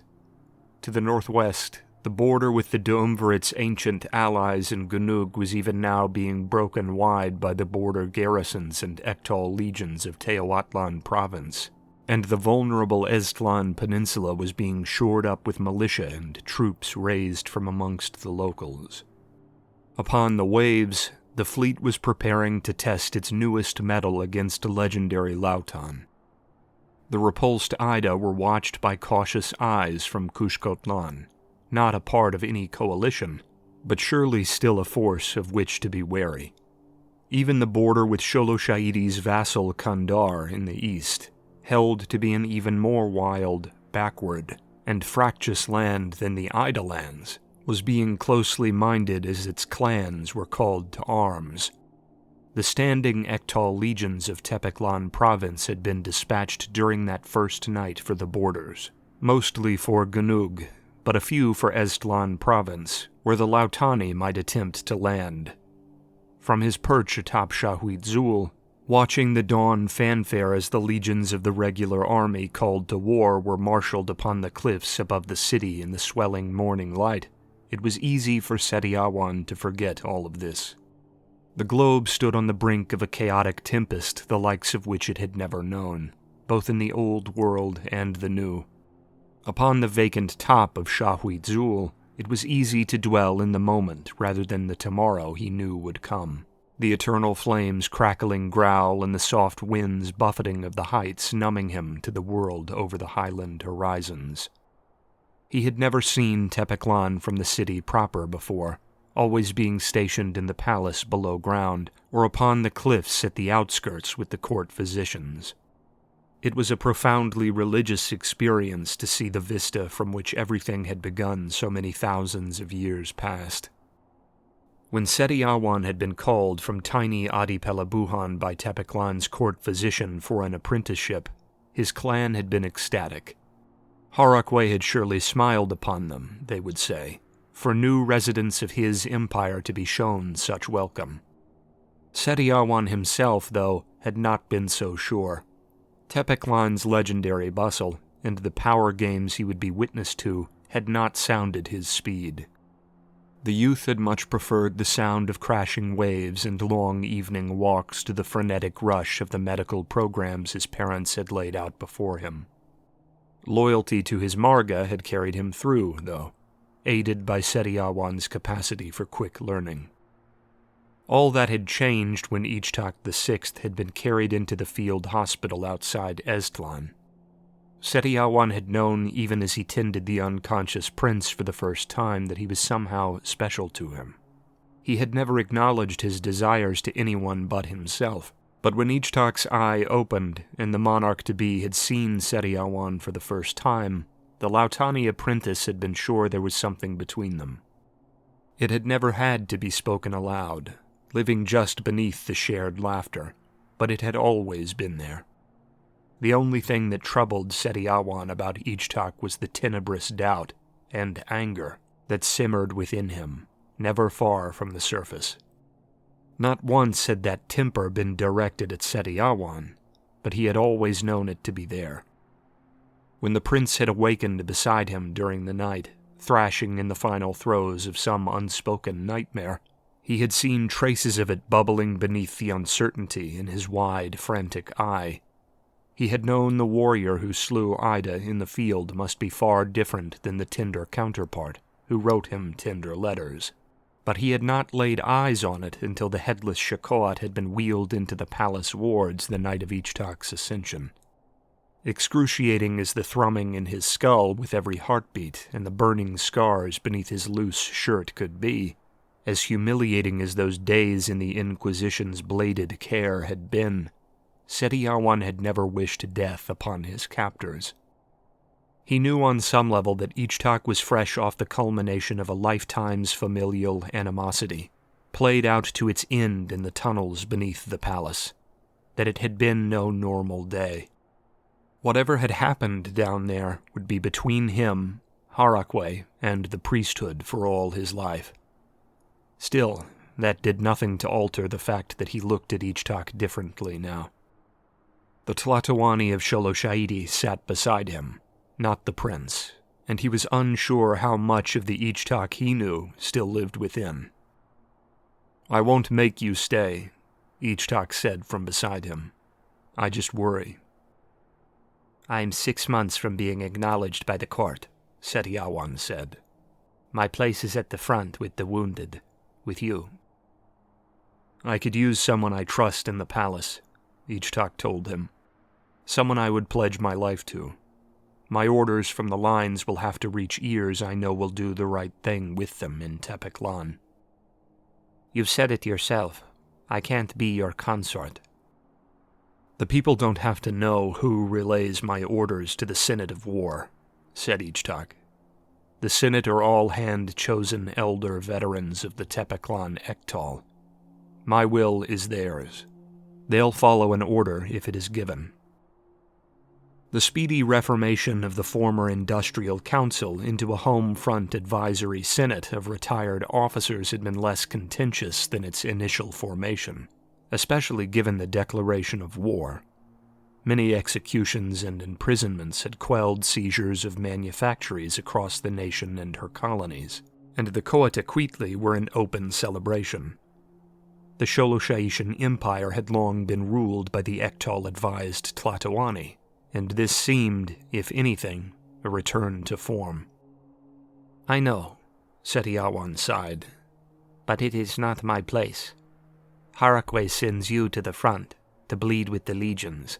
It's only right that I be there to halt the bleeding. He reached over, taking Ichtak's hand. Uncertain of the future as he might be, he was glad Ichtak could now dismiss the palace staff with a wave of the hand. Some Ektal official, maybe High Marshal Tlalak, can be your voice in Tepeklan, Setiawan protested.